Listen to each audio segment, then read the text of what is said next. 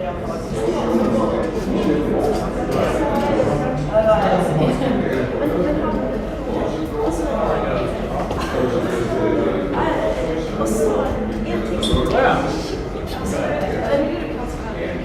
det visste jeg skulle bare tatt med en god mikke opp i dette.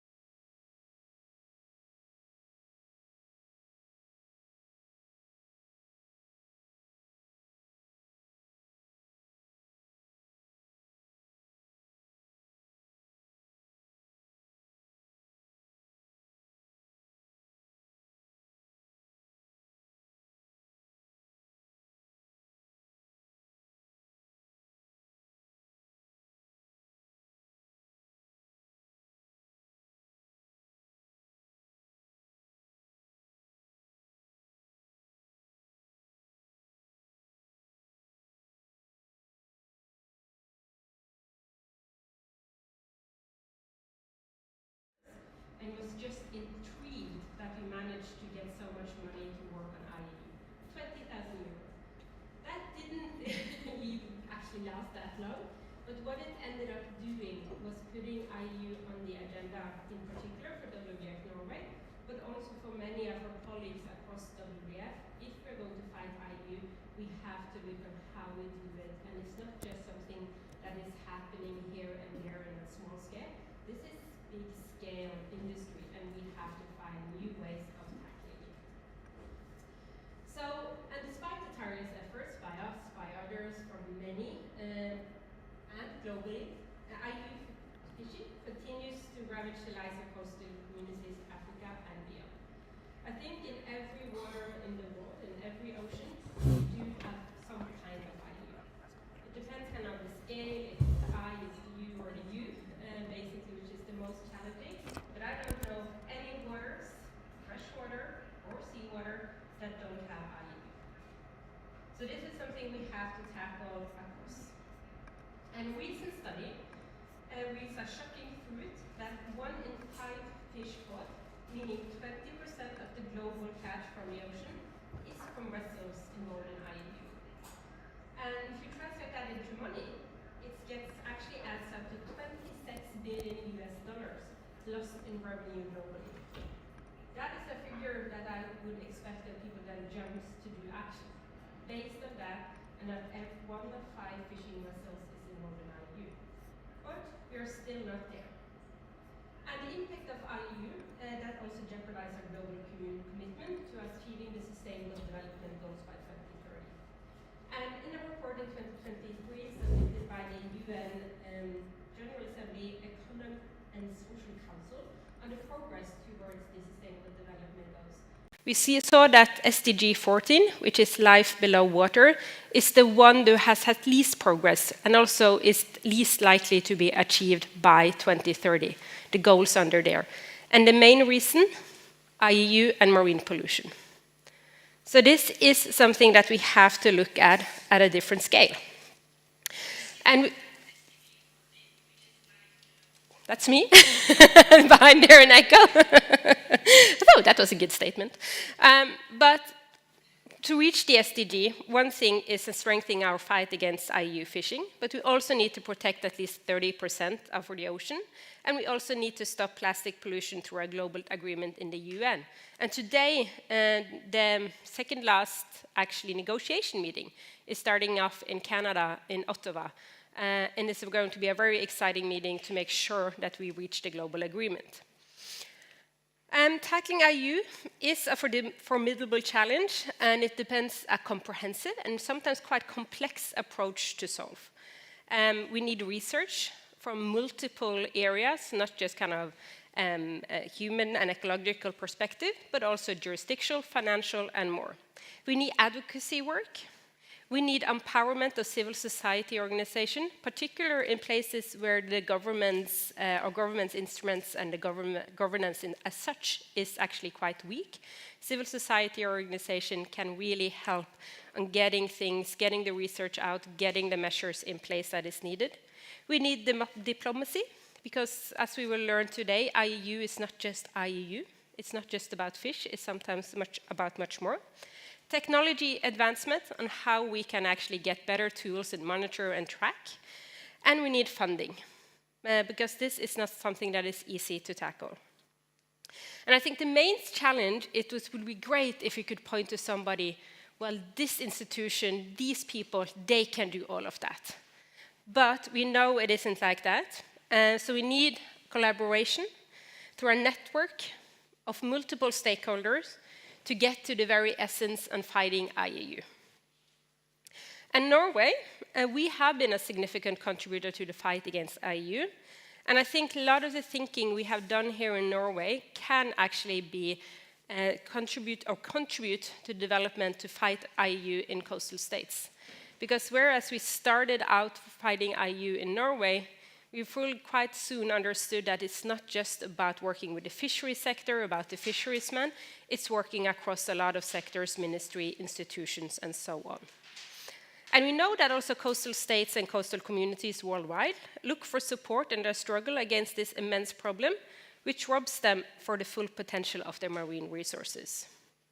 So collaboration among Norwegian institutions in the global fight against IUU fishing can catalyze global systemic change, but also is crucial to make sure that we empower coastal community to fight this problem. So I think that is something when we are working on ocean in general, I would say from WWF Norway, when we hear that this is the Ministry of Environment's responsibility, this is the Ministry of Foreign Affairs' responsibility, this is the Ministry of Fisheries' responsibility, my answer is, oh, no, that's not correct. The ocean is our responsibility, and you have to work together if we're going to achieve the goals we have set. We can't continue to work in silos.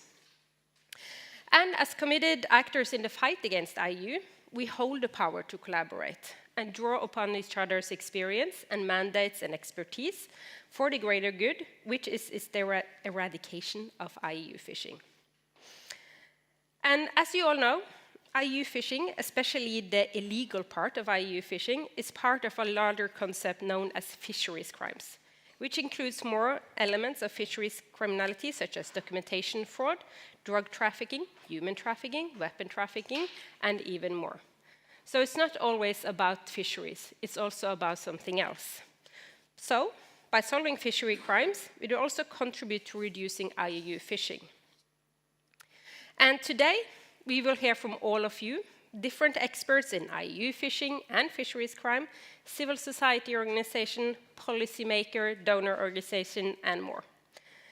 We will also watch the story of Salma Kalibu from Tanzania about the impact of IUU fishing and her life and her community. And I think sometimes also we in this networking seminars can be quite academic, theoretical about the challenge, and saying we have to solve it like this, and maybe forget the human aspect, those who is really impacted by IUU. So, I think the most fundamental question we need to ask ourselves is how we can collaborate as actors here in Norway to reduce the impact of IUU globally. And I think, and I wish, I hope, at the end of today, we will be better equipped to do so, and then having maybe new ideas, or more collaboration across to fight IUU. Because this will benefit both marine life and coastal community. And something that I reflected on many times as well, and I mentioned Gunnar Stølsvik in the beginning in terms of kind of how was one of the first people I met in the ministry to fight IUU, is that politicians come and go. And we saw that, for example, just on Friday, we got a new Minister of Fisheries. Right after we established a good dialogue and collaboration with the previous Minister of Fisheries. That is the case in many places. The elected politicians change, but a lot of the institution, the people in different research centers or in different government bodies, they stay. And I think this is represented here in this room, all of that knowledge and all of that expertise. So it's sometimes a matter of how we collaborate better together to make the topic so important that the elected politician can't come up with a new idea on what we're going to put our effort on now. No offense to the politician, but sometimes they do have their pet project that they want to work the most on. But on the fight on IUU, I think nobody should not have that as their focus area if they work on fisheries and ocean. But you all matter in that work. So, final words for me is to thank you all for coming here today. I really hope this is going to be a good networking seminar also to have chats during the breaks. And I will pass the word to my colleague Emmanuel, who's working in WWF Norway as a Sustainable Ocean Advisor, who's going to lead us through this very exciting seminar today. So thank you.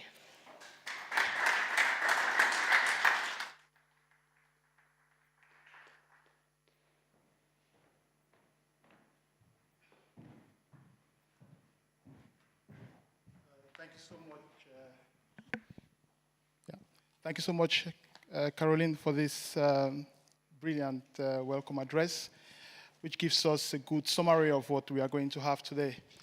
So I'll be your MC today, and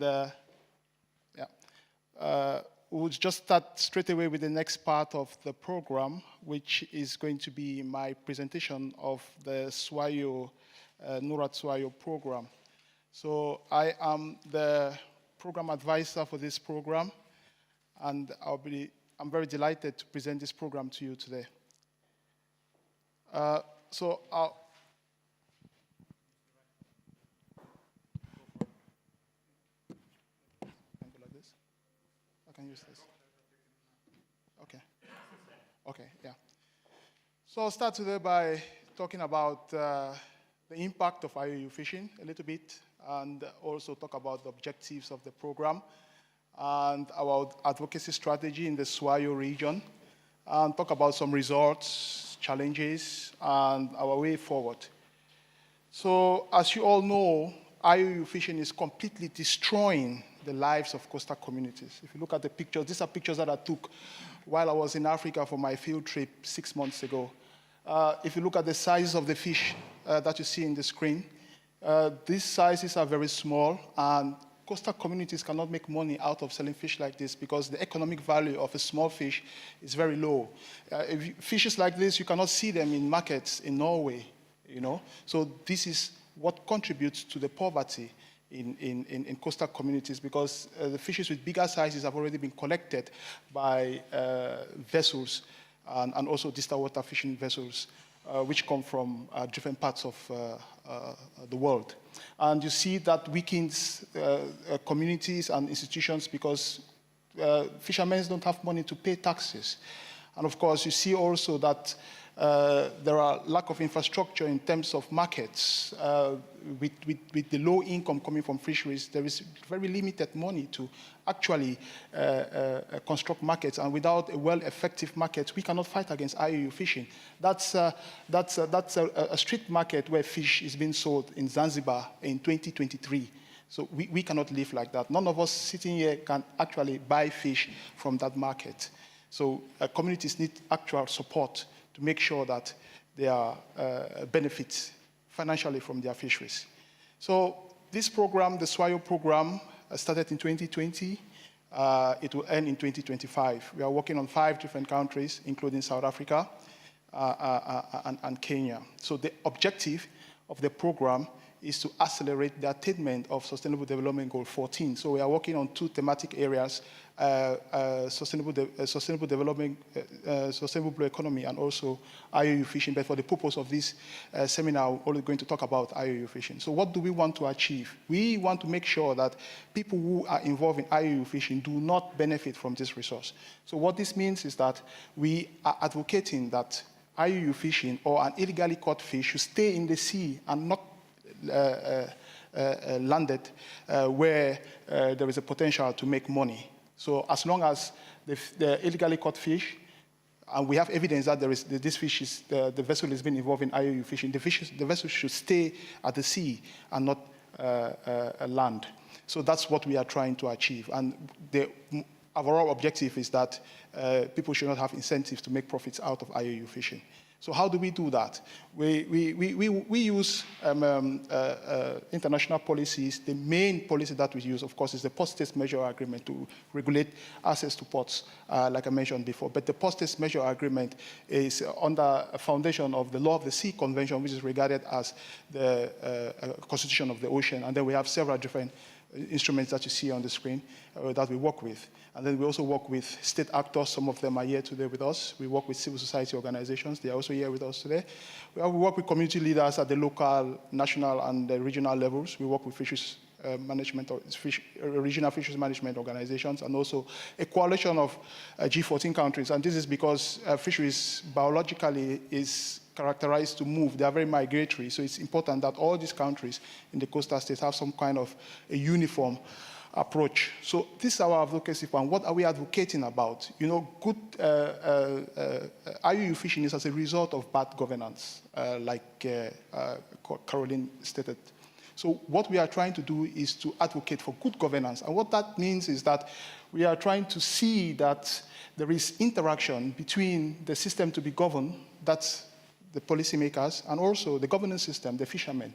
We want regular interaction. How regular that is depends on the country in question. But if you look at the Port States Measure Agreement, the Code of Conduct for Responsible Fisheries actually recommend that there should be regular interactions between the different actors in in the fisheries. And this is because when there is regular interactions, there is a potential that problems will be identified and then solved.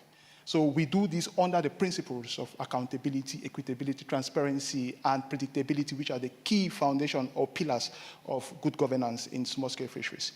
In just a few months ago, under the NURAT-funded program, under this program, we organized a workshop on fisheries transparency to promote transparency in the region. Under two main pillars, we advocated for proactive transparency and also reactive transparency. So proactive transparency is all about the availability and distribution of information. So proactive transparency simply refers to stakeholders voluntarily providing information about their fisheries. And the reactive transparency is when, if this information is not out, when asked, for example, if a fisherman meets a fisheries authority and asks for information about their fisheries, that information should be given. So under the assumption that if information is available, then there is going to be improvement in the decision-making process. And then the next part that we also work on is on the effective law enforcement. As we all know, fisheries management has nothing to do with the management of fisheries. It has everything to do with the management of human activities that has an impact on the fisheries. So we advocate for the use of both prescriptive and incentives in the implementation or enforcement of fisheries management laws. And this is because we cannot just depend on the prescriptive law, how the law is. We need incentives because the intention should be to avoid the commission of a crime and not to punish. So we actually need incentives. Some of these incentives could be in the form of capacity building. And also, we also advocate for the inclusion of everyone in the decision-making process. So you see here, that's a picture of our colleague in Madagascar providing a megaphone.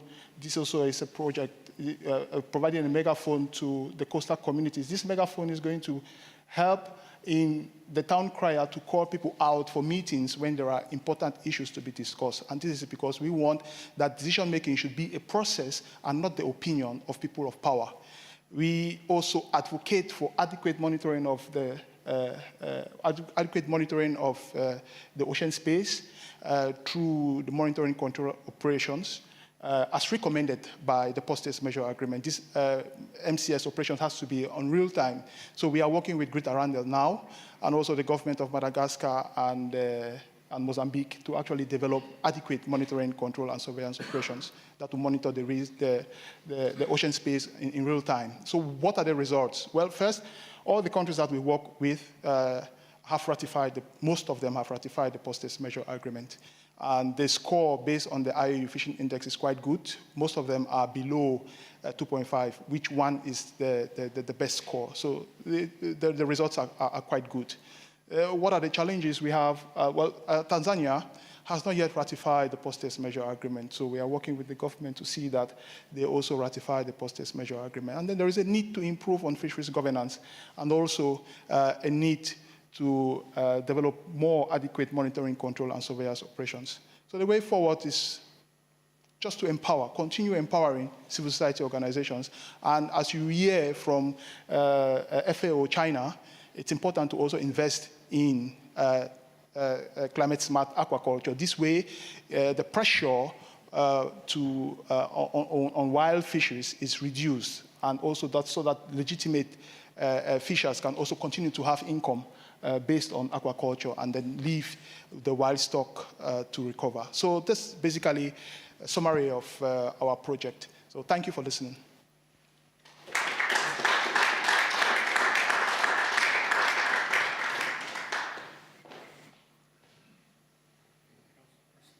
Okay, yeah, I saw it.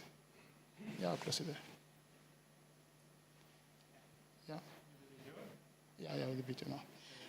Yeah. So the next part of our program, you hear from someone I call my friend, Salma Katumbu Yakubu. She's a fisherwoman, age 40. She lives in the Jombo village in Mafia Island in Tanzania. She's married. She has 3 kids. She makes less than $2 a day. That's 20 Norwegian kroner a day out of her fishing activities. And the documentary you're going to watch is in Swahili, but we have subtext in English. So watch and then please pay close attention to the size of the fish that you find in the video, and probably after that we can have a little bit of a discussion about the video.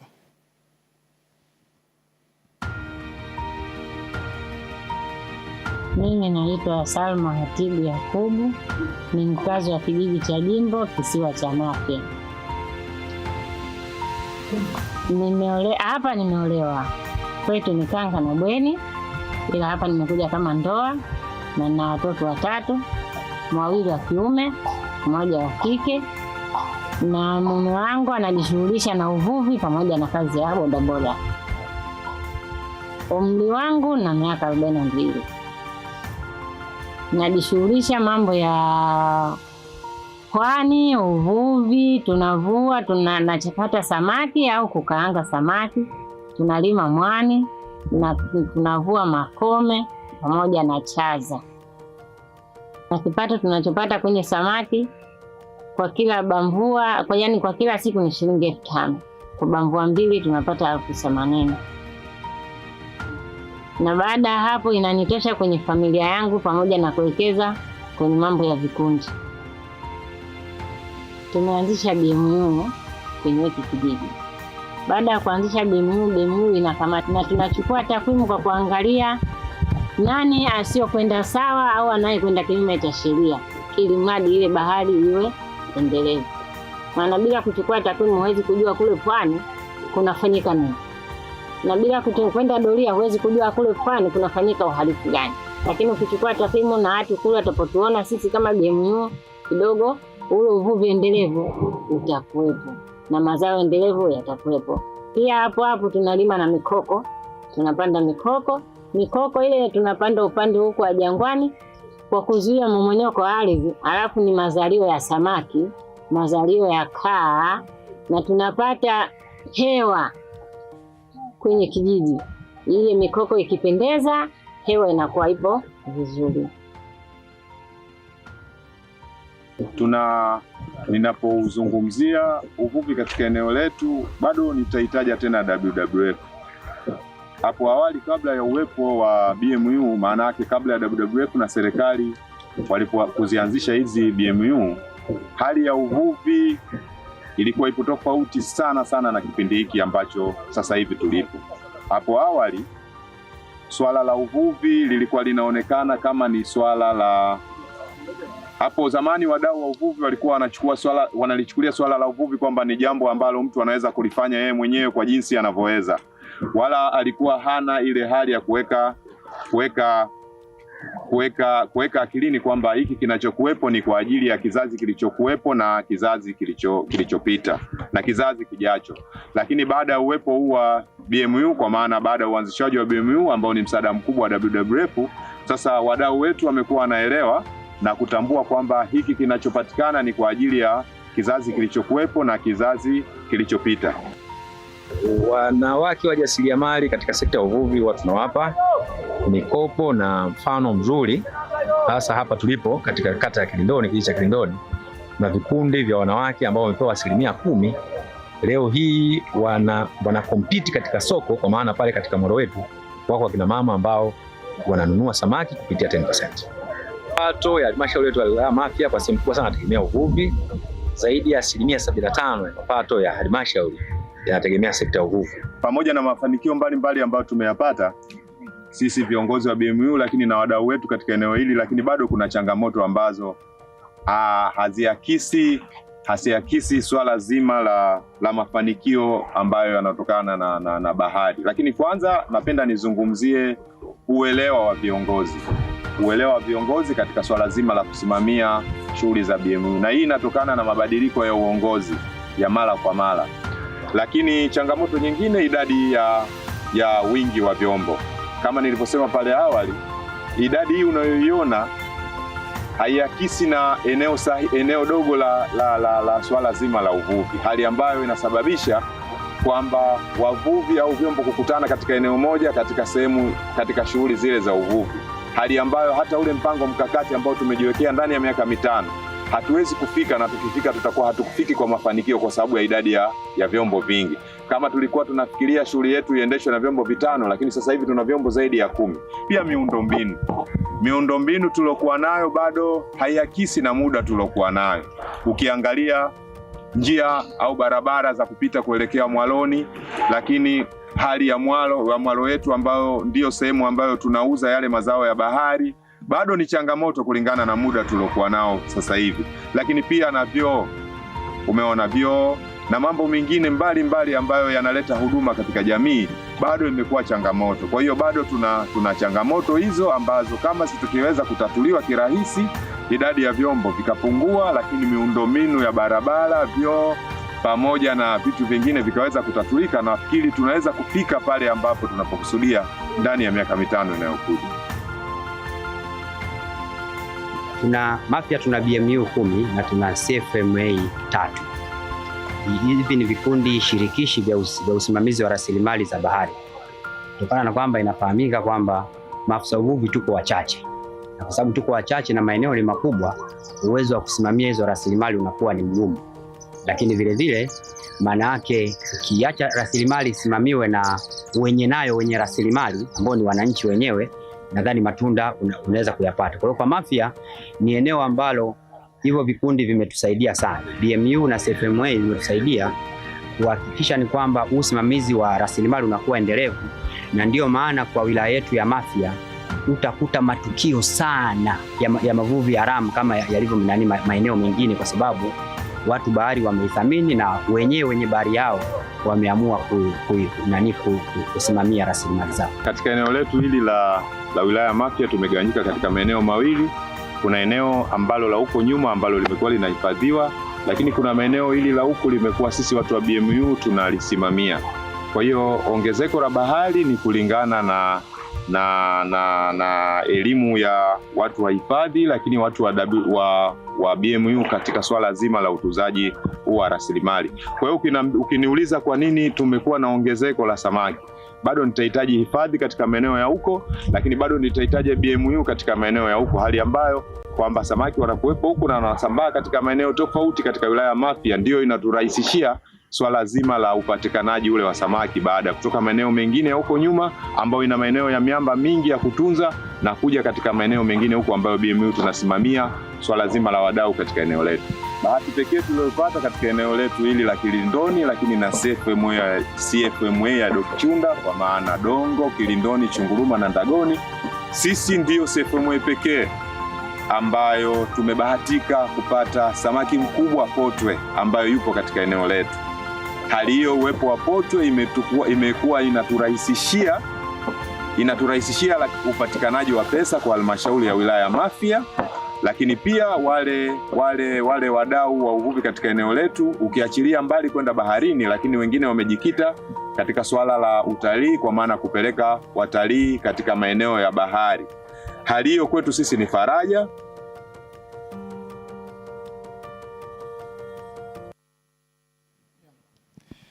Thank you. So this documentary was done by WWF Tanzania, and the BMU Institute that you see there was created by NORAD in 2006 under the SCAFCOM project. So the species that you saw there are sardines, Indian mackerel, and also barracuda, which is a big predator species. And the microfinance that I spoke of was created by the Japanese government and also with help from the UK government. So the next part of our program is going to be a lecture from Doreen Simeyu. She is the regional coordinator of the Swayo Tuna program.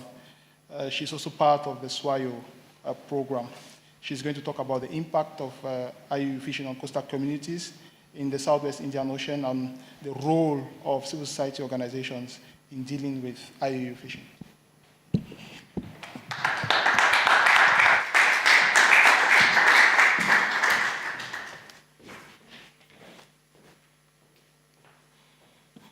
Good morning, everyone. It's such a pleasure to be here. May I take this opportunity to thank Emmanuel and team for inviting us for this very important seminar. So I'm going to talk about the network and the role of a civil society organization like ours in fighting and combating IUU in the region.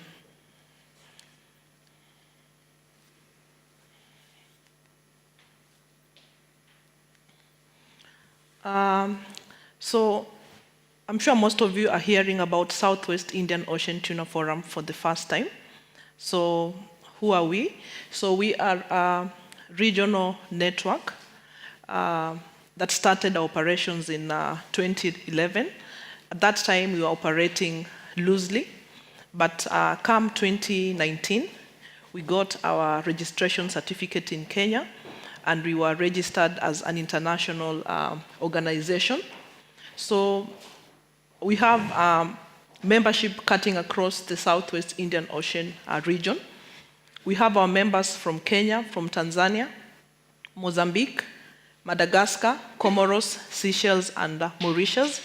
And these are drawn from community representatives, small-scale fishers, women doing fish trade. We have the private sector players. We have the civil society organizations, and all the organizations that we work with are doing work around SDG 14. And we have two key mandates. One of our mandates is to empower the civil society organizations, is to empower the grassroots communities, is to empower the small-scale fishers so that they can adequately advocate for good governance of marine and fisheries in the region. And what we're looking at is like two key things, the ecosystem health, and most importantly, the socio-economic benefits to the communities. So these communities that we work with, these grassroots organizations that we work with, they've lived with these resources for many, many years. They know the issues, they know the solutions. But our key concern has been, do they benefit from these resources? We've just seen from the previous video, the lady earns like less than $2 a day. Is that justice? Is that fair? So our role is to see how can these communities that depend on these resources benefit from the same resources. So basically, that is who we are. And I'll not talk so much about the impact of IUU fisheries. I think, Emmanuel, you summarized it very well in the picture presentation, and the video tells it all. And I'll jump right into it. What is the role of civil society organizations in IUU? We know that the IUU is the mandate of the government. Someone would say that. But no, civil society have a very big role. In as much as we as citizens of any country, we have roles and responsibilities to manage our resources. We have roles and responsibilities to contribute to good governance of the sector. So one of the key roles that we have as a civil society organization is on lobbying and advocacy for policy and legislative reforms at national and regional levels. So all the members that we have across the country that I've mentioned, they are working closely with the government at local level, at national level, to advocate for good governance in the sector. And currently, through the program that Emmanuel just took us through, we are working on PSMA, the Port State Measures Agreement. Glad to mention that most of the countries have already ratified, but is that enough? That is not enough to ratify a document. The countries need to go further to put in place structures and implement the provisions of such a policy document. We know that Tanzania have not ratified, but the member that we work with in Tanzania, they're called Tuna Alliance of Tanzania. They're working closely with their government to ensure that this is ratified. We are also looking at the National Plan of Action on IUU. Most of the countries have developed or are in the stage of developing, and the next course of action is to implement this document. Then at regional level, we are observers at Indian Ocean Tuna Commission. And coincidentally, what we are planning to do during the next commission meeting that will happen in May is that we are planning to have a cocktail with the head of delegation at IOTC. And what are we going to talk about? IUU fisheries. So this seminar could not have happened at a better time. Just looking forward to get more perspective, to get more insights that will enrich our participation in the cocktail that we are organizing at IOTC level. And still related to advocacy, as civil society organizations, we have a very key role to hold our governments accountable. If you look across the region, I can say we are not short of policies, we are not short of legislation. We have them. My country, for instance, we are known for having good policies. But the issue is, are these policies implemented? And if they're not implemented, that is where now civil society organizations come in, engaging the government. This is what is in our policy document. Are we implementing? Are we not implementing? So we play a watchdog role just to ensure that policies related to good governance in the sector and IUU are implemented. We also have a very key role in strengthening the capacity of our local communities in collaborative fisheries management, because in most countries that we work with, fisheries is managed through co-management, where the government is managing these resources with the local communities. So we have a role to strengthen the capacity of our communities that we work with on collaborative fisheries management, on issues of monitoring, control, and surveillance. Then another key role that we have is monitoring and reporting.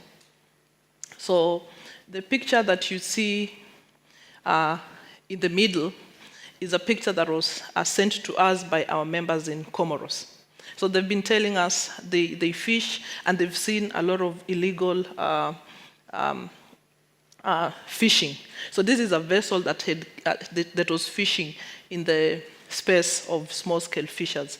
So he managed to take a picture and send it to us. If you search that number there, you'll be able to tell where that vessel is coming from. And what are they doing with this information? They've engaged their government, their respective fisheries authorities, and they've also gone ahead to engage the parliamentary committee in charge of fisheries. This is the information that we have.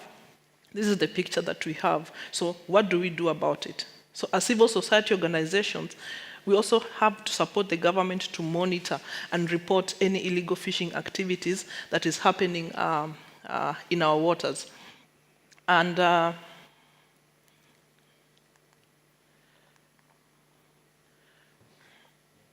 another key role that we have is capacity building. We need to build the capacity, and that's what we do. We build the capacity of the people that we work with, the communities that we work with, to understand what is IUU fisheries. It's not as simple as we think. It's like a jargon, and our role is to break it down in a manner that can be understood by the communities that we work with. We need to also just build the capacity in terms of them understanding the cross-sectoral roles, because IUU fisheries is work that is not done by one department. So what is the role of all these sectors? I've just shown the other picture of evidence that was sent to us by a fisher in Comoros. Moving forward, what we think we also need to do is to just have capacity on how to collect evidence. We've just been told earlier that IUU is a fisheries crime. So how do they collect evidence? In the event you see an illegal fishing happening, or if you see IUU happening, how do you collect that evidence? So that picture that I just shown you, can it hold in a court of law? Do we also need to take maybe GPS? What else do we need? So that is something that we are looking into the future to do. Innovations. As I was in a meeting in just a few months back in Kenya. It was on fisheries transparency, and there was an NGO from Global Watch that presented an innovation that they're doing on IUU fisheries. So they have like digital or electronic tools that they're using to monitor the operations of fishing vessels. So that is an innovation that civil society organization can table to the government. This is an innovation that we have in the countries that do not have. Is that something that we can pick and scale up? So the role of CSO also is to come up with innovations. Like in this meeting, there's a lot of innovation to curb IUU that will be talked about. So how can we pick that and take it back to our countries to see whether that can be taken up and implemented? Then another key role that we have is building networks and alleys around IUU fisheries. IUU fisheries could be happening at a local level, but it doesn't need to stay at local level. Our voice is to amplify that issue to regional level and for it to get global attention. Because if it gets global attention, what we believe is that IUU fisheries will be at the heart and it will be at the center of government programs. Because if the government prioritizes IUU fisheries, it means they'll have budgets for it, they'll do investments that will curb or support, that will curb IUU fisheries. So our role is to build alleys, our role is to build networks that can help us fight the war on IUU fisheries. But if it stays local, then the issue will be local. It means it will not get attention that it deserves. Another key role that we have as CSO is to use the media. We have the media at our disposal. How can we best use the media to highlight the issues of IUU fisheries? What I'm just showing you there's a video later on. When you get the presentation, we can watch it. It's in a coastal town in Kenya. It's called Lamu, where the community took it upon themselves. They knew about IUU happening, so they called the media and they highlighted the issue, and it was all over the news. So we can use media, mainstream media, or other means channels of media just to highlight the IUU issue. It's like to name and shame the perpetrators that do IUU fisheries. Then quickly, just looking into the future, yes, we are doing IUU fisheries, work around that. Is that enough? Are we done yet? No, we are not done yet. This is work that will continue. So we are looking at building the capacity of CSOs and the communities that we work with on evidence collection. How do they collect evidence?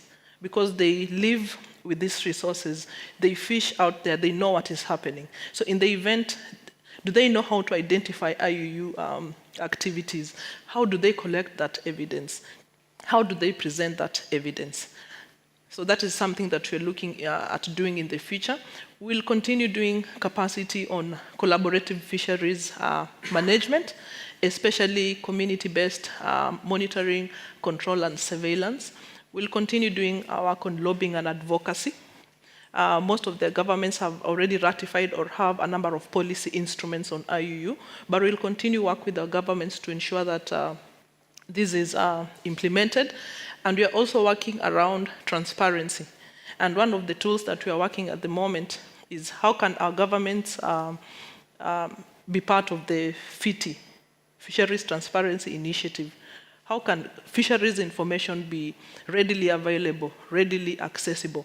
In the countries where our members are, this is a big issue. It's very difficult to get data and information on fisheries. So we'll continue working around transparency and fisheries just to enhance fisheries governance. We'll continue working closely with regional fishery management organizations like the Indian Ocean Tuna Commission. And we'll continue working with our government to formulate or implement their national plans of action. Some countries have already developed, some have not. So ultimately, it's for the countries to have this, but implement, as well as ratify and implement the port states, coastal states, and flag state measures. So this is what we are looking at doing in the future in terms of IUU fisheries. Then just to finish off, some challenges that we've seen, that we've experienced in the course of this work is in terms of enforcement and compliance. Most of the countries have really weak MCS, and it makes it very difficult to do enforcement and compliance. Then we've also seen political goodwill. If we get political goodwill in the fight of IUU fisheries, that will be a step in the right direction. And that is what is not, we're not getting so much, but slowly with engaging the governments, working with the governments, I'm sure this one will be able to overcome. Then a lot of the countries have inadequate resources to combat IUU fisheries. So those are the key challenges that we've encountered when doing the work on IUU. And a last one on mental and behavioral shift. It's been very difficult when working, say, with communities. How do you change their mental setup? How do you change their behavioral setup? I'll tell you for a fact, one of the pictures that Emmanuel showed on the small-sized fish. In some parts of the countries, people prefer that size and not the big fish. So why are they continuing to fish? It's because there's market. So someone prefers that small-sized fish because they can afford. They would not afford a normal size of a fish. So there's market for it. You talk of the gear that is used. So on one hand, say the government bans that fishing gear, but what happens in the market? Where are they bought? It means it's not allowed by law, but what about manufacturing? It's still manufactured, it's still imported. So how do we deal with that imbalance? So in a nutshell, that is what I had to share with you. Thank you so much for listening.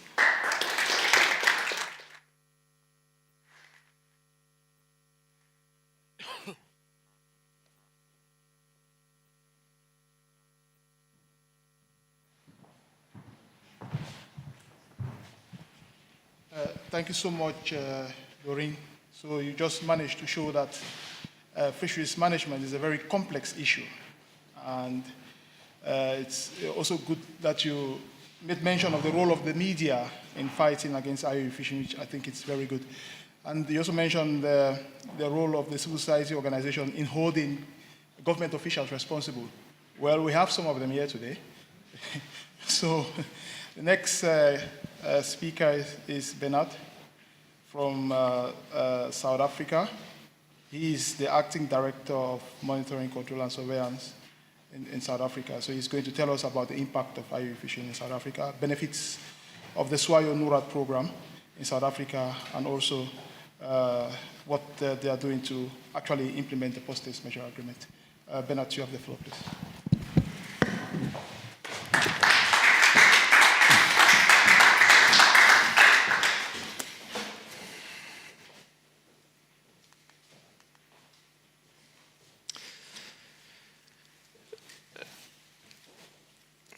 Good morning to our distinguished delegates and colleagues.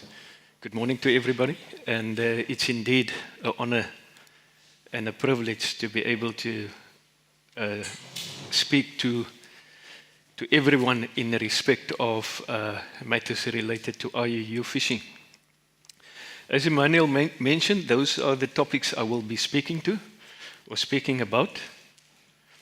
But more importantly, the objective of these few slides is to flight a few slides displaying the IUU issues within the South African context, and also to illustrate some initiatives that South Africa engages in, together with our partners in terms of effective and efficient IUU activities.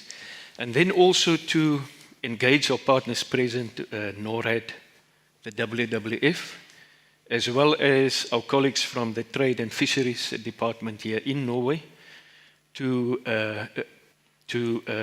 basically revive past enforcement efforts and cooperation.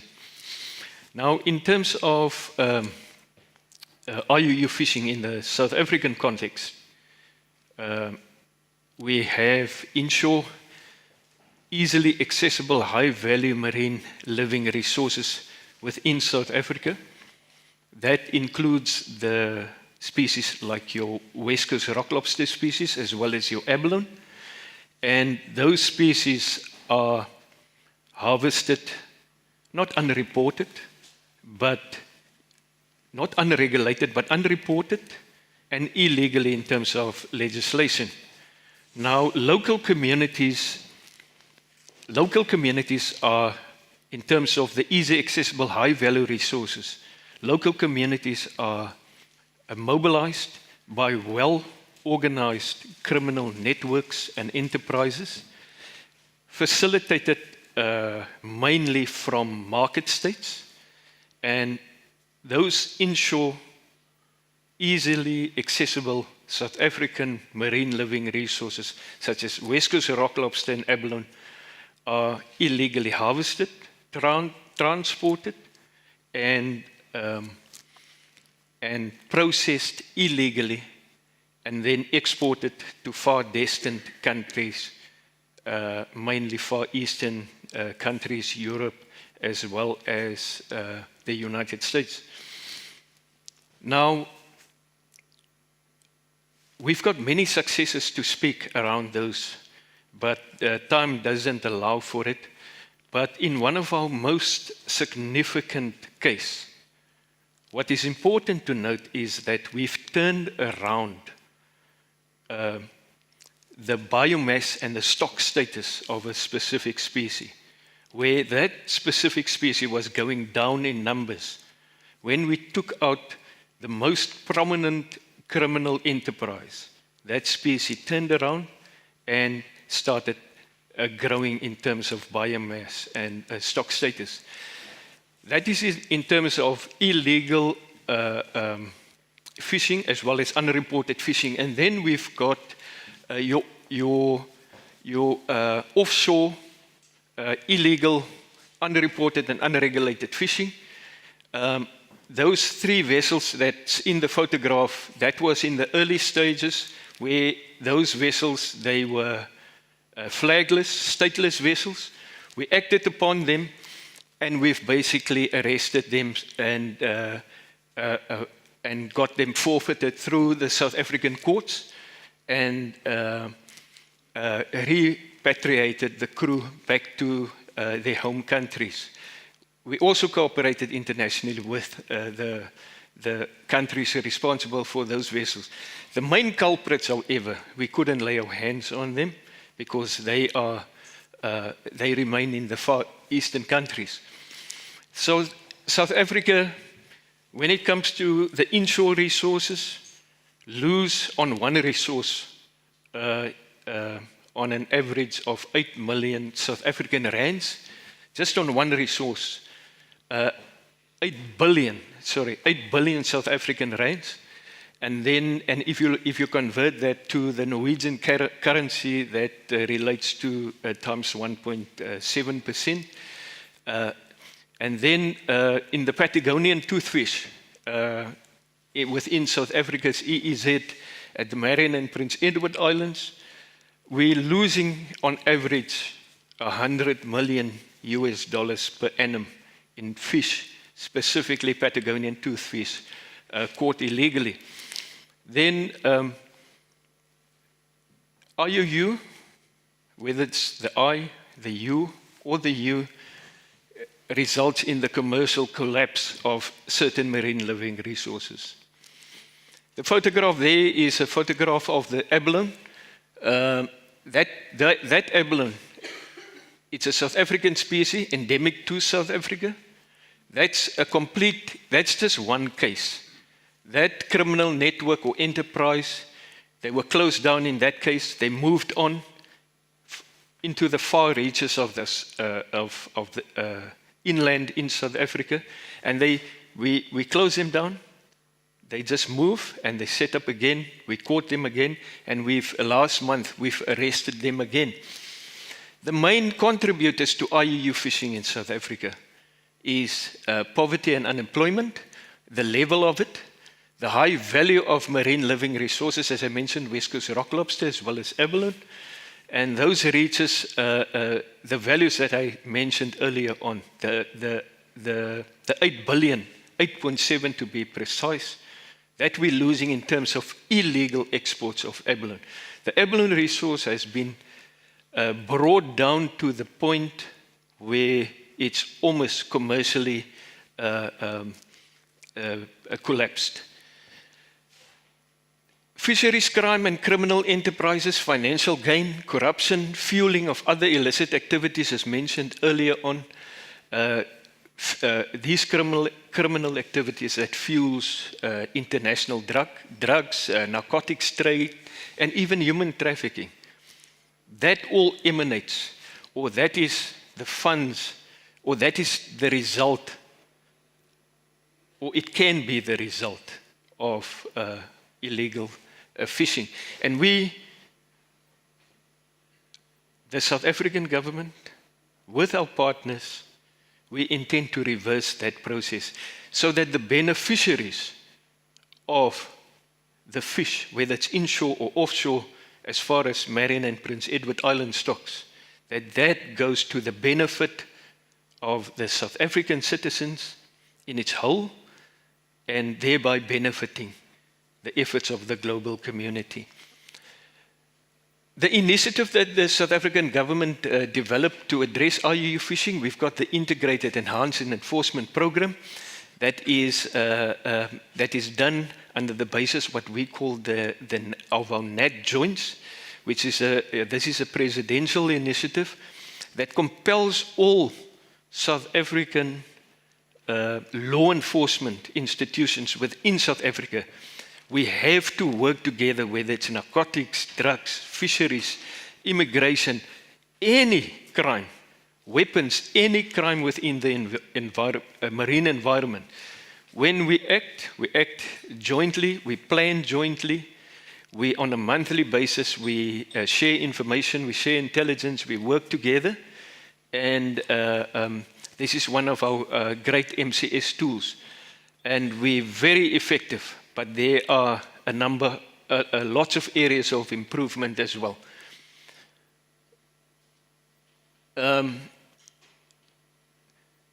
We draft, reviewed, and implement the abalone and West Coast rock lobster strategies specifically, because this is where we're losing the most. This is our biggest problem area: abalone and West Coast rock lobster species. The others, there are challenges, but it's almost at a level where we can manage it successfully, but this is where we need help. Mainly because the market states are abroad, and this is where we need international cooperation. And then the application of technology. We, in the recent months, or I'd say the last year, we've basically looked at things completely differently. You know, we've been going after the case after case. Now we're doing that. We're still hunting the main criminals, because that is the crucial part of the work. But we started looking at why does IUU fishing happen? Why does it occur in the South African context? How can we prevent this? And so we started looking a lot at that. And this is when this workshop, when we heard of this workshop, usually when we attend an international engagement, we need to have at least 3 months advance approval. But we managed to get this in 3 weeks. Now we grabbed it with both hands, and we almost made the impossible possible, because we saw the opportunity here. It is perfectly aligned with our process, the rethinking process, you know, of how can we prevent this. And And this is where we as Emmanuel mentioned, you know, we want to speak about the benefits of the NORAD, the SWEO and the WWF and our partners' cooperation and especially the Department of Trade and Fisheries. We've started, I think, as far as 2013 working together. There's a period in between where things just went quiet, but there's a reason for that. But we're using this opportunity to revive that as well. But irrespective of what is written there, the implementation of the port state measures and training in respect of that, and the current training that's being outrolled now as we speak back in South Africa, a program that is funded by the Norwegian government, the Fish Force program. In addition to that, where we see where we can have the biggest benefit, being the most effective, is in terms of the issues surrounding MCS, but specifically monitoring. You know, we working with your inshore fisheries.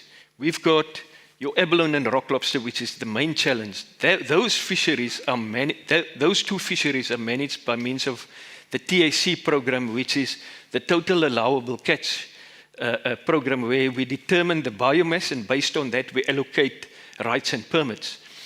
Now, what's important is, in terms of the Port State Measures Agreement, we need to have real-time monitoring.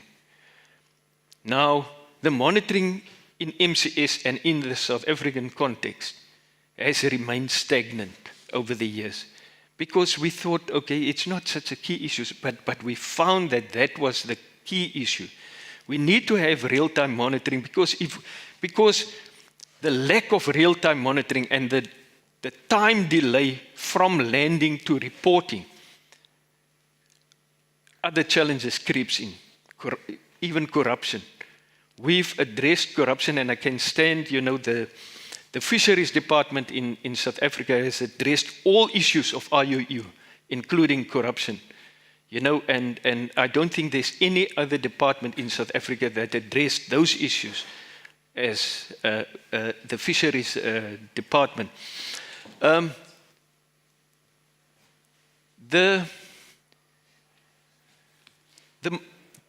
Just before I continue to the next slide, the main issue is the monitoring, as I mentioned.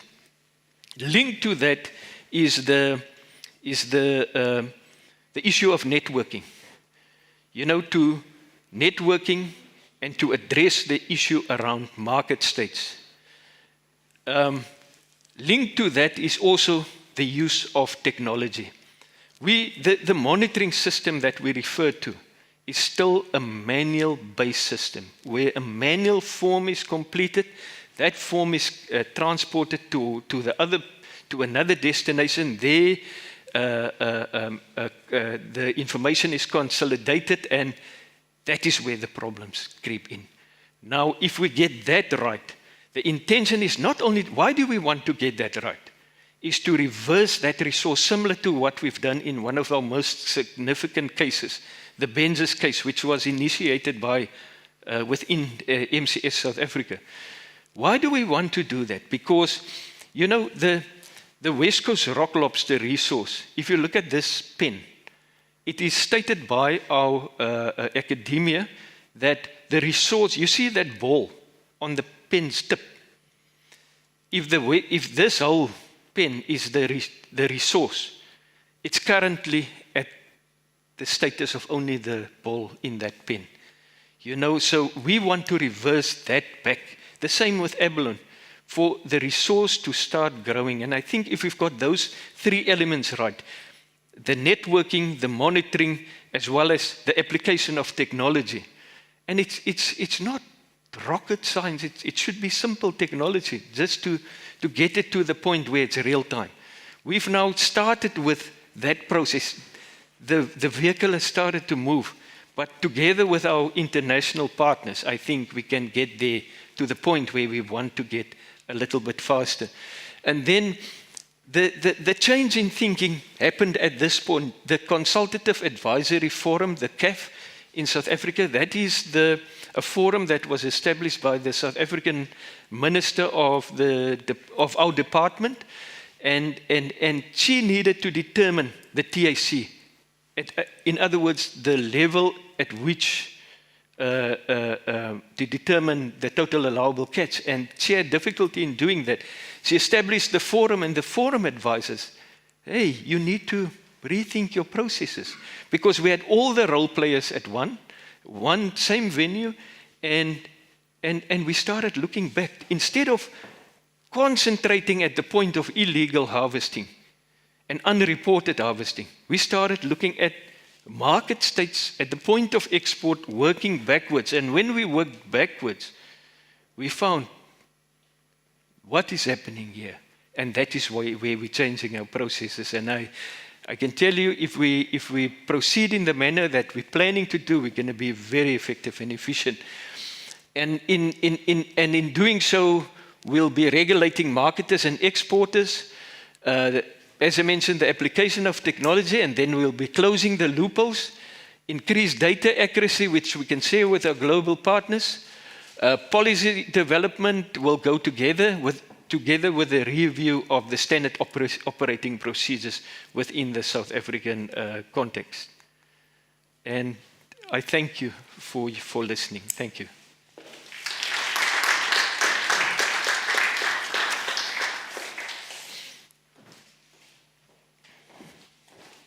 Thank you, man.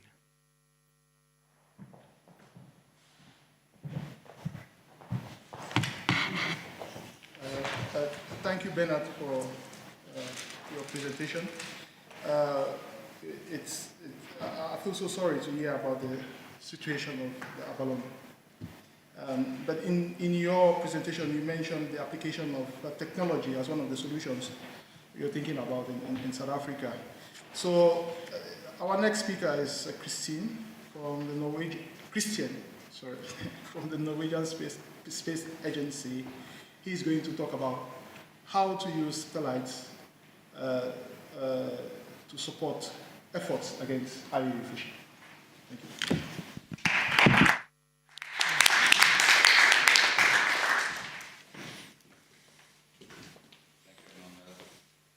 And good morning to everyone.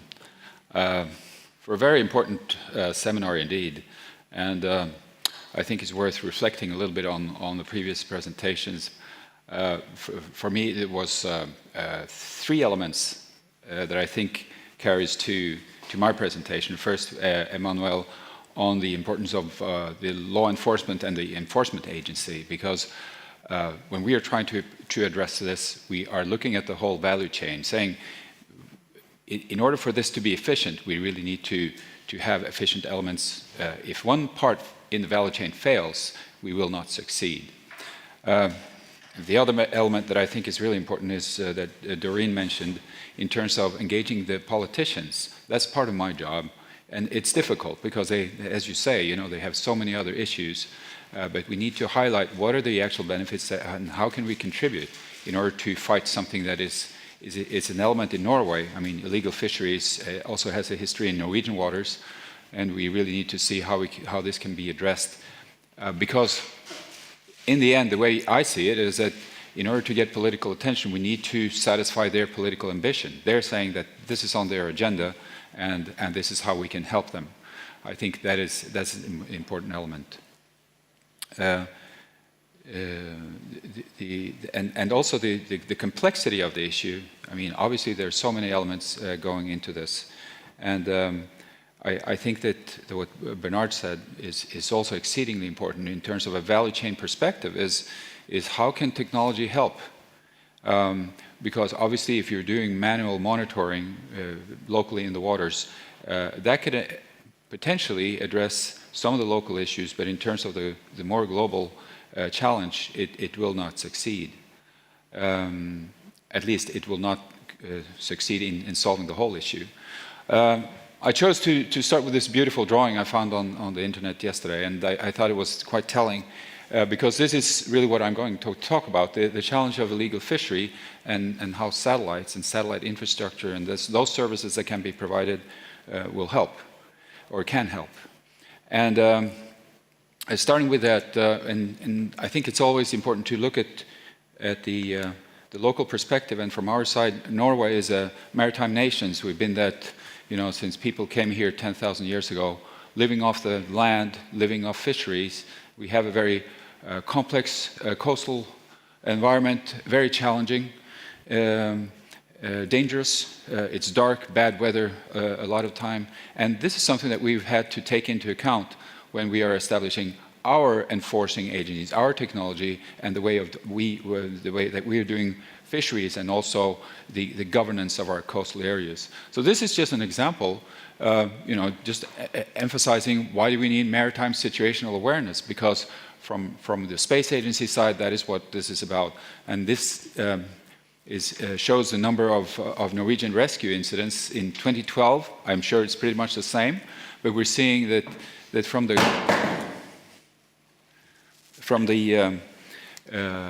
what is close to one thing.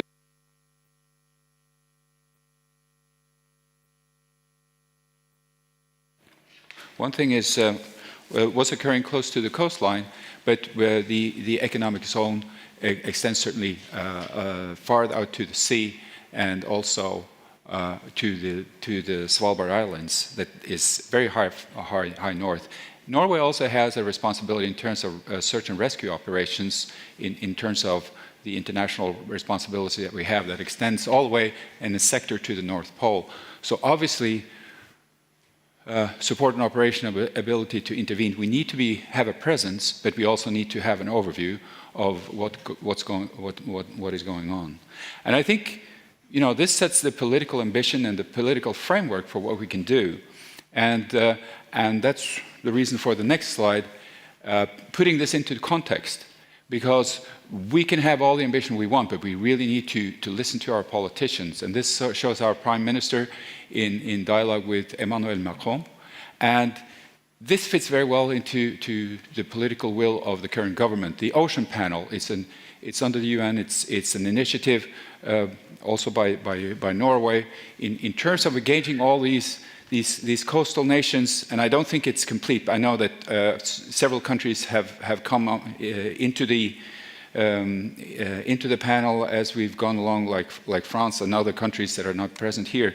But the element is that this is of importance, not only fisheries, but in total, taking care, that was being mentioned, I think, by Emmanuel, taking care of the total responsibility of the ocean, keeping it clean, creating sustainability on avoiding plastic in the oceans and so forth. So that is a good framework for us to work under, that we now have a government, and also the previous government really has an ambition on protecting the ocean, because it's part of our heritage and it's a very important part of our economy. So that is where we are starting a sustainable ocean economy, and that puts a good framework of what we can achieve. And we need to be humble from our side. I mean, I'm an engineer, I've worked in the space business for decades, but it's only part of the solution. Sometimes it's unique, because in large ocean areas where it's hostile, you cannot really have a seagoing vessel. Satellites can really provide the service that you're needing. But you have to consider it in a total value chain. As I mentioned, the data collection is a prerequisite for establishing the overview that you need, but it can be done by satellites, aircraft, surface vessels, and underwater sensors and networks. And we really need to put this into context.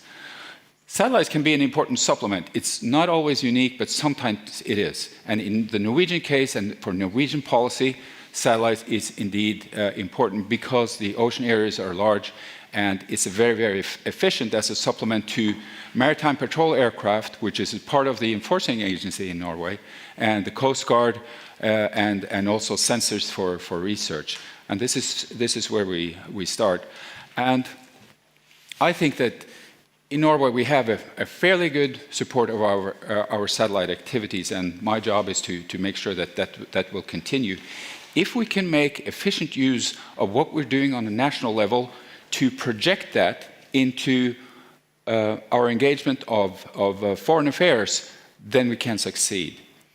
It makes it much easier for me to say, this is of use of Norway, but we can also use it for the climate and environment, illegal fishery, the political ambition of the Ministry of Foreign Affairs, then we have a case, and that's what we're talking about. So how does this work? This shows our latest satellite. It's developed and owned by the Norwegian Space Agency, by Industrial Engagement, NorSat TD. It's a technology demonstrator. It contains a lot of different experiments. One of them is an enhanced AIS detector, Autonomous Identification System. And this is a part of, is a very interesting picture. The blue dots show domestic traffic. These are Norwegian boats that are emitting AIS signals. And the red ones are the international, the non-domestic boats. And what we're seeing here, this is the edge of the economic zone, and you see the fishery going on along the borderlines. So what we are trying to achieve here is looking at anomalies. The boats that are operating according to procedure and regulation, that's not a problem. But the ones that are turning off their AI signals, they're not cooperating in terms of giving away where they're doing, what they're heading, what the cargo is, and what they're doing, that is where the challenge is. So we have, in this regard, a good cooperation with Russia over the history, because we have a common interest in preserving the cod fisheries and the Arctic fisheries that goes on. So this satellite is about this size. It weighs 35 kilograms, and it can monitor the whole globe.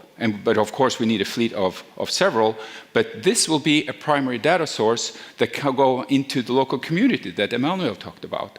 But we need it to be efficient. I mean, just providing satellite data doesn't really help anything. You need to have some kind of dashboard or something that the local fishermen can use. And the woman in the video, very interesting, you know, how can they use this? And that's what we're trying to look at. So I know that Gunnar, he will talk more about the Blue Justice Ocean Surveillance Program, but it is a very powerful initiative. Again, looking at what are we doing domestically and how can this be used for international cooperation to combat fishery crime. And Gunnar, I'm sure you will talk more about it, but I think it's really important to see the contributing nations, the participating nations, and all the coastal areas, and total size of the economic zone is huge. And that is where the power of satellites come in. And this is simply tracks. This is really nothing magic, but you saw the blue and red dots in the previous view graph. This is just on the global scale. So you can see the sea routes. Where are the boats? These are AIS signals that you can track. So obviously, Norway is not the only nation that have those satellites, and you obviously have other international initiatives. I've had several conversations with the National Space Council in the US, reporting to the Vice President Kamala Harris. They have an interest in this. They have their own activities, but it's fractured, and they also struggle with some of the same things that we do in order to get organized. And this is why we're trying to do this on the political level. So global coverage is important, and what we are doing now is seeing how can our capacities that are used for domestic purposes also work in an international context under the Blue Justice Program. And there we come into the challenges. As I mentioned, the cooperating boats is not the challenge. You know what they're doing, you know what they're going, you know what their cargo is, but it's the dark vessels. They can be small, they do not have this equipment, and they do not want to give away where they are, and we need to locate, track, and identify those. And this is where the technology comes in, as Bernard said. What is the optimum way of doing this? One thing is the actual satellite, but that's only a piece of this. You need to say, this is the data, and this is how the local government can actually use this data in order to dissolve what are the legal elements, what are the illegal elements. And this is one of my final slide, actually. This is developed by Norwegian industry jointly with international partners. The first one, the AIS-at 20, from AIS-at 1, that was launched in 2010. It's this size, 20 by 20 by 20. It weighs 6 kilograms. Historically, Norway is good at monitoring the waters from the coastal side. You know, we can use radars, we can look out to 20, 30 kilometers, but beyond that, we need to have drones or aircraft. When that was switched on in 2010, immediately we saw the whole globe. So the technology development has been to refining that. So these satellites up to this one were depending on cooperative boats using their AIS. But here now on the Norset 3 that was launched now 3 years ago, we have a navigation radar detector about this size that can actually pick up radio signals. If they have a radar in order to orient them in bad weather, and we can develop that in other directions to pick up signals that they really do not want to reveal. And that is where we are now, is in development. Norsat 4, we have low-light imager, we have other types of sensors. This is a program run by the Norwegian Space Agency. We're talking about money.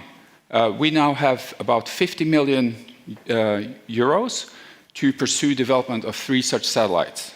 Not only to build them, but to build a complete infrastructure, joining forces with what is already going on with the Blue Justice program and Barents Watch that Gunnar will talk about, and we can also use radars. So this is work in progress, but it's very promising. And we certainly believe that this will pave the way for continued engagement from Norway jointly in fighting the IUU. Thank you.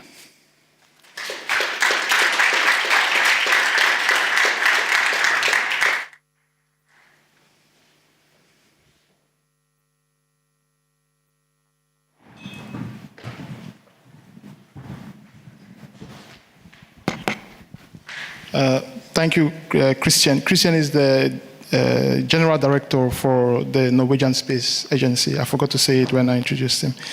So thank you for that brilliant presentation, and I'm really amazed to see how satellites can really monitor fishing activities, even at the low level, small scale level. So that's very exciting.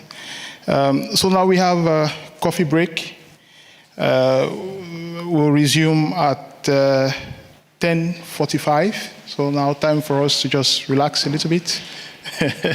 Yeah. Yeah, thank you. So see you in a bit.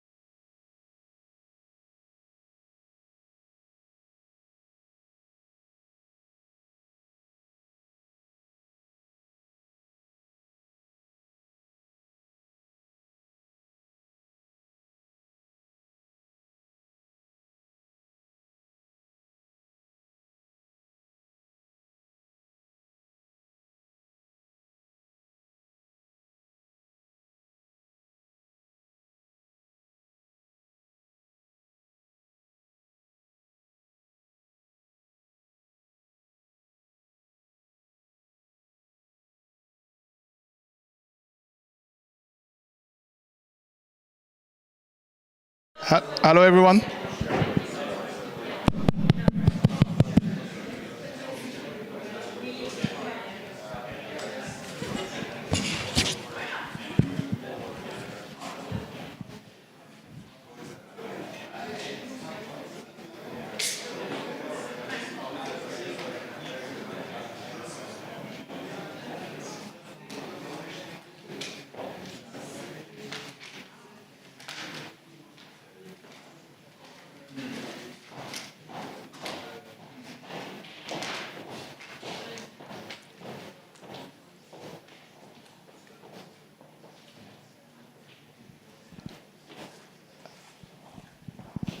So I think it was very good to have some coffee.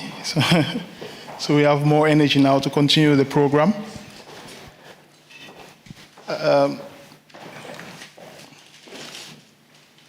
So we'll now hear from Susan Claire. She likes to be called Sue, so she says it's only her mother that calls her Susan. Her mother and I that calls her Susan. So we hear from Sue. She is the head of Fisheries Department in the Department of Fisheries, Forestry, and the Environment in South Africa. She is the boss of Bernard. So the entire South African team is rightly represented here. That shows political will, which is very good. So she will be talking about revitalizing bilateral cooperations between Norway and South Africa in the fight against IUU fishing in following areas: aquaculture development, fisheries management training, technological development in fisheries law enforcement. So you have the floor.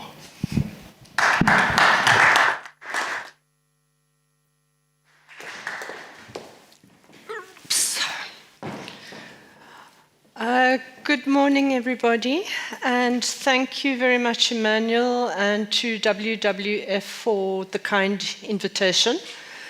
As Emmanuel said, let me just right arrow, okay. I'm going to be speaking more generally about South African fisheries in South Africa, and not so much on IUU, but I'll come back at the end around the possibility of reviving our bilateral arrangements that we had between South Africa and Norway, and possible areas of cooperation, including cooperation around IUU fishing. All right, I can't actually, Bernie, can you give me my, I can't see it on the screen. No. Apologies for this.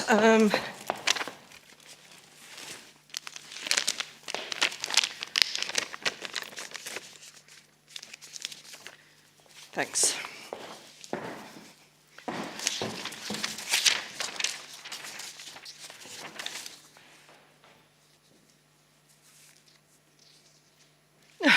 Still got the wrong one.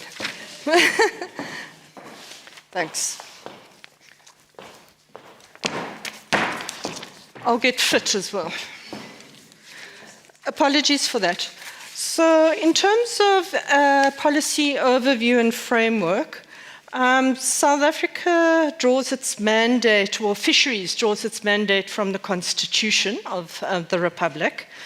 And in terms of this, fisheries management is seen as a national competency managed by national government as opposed to provincial or municipal. The main piece of legislation in South Africa is the Marine Living Resources Act, which is an act that was promulgated in 1998 with quite a lot of input from colleagues from Norway who assisted us in drafting and promulgating the MLRA.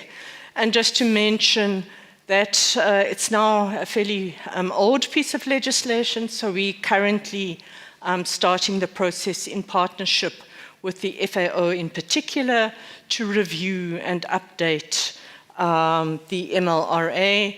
And one of the issues that we're looking at is how to incorporate port state measures and IUU fishing into the legislation.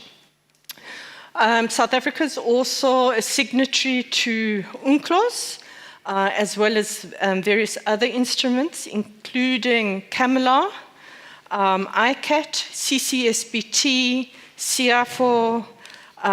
We are also a signatory to COFI under the FAO of the United Nations.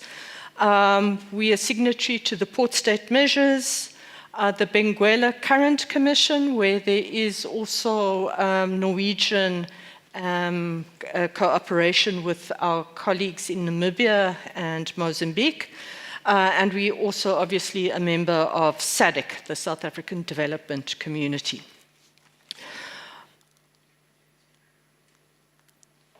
South Africa has three main fishing sectors, namely the commercial sector, the small-scale sector, and the recreational sector. The commercial sector has about 4,000 vessels that are operational in the commercial sector, in 22 fisheries, and it creates 27,000 jobs. Fisheries in the South African economy, in terms of contribution to the GDP, is relatively small, but nevertheless significant. Our most valuable species are hake, small pelagics, so your anchovies and sardines, West Coast rock lobster, and abalone, as Bernie has already mentioned. We also have a small-scale fisheries sector, which unfortunately wasn't included in 2013 when we first allocated fishing rights, but now has come on board. There, the small-scale fishers are organized into cooperatives in the 4 coastal communities. And we are talking about 120,000 fishers around the coastline who are now part of the small-scale fishery and have been allocated rights for 15 years. The small-scale sector traditionally uses low-cost gear and fish on a daily excursion rather than overnight. And then we have a very active recreational sector that we think we need to regulate a little bit more going forward, because they are taking from the small-scale sector. But basically, the recreational sector is a sports sector. Anybody over the age of 12 can get an annual fishing license for recreational purposes. They are not allowed to sell any catch that they catch under the recreational fishery. As already mentioned, South African fisheries is based on allocating fishing rights under Section 18 of the Act, and we have 22 commercial sectors as well as the small scale, where we've allocated fishing rights for 15 years, and the last round of rights allocations took place now in 2022, just been finalized. And so we're hoping that we will go into a period of relative stability now that rights have been allocated or reallocated, and the next round of allocations are due in 2032. When rights expire, they revert back to the state to be reallocated. And a rights allocation process for us is quite a nightmare. It's a huge administrative process, and it involves balancing a number of criteria, including sustainability issues, but also granting access and promoting transformation. South Africa has come from, it was a white-dominated fishery, and we have changed that racial profile. And once you allocated a right, you have to take out an annual permit. Okay. We've already mentioned that we are signatory to the port state measures, which one of the objectives is to curb IUU fishing. We have three main fishing ports, Durban, Port Elizabeth and Cape Town, and with the Cape Town harbour port being a gateway to the Southern Ocean. So it's quite an important and significant port on the corner of Africa. We do allow foreign vessels into our ports for refueling and so on, but they have to get authorization before coming into the port. And they have to declare whether they have any fish on board, and we are entitled to inspect. And should any vessel be IUU listed, we can deny access to port. What happened there? Okay. In terms of potential areas of collaboration and cooperation between South Africa and Norway, we do want to single out a few areas. The first is technological development, and we were very excited by the presentation on satellites. But I think technology in general is something that Africa and African developing countries could benefit greatly from Norway. We want to beef up regional cooperation around IUU fishing with our African counterparts. We also think an important focus is on the trade aspect. Okay, so not just the landing of fish, but where is the fish going and who's buying it and why. And then we think there's a lot of work that could be done on improving fisheries management on the high seas, okay, through joint patrols and also cooperation in the regional fishery management organizations. Then a relatively new mandate for us as the fisheries branch is because historically we focused on marine fisheries. We've now started an aquaculture fishery, and this is a growing sector. We are tiny compared to Norway and many other countries. There are two subsectors to aquaculture. There's the marine and then there's the freshwater. And at the moment, between the two, marine and aquaculture, we're only producing about 10,000 tons. So we've got a long way to go. And we see aquaculture as a very important area to combat the decline in some of our fish stocks, to rebuild fisheries, but also increasingly going forward, I think, in terms of nutrition and food safety, aquaculture is a growing sector, and we think we've got huge amounts to learn from Norway, particularly your salmon fishery. And we'd like to start discussions around possible areas of collaboration. That's just a picture of some of the aquaculture activities and projects that are taking place currently. And as I've said, I think that there are many areas of cooperation in the aquaculture sector where Norway could assist South Africa to grow its aquaculture fisheries.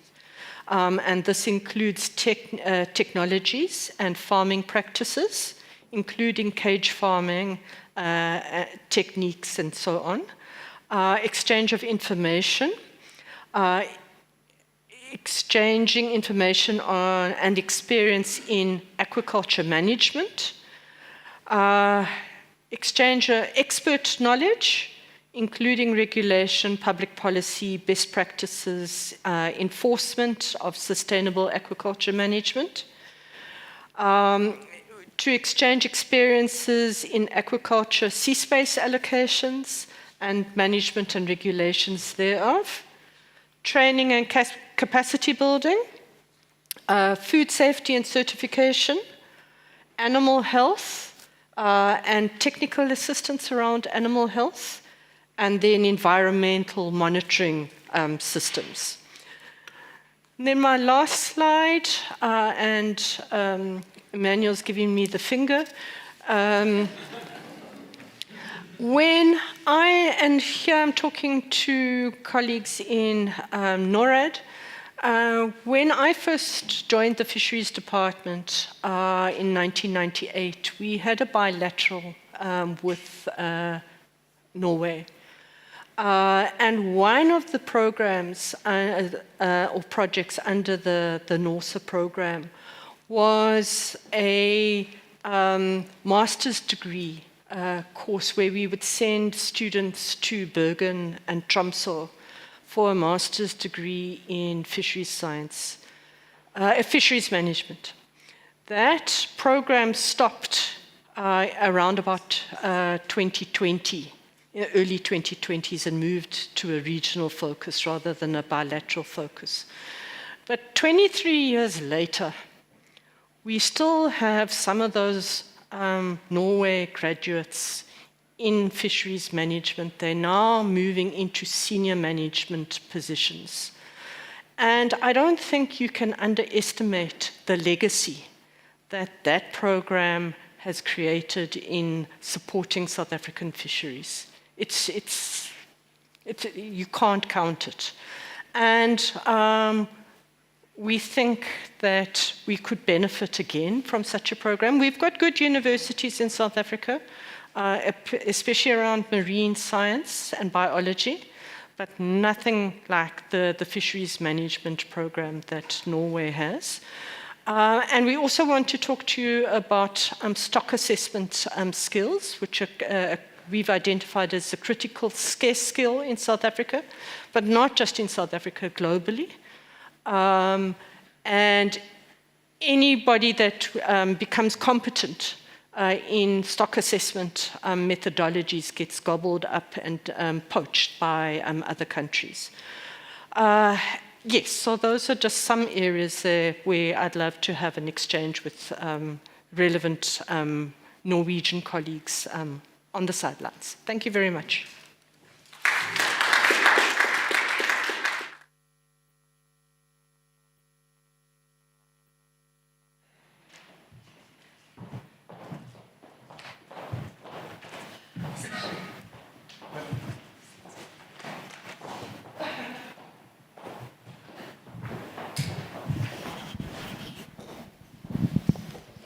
Thank you very much, Sue, for your brilliant presentation. You talked a lot about cooperation with Norwegian institutions, which is, I think, it's very important. So you also made mention of some areas that you wanted cooperation on. Our next speaker is from NORAD. NORAD is the Norwegian Agency for Development Cooperation. So we hear from Per Andreas. He is going to tell us about what are NORAD's plans and initiatives to support development of developing countries to meet Sustainable Development Goal 14 by 2030, with particular emphasis on IUU fishing. Thank you. Welcome.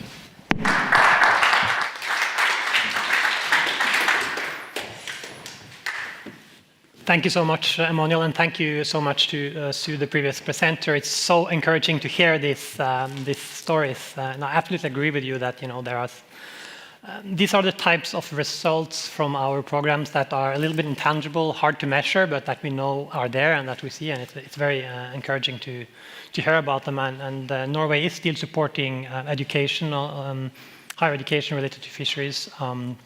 Both through the NORHED program as well as through other initiatives in cooperation with the IMAR, in particular the EAF Nansen program, which South Africa is also a partner to. So again, good morning. Thank you to WWF for hosting us today. It is, I think, on an issue such as this, where cooperation between stakeholders is sort of an essential part of the solutions. I think it's very commendable and timely that you bring us together here in this room. So thank you for that. I represent the section for oceans in NORAD. So let me just start by saying just a little bit about who we are, what we do. I'm also here with Christopher today. Christopher is our advisor who is following specifically up on IUU fishing and fisheries-related crime. So I'll talk to him as well in the breaks. We as a unit, we manage most of Norway's official development assistance related to ocean and SDG 14 in cooperation with other units in NORAD as well as other public sector institutions in Norway. That is now a portfolio of about 100 projects implemented in approximately 30 countries, as well as on a regional and global level, covering really a wide range of issues related to oceans governance and fisheries, as well as marine litter and plastic pollution. You might have heard on Monday the government announced continued support for combating plastic marine pollution for another 4 years for Norway, with a total value of 1 billion Norwegian crowns. So that I think was very good news for everyone who cares about the ocean. I think I'm not going to spend a lot of time talking about why it is important to address illegal fishing and other crimes in the fisheries sector. That has been already covered very well. We are all in agreement, I think, about the threats to the marine environment, ecosystems, human rights, and food security. And we also know that the countries that depend most heavily on fisheries for the food and economic security, particularly developing coastal states and small island developing states, are disproportionately impacted. So that's why this is also really a question about equity and about an inclusive ocean economy. And that's also why I'm glad to say that fighting fisheries crime in development cooperation is a priority area for Norway, as demonstrated through the Blue Justice Initiative, which we will hear more about later, and initiatives such as, importantly, the high-level panel, which was mentioned already today, and several other initiatives supported by Norway. And in NORAD, we have for several years supported these efforts through a broad set of actors and mechanisms, several of which we hear from today. So let me just go through a few of them and remind us about them. So we are supporting the UNODC FishNet project to help countries prevent, identify, investigate, prosecute, and educate crimes in the fisheries sector, including money laundering, tax fraud, customs fraud, document fraud, and human trafficking. Through the FAO, and importantly, we support the implementation of the PSMA, and through Trygma tracking, we support their work in the West African Task Force. It was already mentioned by our guests from South Africa that we are supporting the Fish Force Academy that provides training programs for fisheries law enforcement officers and other actors involved in the fisheries-related criminal justice system.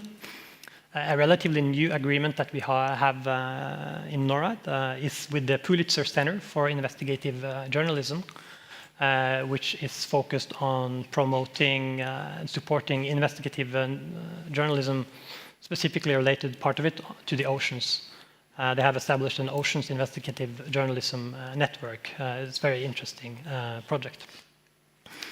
And of course, as we have talked about already today, support for various other NGOs, importantly the organizers of this seminar, as well as Grid Arendal, which we will hear from I think later on today, other NGOs such as the Environmental Justice Foundation.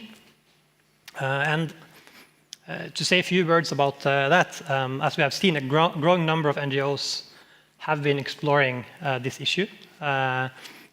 We heard about earlier, the important role they can play in empowering, holding governments to account, etc., and raising attention and awareness, but also offering data analysis platforms, helping to train state officials in partnership with governments and RFMOs. And these are efforts that can make analytical tool and data more readily available, particularly if they are coupled with building capacities for autonomous use by state authorities.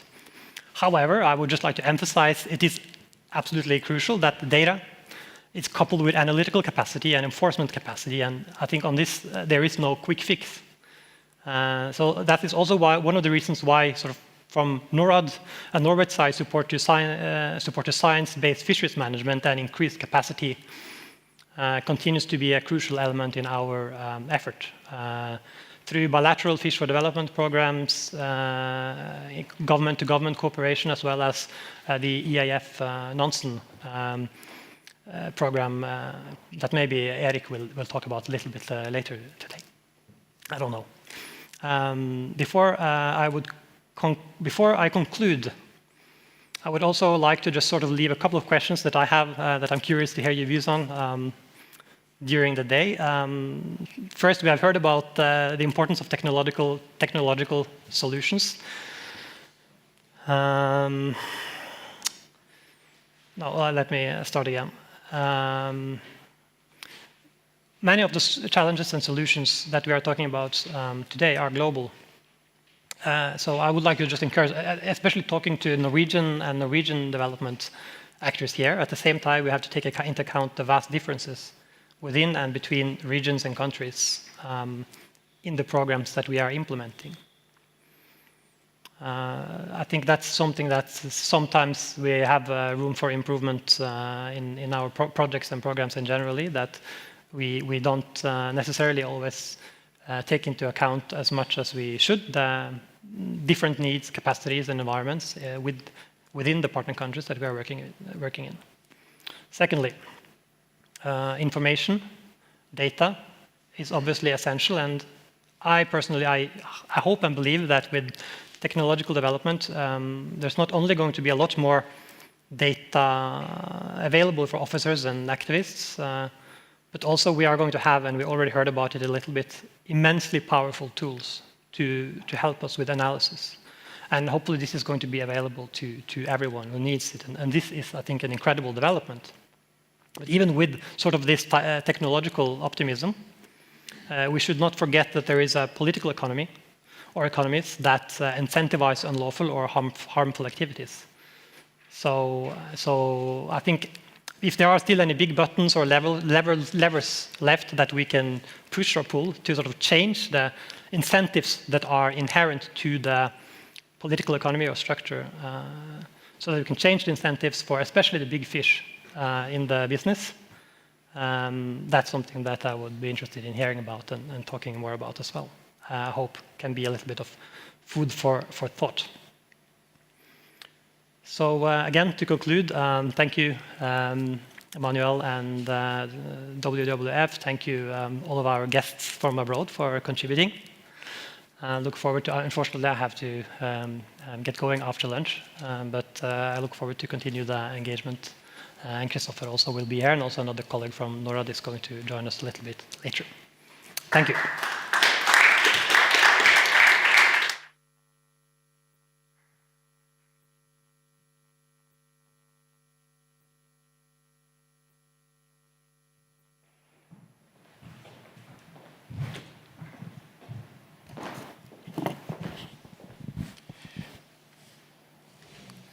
Thank you very much, Per and Andreas.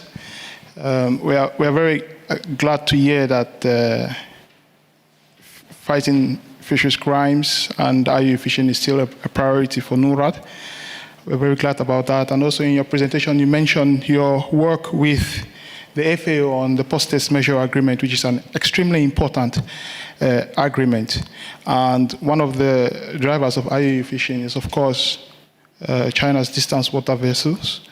So the question then is, what is the FAO doing to support the ratification of the post-test measure agreement by China? So we hear now from Dr. Li Dong from United Nations, from the FAO China office. He is going to tell us about what the FAO is doing to promote sustainable fisheries in China, and how the FAO China supports the WWF China office under the NURAD program to help the Chinese government, the government in China to ratify the post-haste measure agreement, and also how Norwegian institutions can support FAO China in promoting sustainable fisheries in China. So this video is pre-recorded. Hello, I'm Donald from FAO China office. I'm very pleased to receive the invitation from WWF Norway for me to share FAO's action on fishery and aquaculture. So as you can see, FAO from the current strategic framework covers 2021 to 2031. We defined 4 betters: better production, better nutrition, better environment, and better life. Blue transformation covers all the 4 betters. So we are working not only on aquaculture, on fisheries, and also on the full value chains. In addition, we are also working on the cross-cutting areas like biodiversity and ocean, and gender equality for the fishermen and the fisherwomen, and also the climate change mitigation and adaptation. So this slide presents some of the committee on fisheries and subcommittees, as well as the international instruments and guidelines. So as you can see, since 1965, FAO established the Committee on Fisheries with 3 subcommittees on aquaculture, fish trade, and also fisheries management. FAO also hosts the Regional Fishery Body Secretaries Network by working with a lot of regional fishery bodies, including the one China is covered, for example, Asia Pacific Fisheries Commission. So next slide, I will share some of the international guidelines and agreements that FAO is working on. As you can see, there are some of the voluntary instruments as well as technical guidelines and papers. And today, I just want to highlight one of the most important one is the first binding international agreement on IUU. It's the agreement on port state measures. As you can see, reports show that 1 in every 5 fish is probably from the IUU. So the right-hand map shows that currently there are 78 parties have already joined the agreement, and China is still on the way. So that is why FAO is still working with a lot of parties and member states to encourage more countries to join the PSMA signatories. So in China, FAO works with the government, NGOs, academia on the blue growth and the fishery. So this is the pitch note that we developed to demonstrate our work on blue production, blue community, and blue fora. So this slide, I would like to share some of the key statistics related to China's fishery and aquaculture. According to FAO's recent report on the state of world fisheries and aquaculture, since 1991, China has produced more farmed aquatic food than the rest of the world combined. China in 2018 produced 35% of the global fish production. And since 2002, China has been the main exporter. And since 2011, the 3rd major exporting country in terms of the value. So in China, the Ministry of Agriculture and Rural Affairs is in charge of the 14th five-year plan of the fishery development, and which sets the roadmap and also the goals for the fishery development in the current 5-year. And this is the white paper published by the State Council Information Office last year on China's distant water fisheries, DWF. Here are 3 of very key bullet points I drawn from this white paper, talking about China's global fisheries governance. The first one is China is actively seeking to join FAO's PSMA. That's a very clear signal that China is on the way. The second point is China has already been registering its high seas fishing vessels in the FAO Global Record of Fishing Vessels, refrigerated transport vessels, and supply vessels. And China is also working with the MO, the International Maritime Organization, and to require its DWF vessels to apply and register for the MO identification numbers. The third point is that China attaches great importance to communicate with NGO like WWF on the sustainable fisheries management. So here I also want to highlight FAO China is very willing and pleased to work with WWF, both Norway and also China office, to support China on the sustainable fisheries management and to support China on the way to join the FAO's PSMA. So now I would like to share some of the work FAO has been doing in China. And this slide is the Global Conference on Aquaculture, which is a decade-once event. It's a global conference during the COVID time. So as you can see, this event was co-hosted by FAO and the Ministry of Agriculture and Rural Affairs of China, and also the network of aquaculture centers in Asia Pacific. One of the key outputs is the Shanghai Declaration, which presented a roadmap to optimize the role that aquaculture could play in achieving the 2030 agenda. And this slide shows that FAO's partnership with the Chinese Academy of Fishery Sciences. So last year in Rome, our headquarters, both agencies signed the MOU and initiated this GSAAP, Global Sustainable Aquaculture Advancement Partnership. This is a voluntary partnership mechanism of aquaculture stakeholders, including universities, scientific research institutions, as well as private sector, CSOs, NGOs, intergovernmental organizations, and the governments. Everybody is welcome to join this partnership mechanism to enhance the scientific understanding of aquaculture, to promote the continuous innovation of the sustainable technologies, and harness the potential of aquaculture for the SDGs. This slide shows the very recent event that was organized in China in early April. The FAO's Blue Port Initiative convened the first ever Asian regional seminar. The aim is to enhance the capacities and knowledge of the Asian fishing ports towards promoting the sustainability across social, economic, and environmental dimensions. One of the key output is an adapted version of the working document named Roadmap to Become a Blue Port, tailored to the Asian Pacific context. Here's the cover page of this working document. And this slide shows a very interesting project I want to highlight here is FAO's first triangular cooperation project with China, with the Netherlands, and with Ethiopia. So half of the funding is from the FAO China South-South Cooperation Trust Fund. The other half is from the Netherlands government.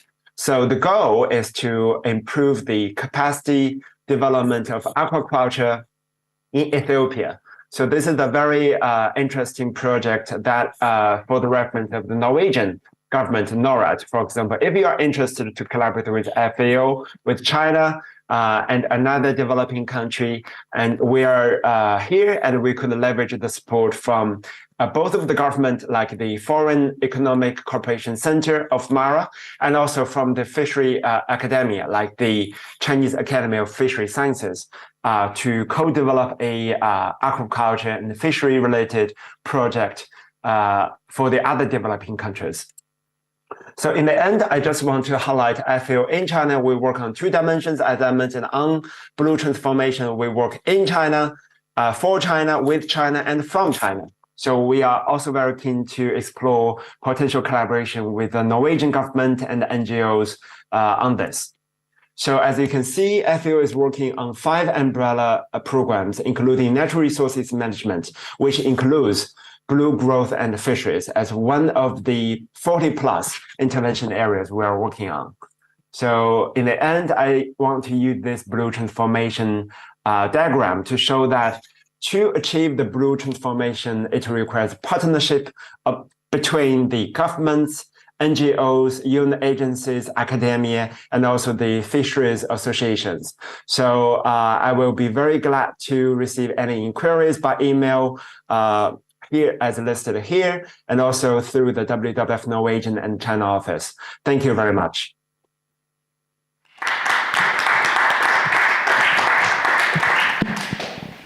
So thank you, Dr. Lee.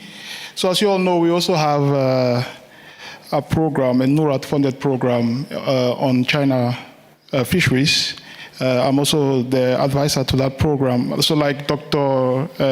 Lee mentioned, for the first time, under our China office colleagues, we launched a complaint to the government of China asking for the regulation of the distant water fishing vessels, and they produced a white paper, which Dr. Lee mentioned, that they are ready to work with WWF to regulate China distant water fishing vessels, which is an extremely important statement from the government, and we are very happy about that. So right now we are working with a consultant to help us prepare gap analysis on China distant water fishing vessels. So that's an important development that Dr. Lee mentioned. But we are still on fisheries laws, because Dr. Lee mentioned about the post-test measure agreement. You know, ratifying the post-test measure agreement is not enough. We need compliance. So we are going to hear now from Gier. Yeah, he's a research professor of Nansen Institute. He's going to tell us about the law of the sea and compliance in fisheries.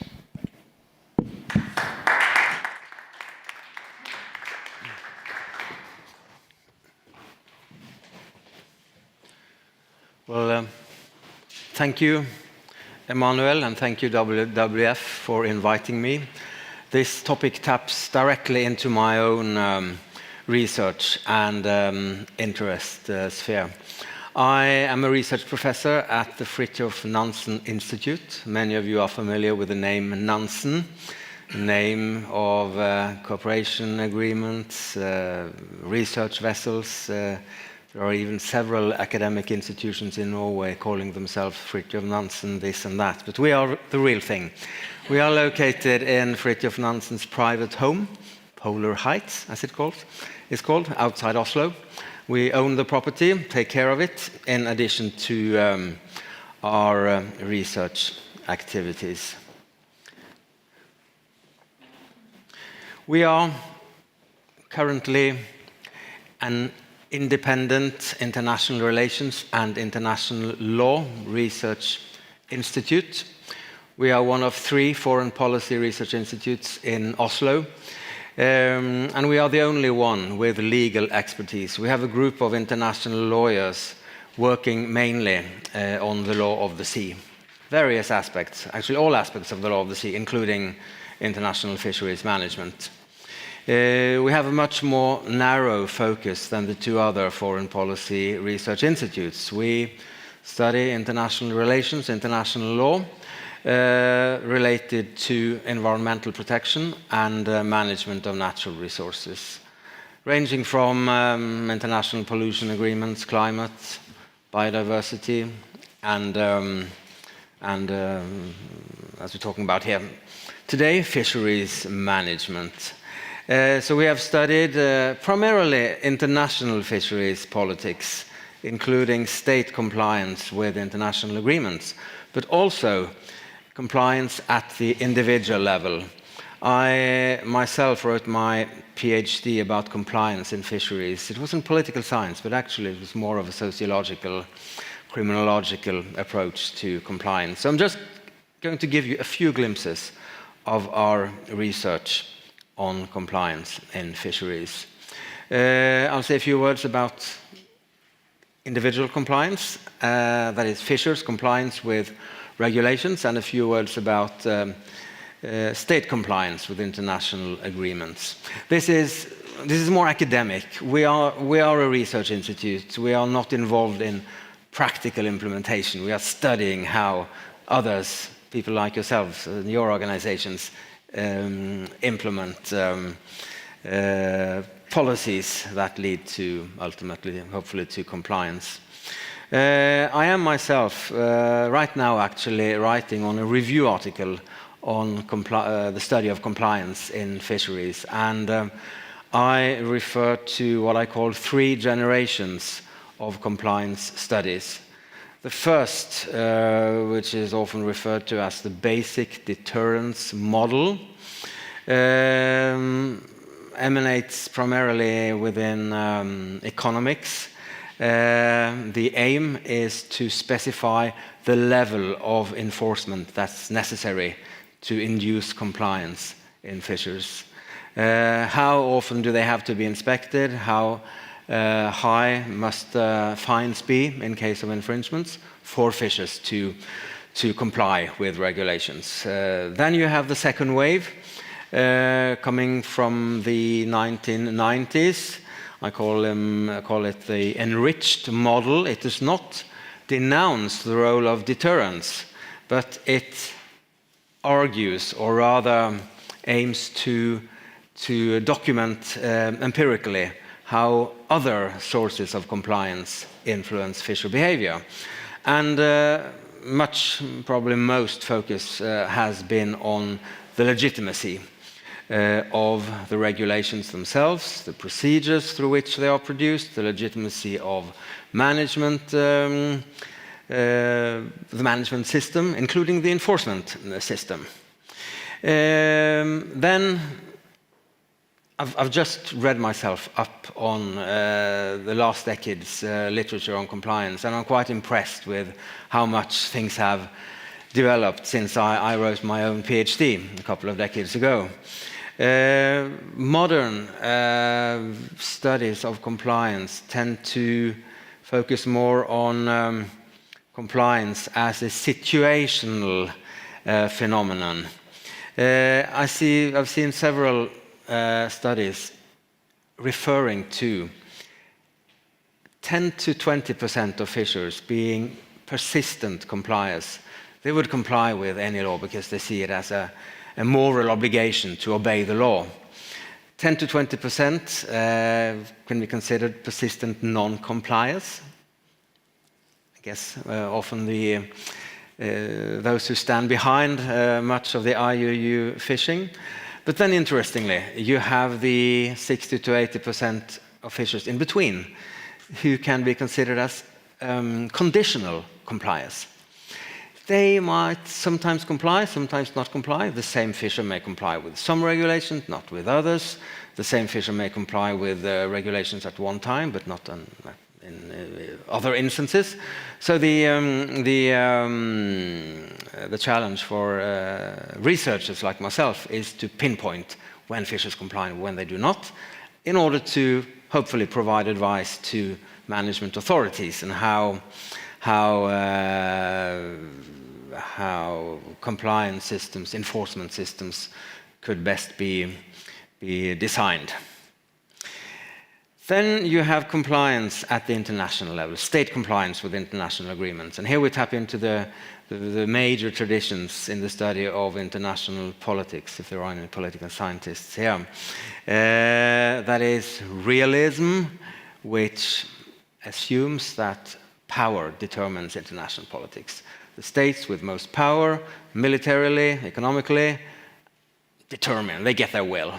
And then you have this alternative approach, which grew in political science from the early 1970s, called liberalism or institutionalism, which argues that states are in connection with each other in a complex web of interrelations, complex interdependence.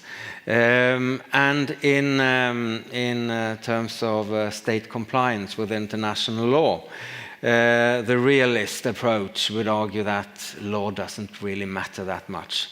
Firstly, it's the powerful states that determine international law, and secondly, any compliance observable is actually the result of the most powerful states getting their will.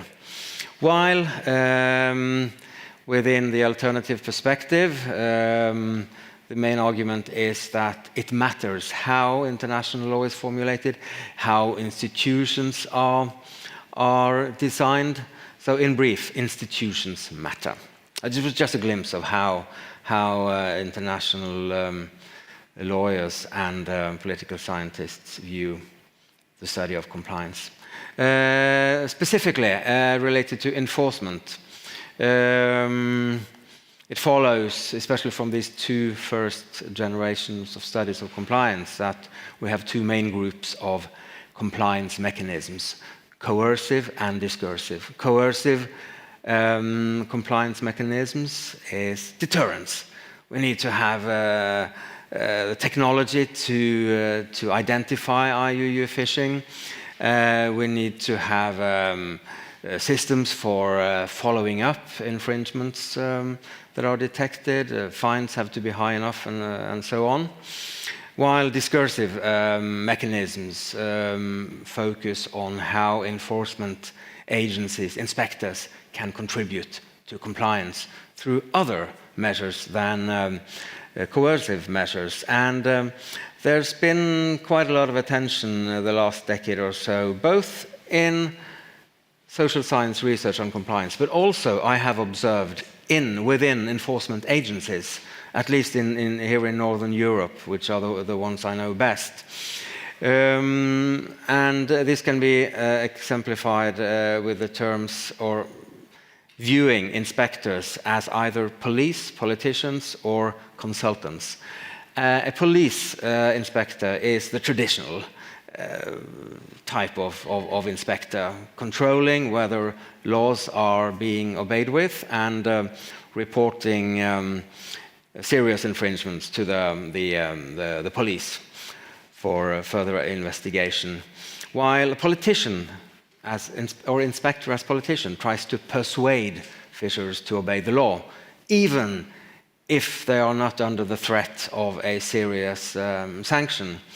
I can just mention briefly that I worked myself in the earliest years of my career in the Norwegian Coast Guard in the Barents Sea. And in the 200 nautical mile protection zone, fishery protection zone around Svalbard, Norway has been,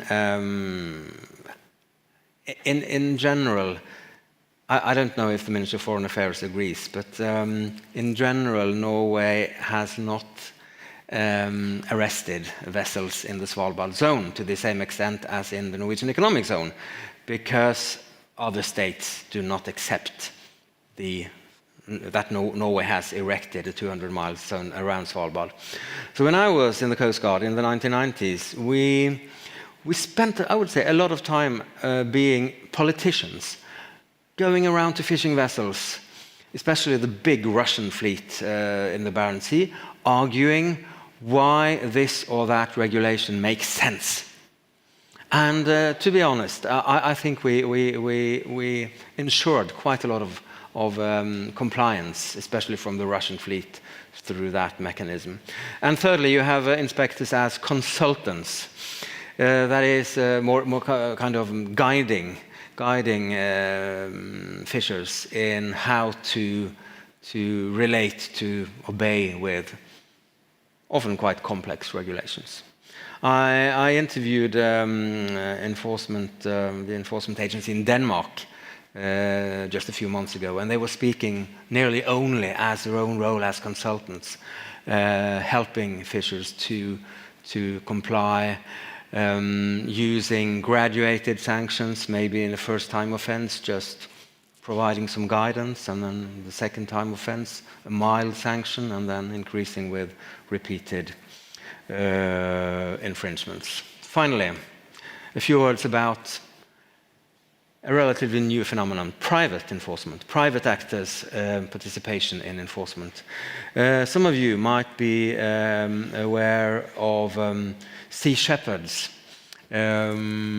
role in enforcement, especially outside West Africa, but also elsewhere, where they are commissioned by governments, by states, to act as inspection vessels and inspectors.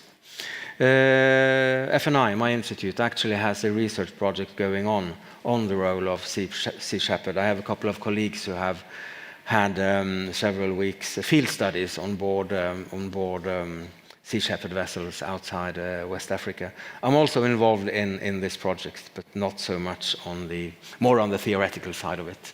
Finally, private certification. This is something I know very well, because I have been acting for many years as an independent expert in MSC assessment of fisheries. MSC, Marine Stewardship Council, by far the most important private certification scheme in fisheries.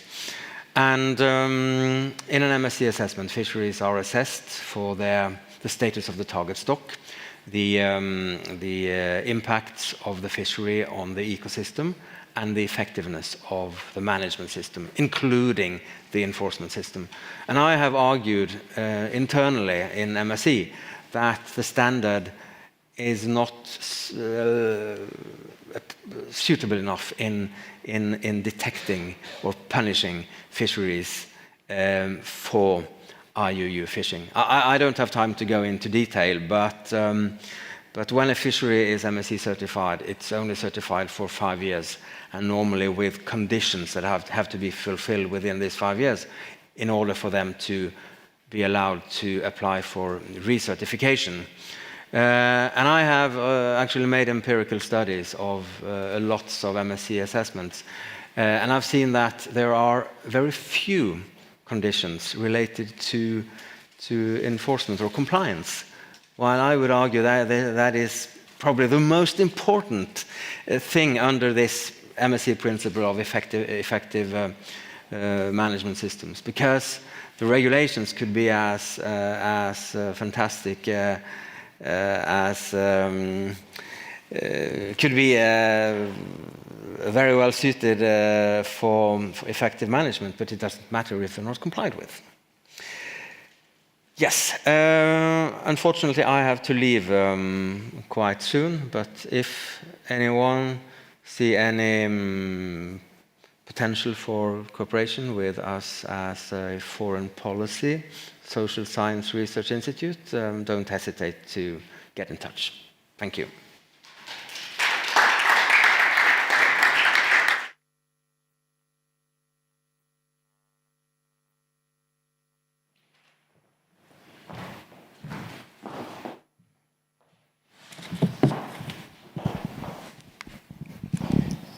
Thank you very much, Geir, for this brilliant presentation on this very important topic of compliance. Like you mentioned, no matter how good the structure of a policy is, it doesn't worth it if there is no compliance. And also you mentioned individual compliance and state compliance, which are also very good. And the need for deterrence in fisheries law enforcement, which also is an extremely very important topic.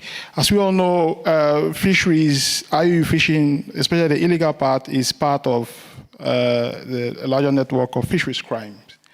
So we are going to hear from Gunnar from the Ministry of Trade, Industry and Fisheries. He's a specialist director on Blue Justice Secretariat section for Fisheries Crimes and Compliance.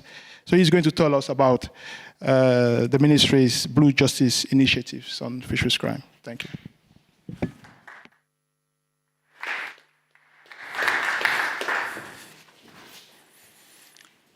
Yeah, this one.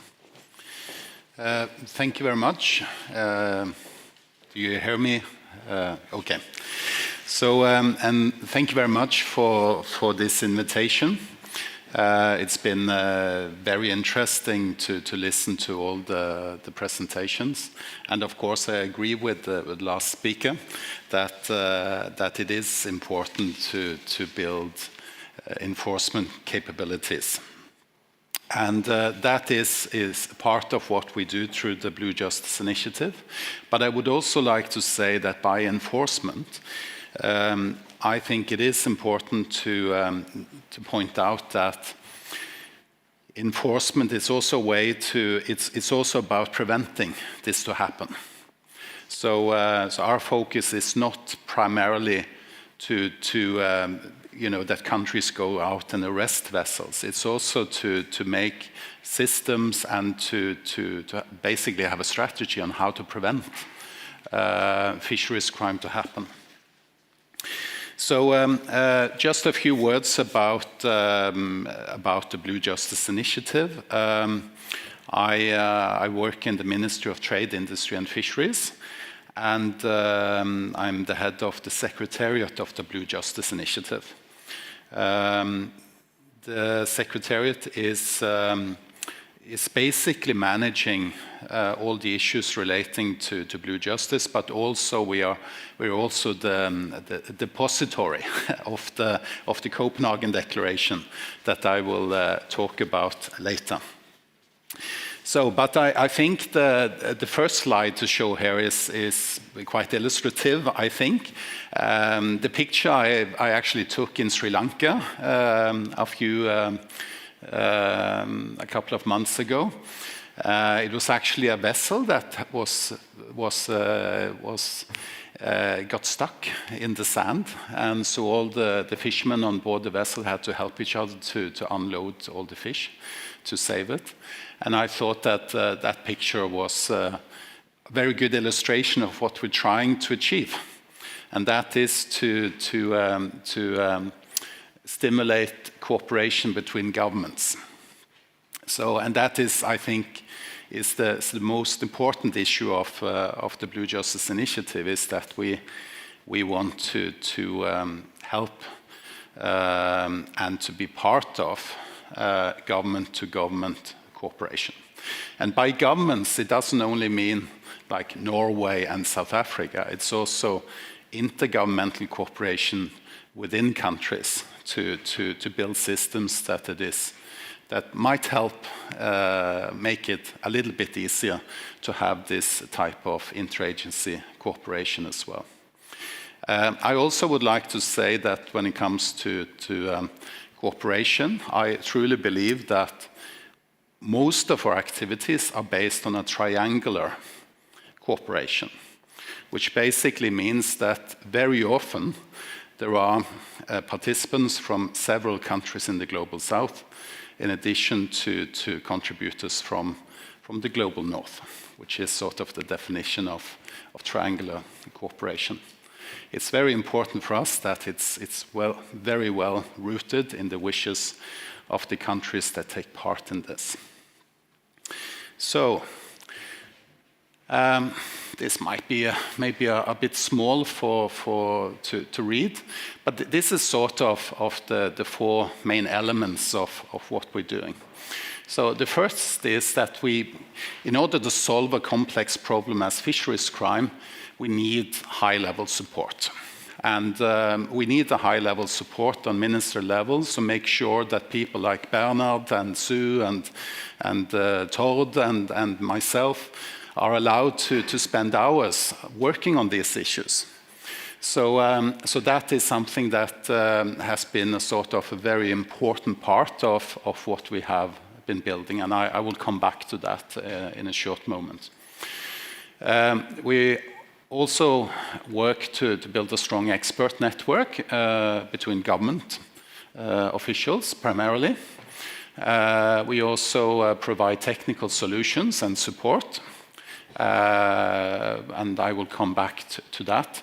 And also to improve technical solutions and services. And so we want to have this as a dynamic evolvement where the countries are active participants in the development of the tools. So it's always being improved according to the needs, and also in order to be adaptable to new modus operandi and new needs to tackle this problem. So if we go to the political basis for what we're doing, and that's the Copenhagen Declaration on transnational organized crime in the global fishing industry. That is the basis.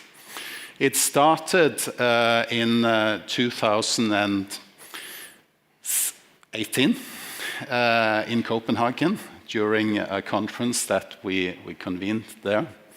Well, actually, I think I have to say that it's the lead up to the Copenhagen Declaration is also very much linked to the work that we did previously with South Africa.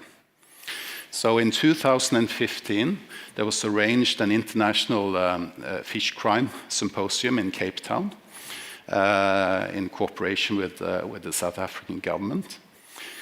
The year after, we had a similar event in Indonesia, in Yogyakarta, where also the experts participating at that conference agreed on a recommendation, which we call the Yogyakarta recommendation, which is also referenced in the Copenhagen Ministerial Declaration. And then in 2018, in the UN city, the UN building in Copenhagen, we had a small handful of countries, 9 ministers, that decided to adopt this international declaration. With the recommendation to other ministers around the world to sign it, to support it. So it's basically an open-ended declaration. So, and the key points of this declaration is basically to have a common understanding of the problem. If you're baking a cake with a group of friends, you can't have different recipes. So if some puts 10 eggs into the cake dough and another one don't want to have egg because he's vegan and so on, then the cake, it doesn't fit. So if you're going to work together and you have to create this type of cooperation, you need to have a basis foundation of what is the problem, a basis understanding of the problem. So that is something that the declaration addresses. It also recognizes the particular need for interagency cooperation. It's absolutely crucial. Because what we're talking about is all the crimes that are being committed, all the illegal activities that are being committed through the whole value chain and the support chain, or the supply chain in fisheries. So all of these different crimes along that whole line, that is basically what this declaration is addressing. So it requires, the topic itself is multidisciplinary, so therefore you have to have a multi-agency approach to that from a government perspective, right? So, and of course, as we have in all international instruments, there is also a need for international cooperation. And lastly, there is a need for continuous support on the highest level. And that is also the reason that we frequently have high-level meetings. In Copenhagen, we had one last year, where about almost 30 ministers, primarily from the Global South, participated. And that is important for the people like us to be allowed to do our work. And this is how it's been growing, from 9 countries to 60 countries. So today it's 60 countries. I've illustrated with adding the exclusive economic zones of countries. And it's actually 37% of the world's combined economic zones. So, of course, you will recognize some big countries that are not part of this. But still, this is a group of countries that are heavily affected by this problem. Both IUU fishing, fisheries crime, whatever we call it, they have a problem with somebody stealing their fish. That's the point. So what we are facilitating is cooperation between those countries. So one example is on interagency cooperation is that one of our partners, UNDP, which is sitting over there, worked with Jamaica to establish a multi-agency mechanism in Jamaica. And I believe it involves, I think it's almost like 10 or 13 agencies. So it's, and all of them came together. And many of these agencies had not talked to each other about this problem. So, and that was launched in, when is that, in 2022. And then there's also a facilitation of regional cooperation. This is in the Caribbean. What is very interesting with the Caribbean is that in the Caribbean, they also started with a political foundation. So before all of this happened, the thing that happened in Jamaica, the Caribbean hub, they decided to adopt their own Blue Justice minister resolution through the CRFM, which is the Caribbean Regional Fisheries Mechanism. And in that resolution, as a collective, 14 countries of the mechanism decided that they want to join the declaration, they want to build on this, and they created their own roadmap for success in the region. They took complete responsibility of this. So this invention here was actually something that the Minister of Fisheries in Jamaica, he had a meeting with myself and my boss during the UN conference in Lisbon. And they said that we want to do this in the Caribbean. We are so small countries, we need to work together. And we need to start talking to each other about this problem. And we thought it was a good idea. And this week there has been the first regional meeting of the hub. And you can see this one there. This is the launch in Jamaica, which is the host country of the hub. But this is just a few days fresh, actually. And that meeting was held in St. Vincent and the Grenadines in the Eastern Caribbean to formulate work plans and how to proceed with this cooperation. So if you look at this as a triangular cooperation, and also you can see actually a colleague from the Fisheries Directorate is there, and also one colleague of mine from the ministry. So if we put this into the concept of triangular cooperation, I would say it's actually multi-triangular cooperation, because it's all of these participants are from a number of countries in the region, very small, but they have big fisheries resources and large economic zones. And then we, to support this cooperation, you need tools, because we can't travel around all the time. We have to be able to sit at our office and do our job. And that's why we have invested in what we call the Blue Justice Community, which is a digital platform. It's owned by the Norwegian Coastal Administration and administrated by UNDP. It's a secure platform for government-to-government cooperation. It's a place where colleagues can communicate and cooperate with each other on a daily basis. And also, as Christian from the Space Agency was talking about earlier, we are also in the process of implementing information from the Norwegian fleet of microsatellites into this platform. So the users also have access to the data, but the most important thing is that data does not make sense if you don't have good analytical tools. So through this platform, we want to maximize the information that you can get out of these data. And that's actually something that is working on currently. It's not been rolled out yet, but will be rolled out in June this year for the users to have. The other thing, I could have talked for a very long time, but I think I'm close to the end now.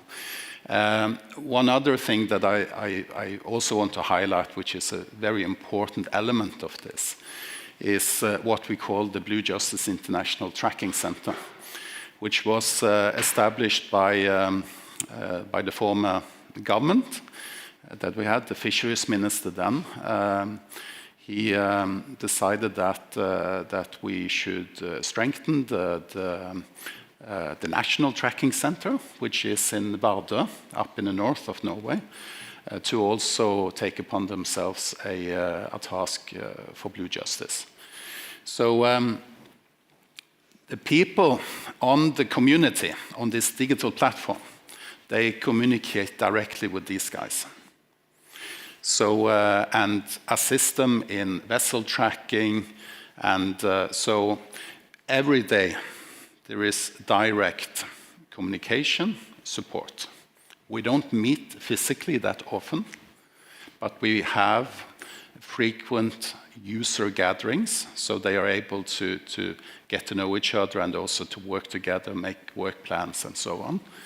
But primarily during the rest of the year, it's a working relationship based on the needs of their colleagues in other countries. That's what we like to call our friends in this community. So I think I stopped there. So thank you very much for your attention. This picture I actually took in Indonesia, which was a very nice Indonesian-style fishing vessel. So thank you very much.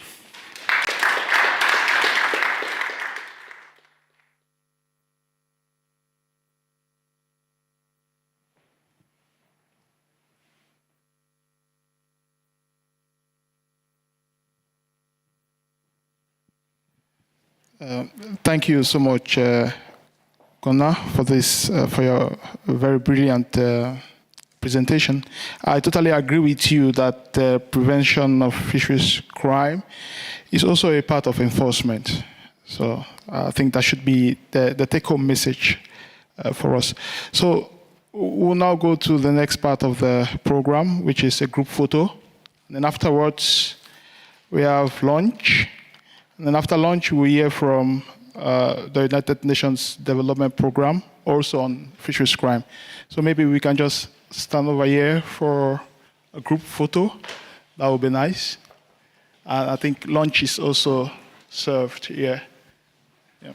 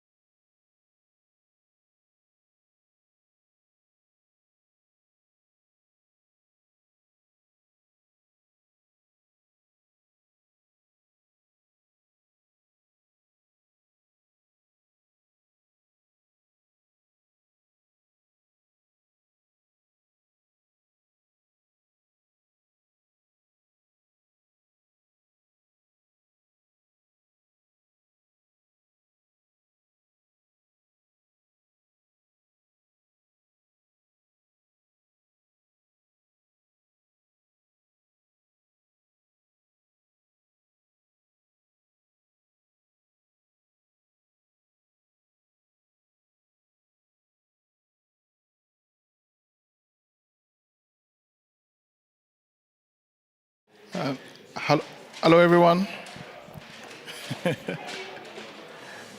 Hi. So we're going to start in 5 minutes. So if you need to ease yourself or something, you can do that now while we are getting ready to start in 5 minutes. Yeah.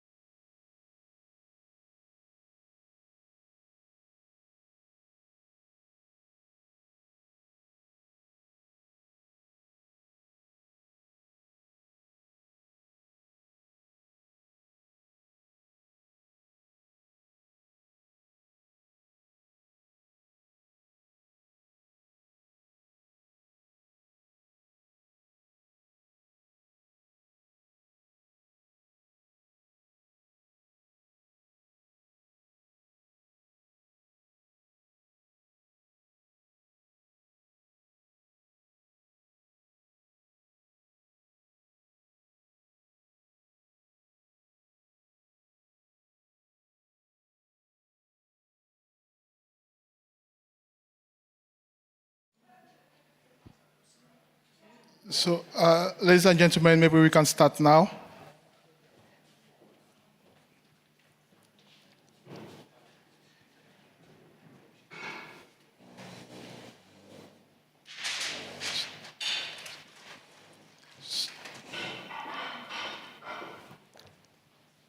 Okay, yeah. So we ended before the break, we listened to the presentation from Gunnar on a Blue Justice Initiative, and we are going to continue with that now with Stein from the UNDP, United Nations Development Programme. He's going to make a presentation on the UNDP Blue Resilience Project. Thank you. Come on stage, please. Maybe we can give him a round of applause. Thank you very much.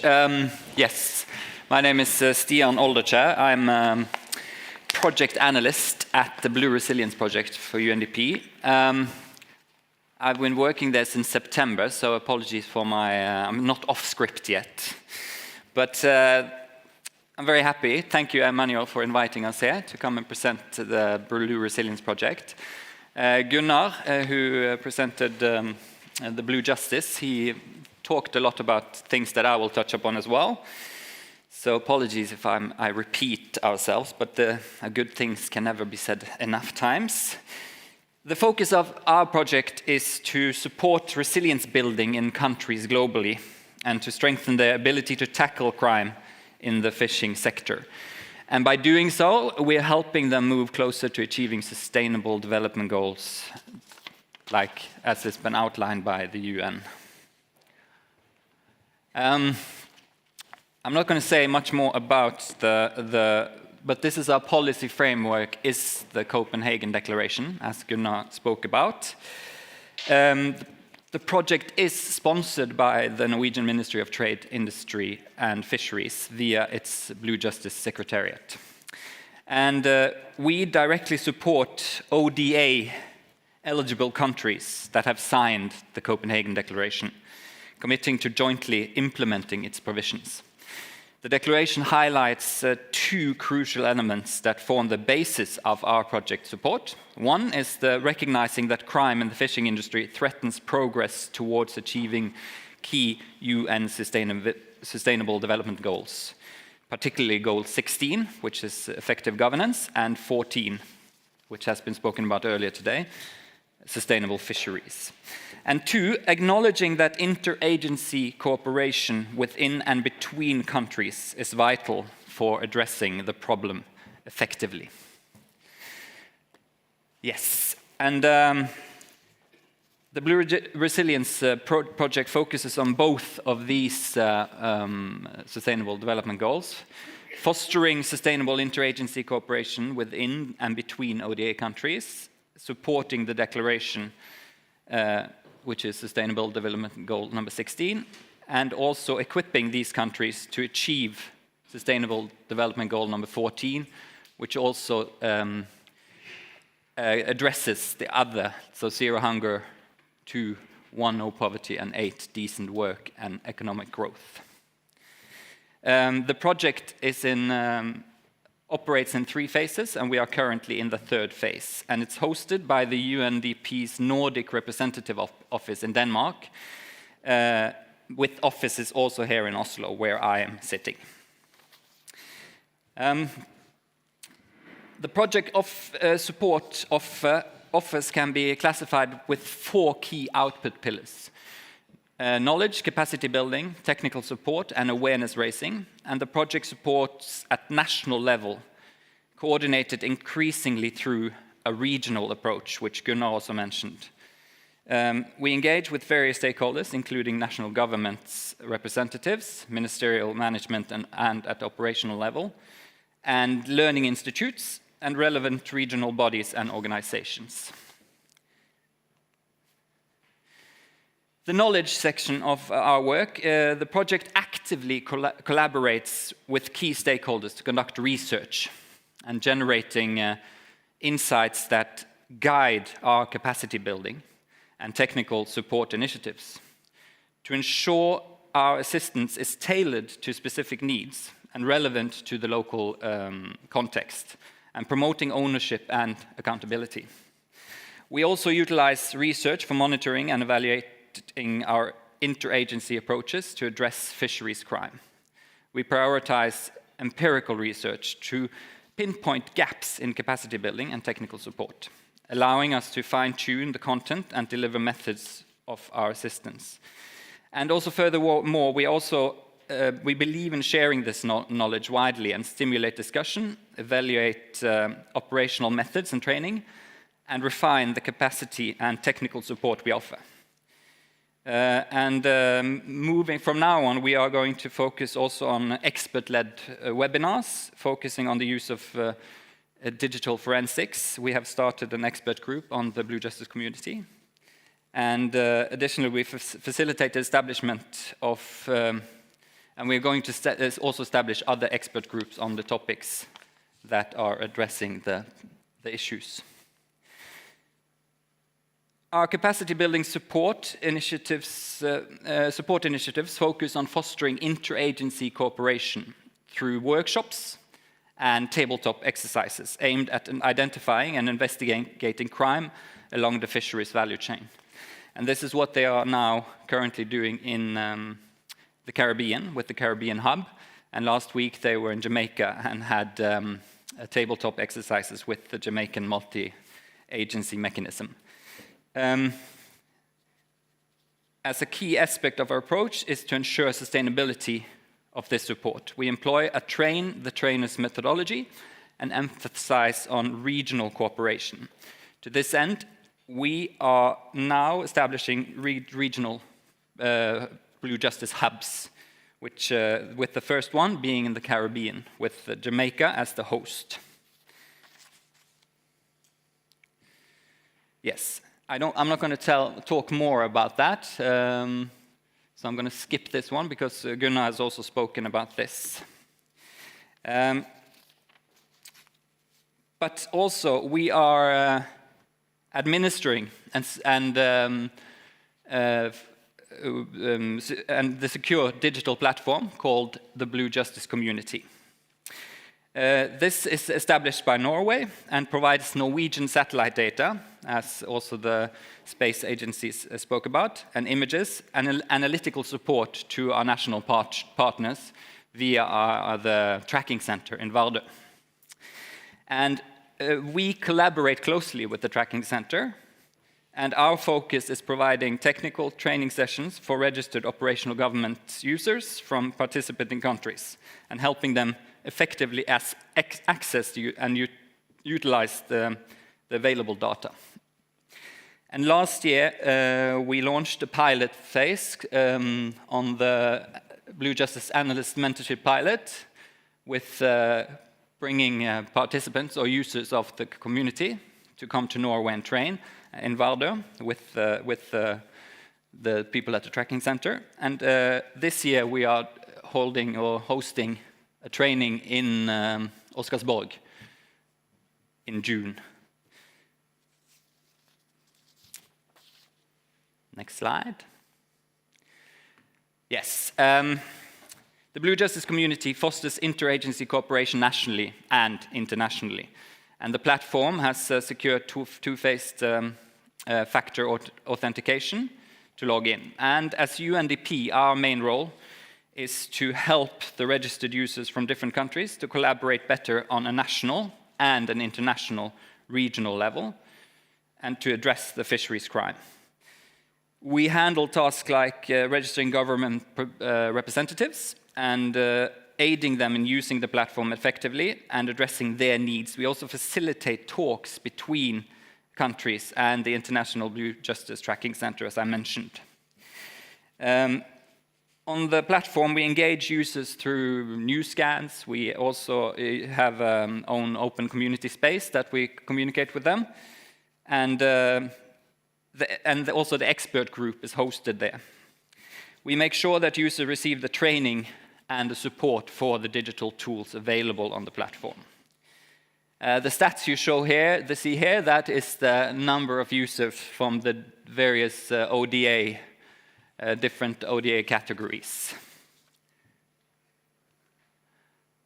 And then the last pillar is the awareness raising. We co-host and facilitate a number of awareness raising events about the value of interagency cooperation and dealing with fishery crime. The audience range from political high levels, which Gunnar also mentioned, to operational to civil society. And in some instances, they are mixed together. And this included a very successful conference that we held during the COVID pandemic in 2020. There was also a high-level side event through the Norwegian and Caribbean Regional Fisheries Mechanism, as Gunnar mentioned, at the UN Oceans Conference in 2022. And last year, they held the conference in Copenhagen with 142 people attending in person and 28 ministerial level and 752 people virtually, which is also quite a high number, and also 20 virtual ministerial contributions. I can also mention that we work also through the regional offices in UNDP. So when we are working, for instance, having workshops in the Caribbean, we work through the Jamaican multi-country office now, and we also, we have established in 170 countries as UNDP, and that's a great starting point for approaching countries. thank you for your attention. And if you have any questions that I might not be able to answer, you can contact also Emma Whitboy, Dr. Emma Whitboy, who's a project manager. Yeah, thank you.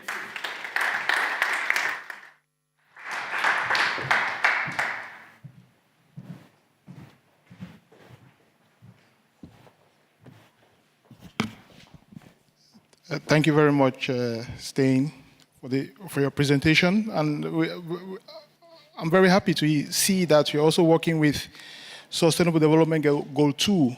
You know, Sustainable Development Goal 14 and 2, those are the ones that have the major stagnation, so that's zero hunger.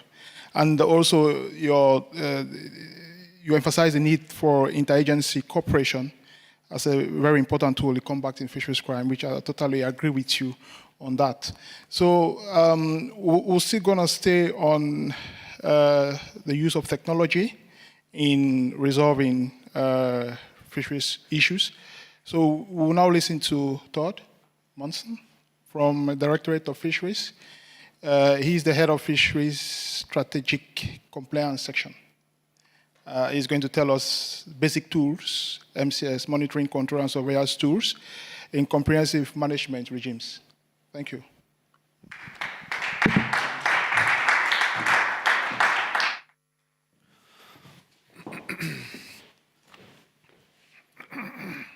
Thank you.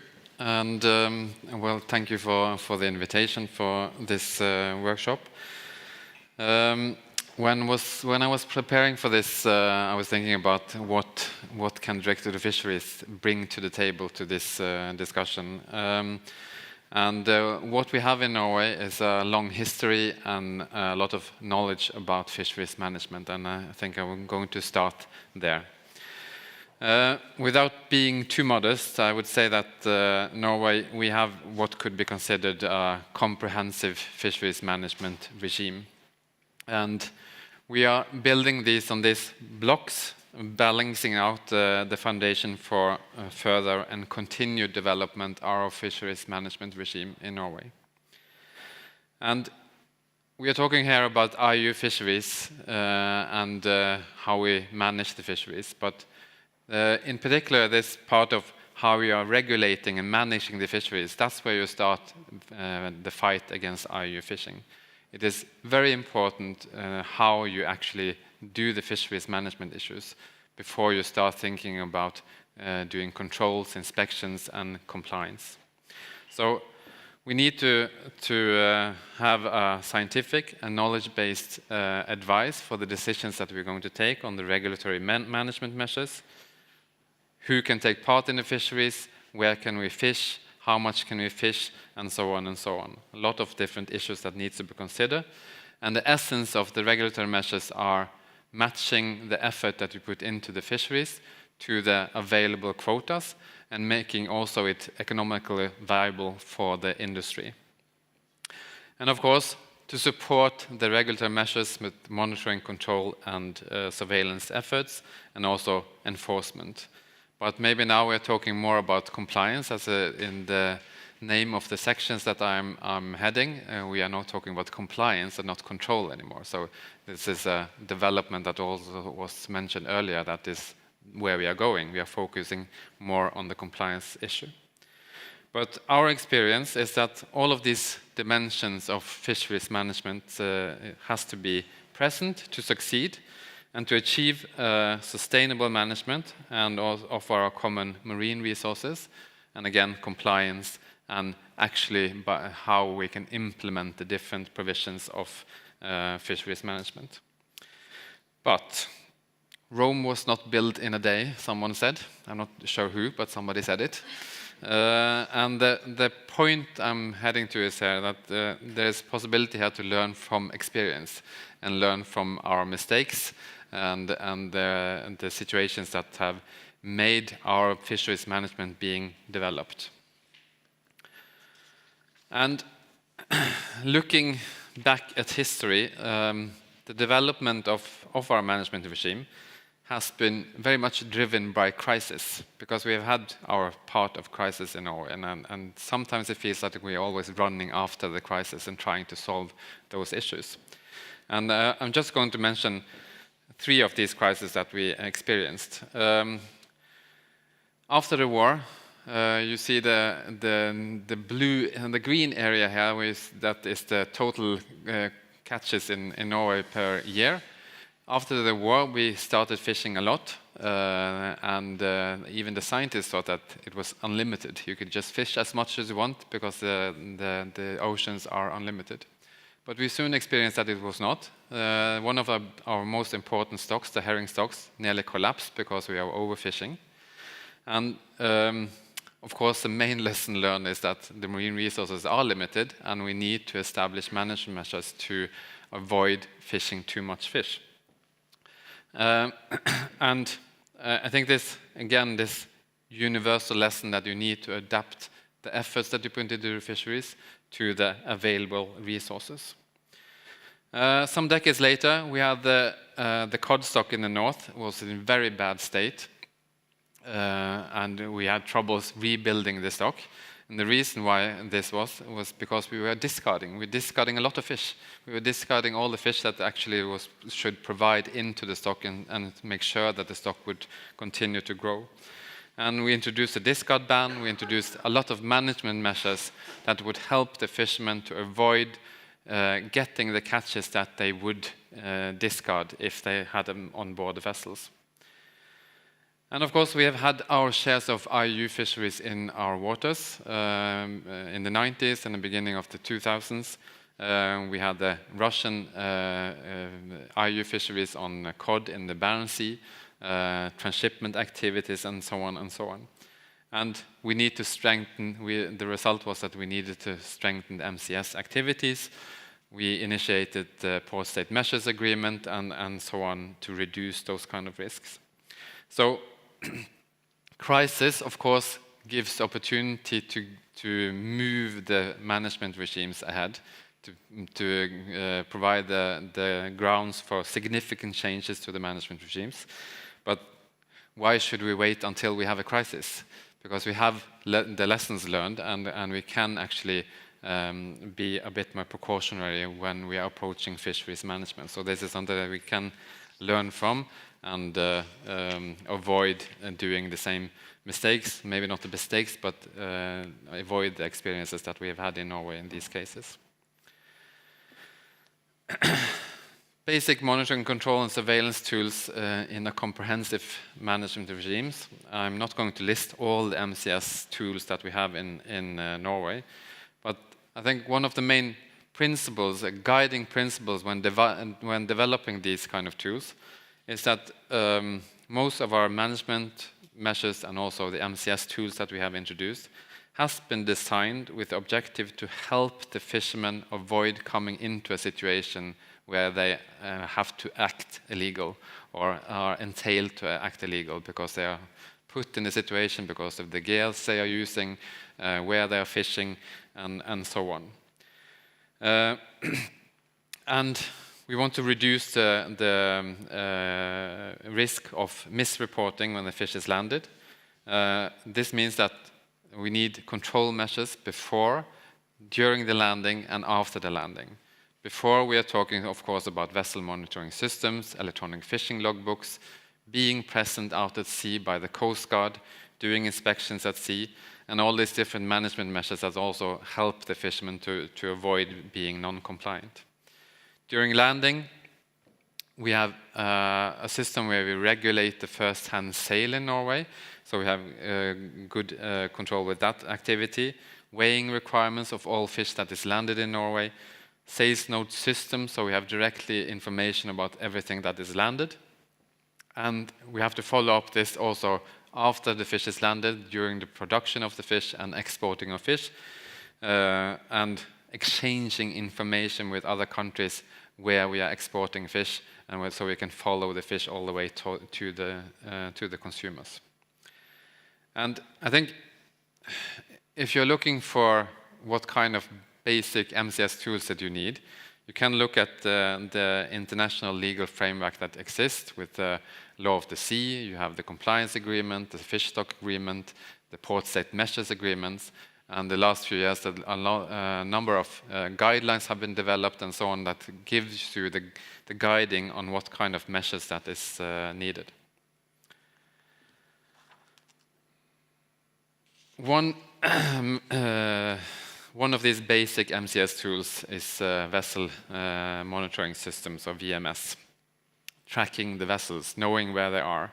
And when we got this in place in '97 in Norway, it was like turning on the lights, because suddenly we knew where the fishing vessels were and we could plan and accordingly. And we have also, of course, a lot of more information about the fishing activity as such. This picture is a screenshot from Global Fishing Watch and their solution, map solution. And it shows that you see the yellow markings outside the Norwegian coast. That is VMS position data from that is available on the Directed Fisheries website, publicly available. We are only European country that is sharing this kind of data. One of few countries in the world that are sharing this kind of data. So transparency is an important issue, a goal when dealing with these kind of issues. We want to share as much data as possible within the legal frameworks that we have to open up about what kind of activity the fishing industry is doing, because they are fishing on our common resources. They are setting an environmental footprint when they are doing this kind of activities, and this is information that should be available to the public and to anybody. So this is an important issue. Also, this sharing information when we are fishing in the waters of other countries, we share that kind of information with those countries also.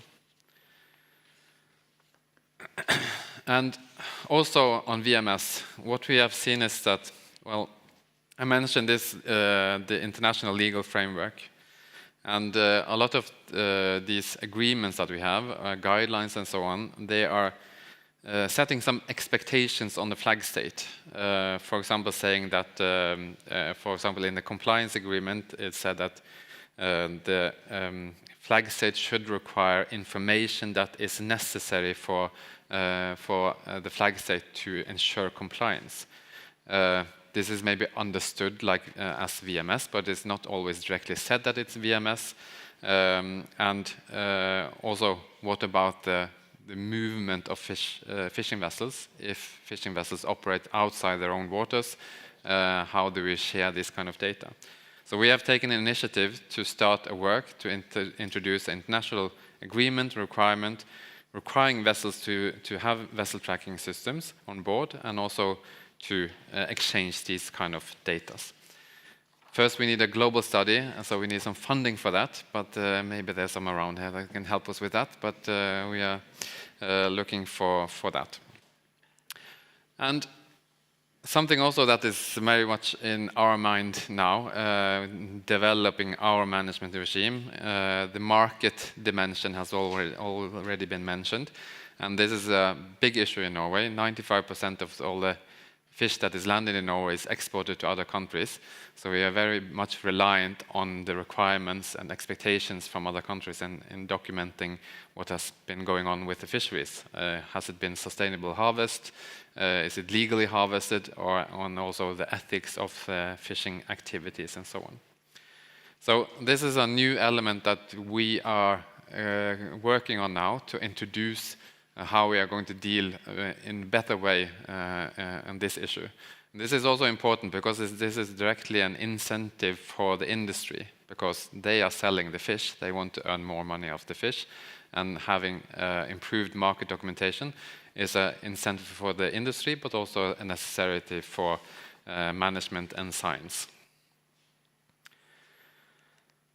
And what we are doing, what we are working on now in Directed Fisheries, we have said that we need verifiable documentation through the value chain, because too much of the reporting that is being done by the fishing vessels are based on self-reporting, and also from the land industry, it's self-reported data that is difficult to verify. So we are working on artificial intelligence and so that we can get the correct numbers of what is actually being harvested, And we want to tell also the story of the fish by introducing traceability through the value chain using these kind of technologies. Dorothy is talking more about one of the projects that we are involved in later on Every Fish, looking into this way of collecting verifiable documentation through the value chain. And we are talking about we, and when I say we here, that is not only the management side, it also entails the scientists and also the industry, because the data that we as managers need and the scientists need and the industry need is the same. So we need to work together to solve these kind of issues. So back to where I started, what can I bring to the table? As I said, we have the experience and knowledge and long history of doing fisheries management. And of course, we would like to share that kind of experience. But I think one element that is important is that we all come from different places. We have different perspectives of where the fisheries activities and fisheries management come from. So these kind of experiences need to be adapted into your reality. So maybe that is one of the lessons learned here, that we can provide learnings, but it has to be fitted to the needs of different parts of the world. Thank you.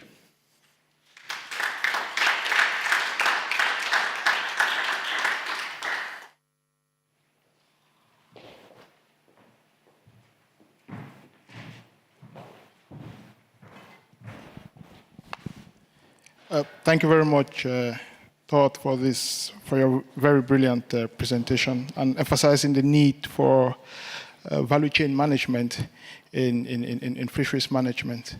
So our next guest is Eric Olsen from the Institute of Marine Research. He's going to tell us about some sustainable fisheries projects in the Institute. Yeah. A round of applause for him, please.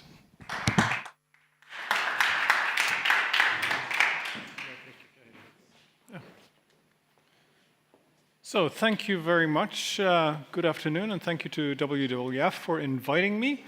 And this has been a very interesting day so far. And I'm going to continue with fisheries science, one of the 4 pillars of sound fisheries management, like Tord just said, and which I think is instrumental in if we are going to have a full understanding of IUU fisheries and its impacts. Because one thing is mapping it and showing the global footprint it has where it happens, but ultimately the issue with IUU is twofold. One is the societal one, but it's also the ecological one. And here fisheries science can help you.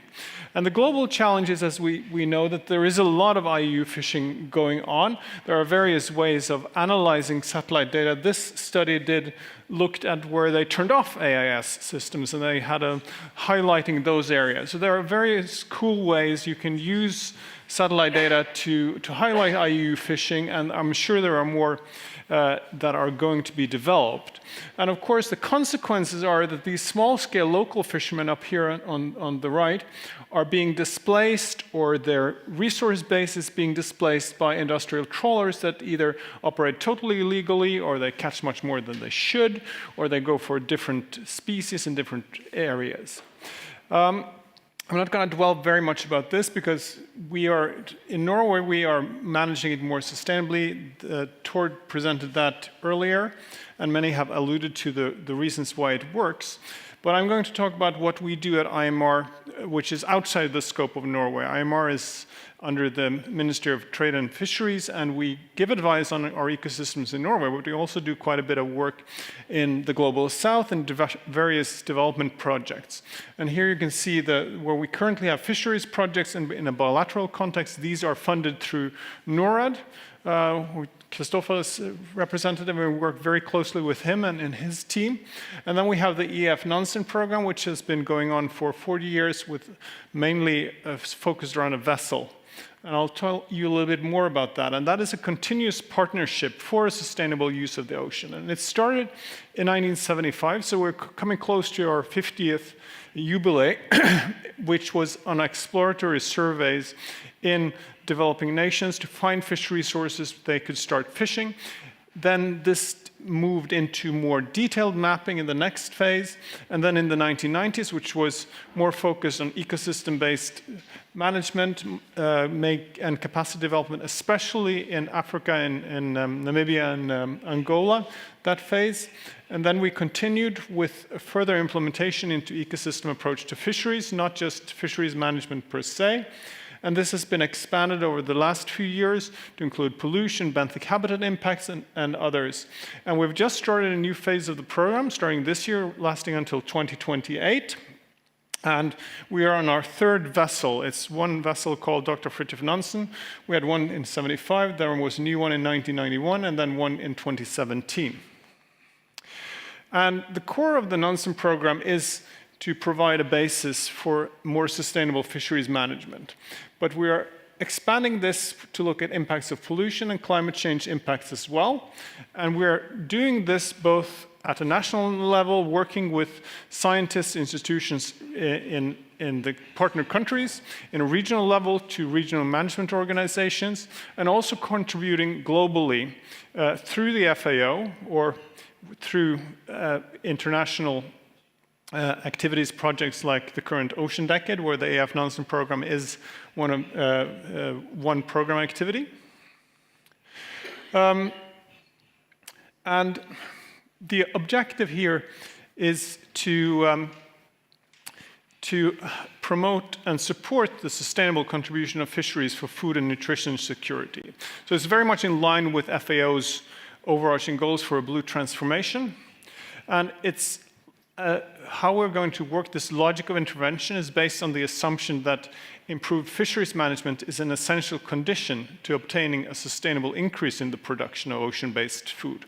And this, of course, it means that fisheries management, to be sustainable, also incorporates understanding the impacts of illegal fisheries as well. But this is the science base, so the program will not solve all these challenges alone. But we can contribute the science base so that national authorities, regional organizations can use this as a knowledge base to strengthen their management. And we have been quite successful. We have had ongoing activities of 49 years now. We have 20 countries who we have assisted in preparation of EAF compliant management plans. And we have 10 countries where we have supported with the implementation, and more are to come.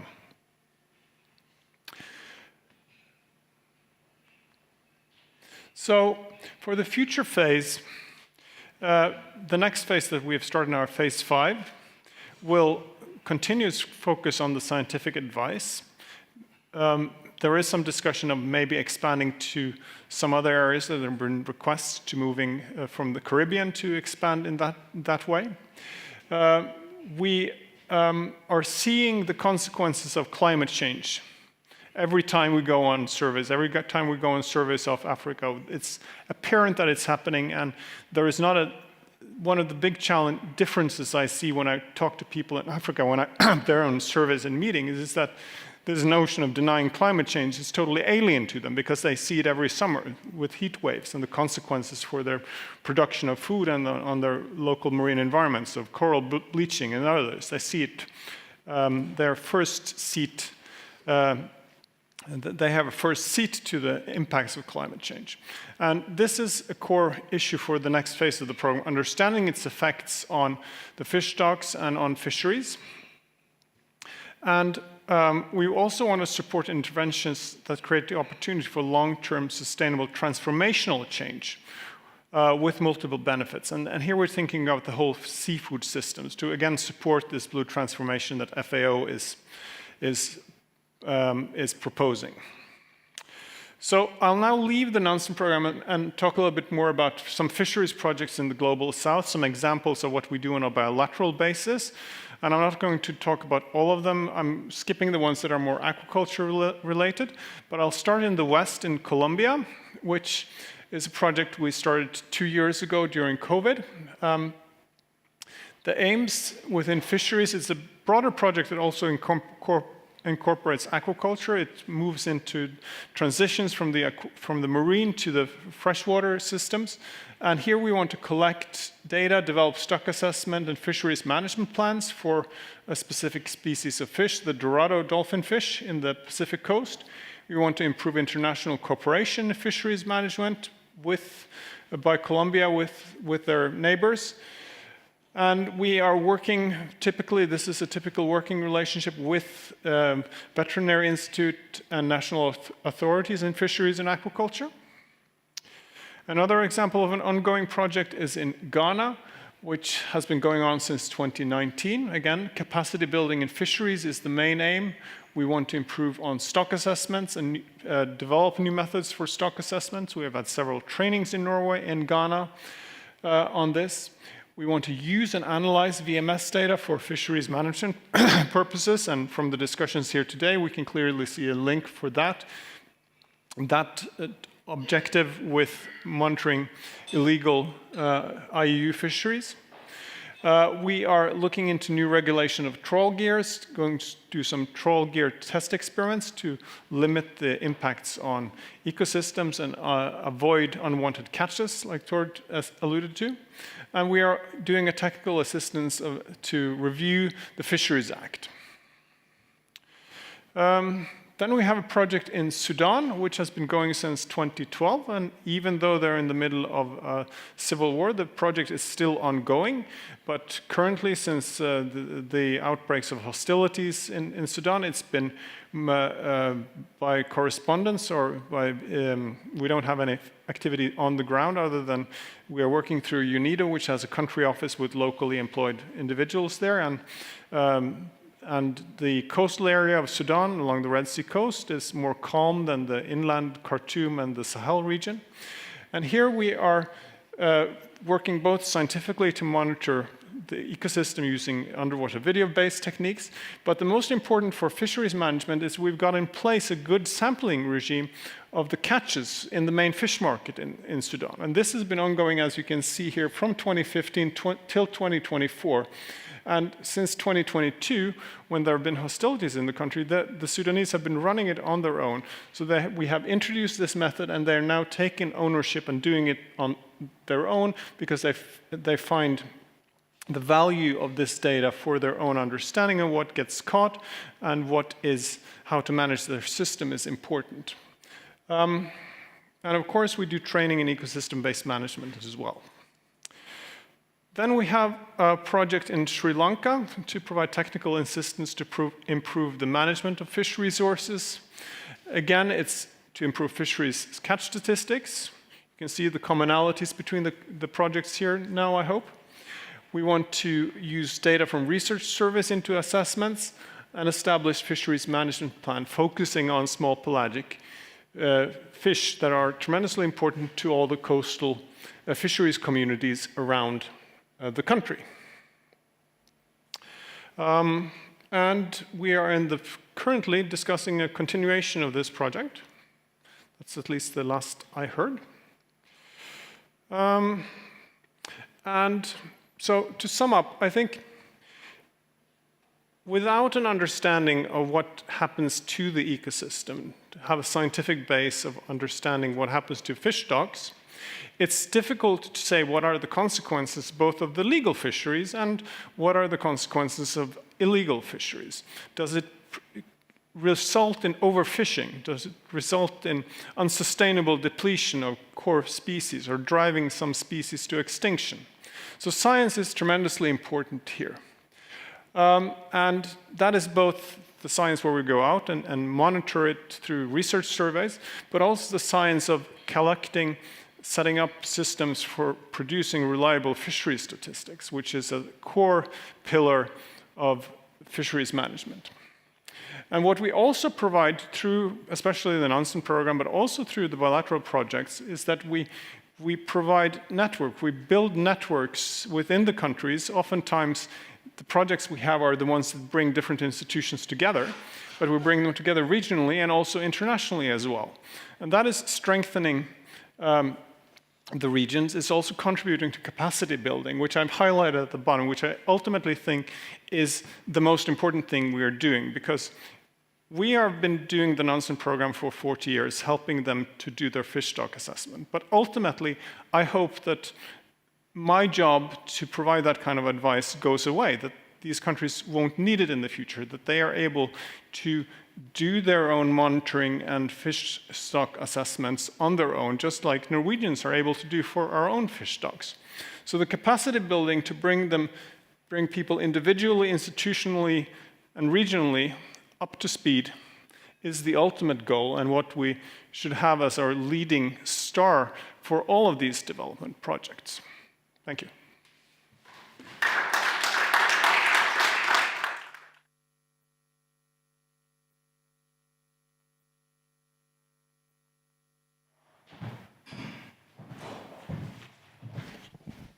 Thank you so much, Eric, for your presentation. I must say I wrote my thesis on the ecosystem approach, and I did my research at the Institute of Marine Research, so you helped me a lot while I was a student at your institution, so thank you. And you emphasized the need of the ecosystem-based management in fisheries, which I think is extremely very important, and also especially the different projects that you have all around the world. I've also read a lot about your project in Ghana. So those are very interesting projects. Our next speaker is Grit Arandel. Romain is an expert on transboundary governance and environmental crime. So he's going to tell us about Grit Arandel's IUU fishing projects in West Africa.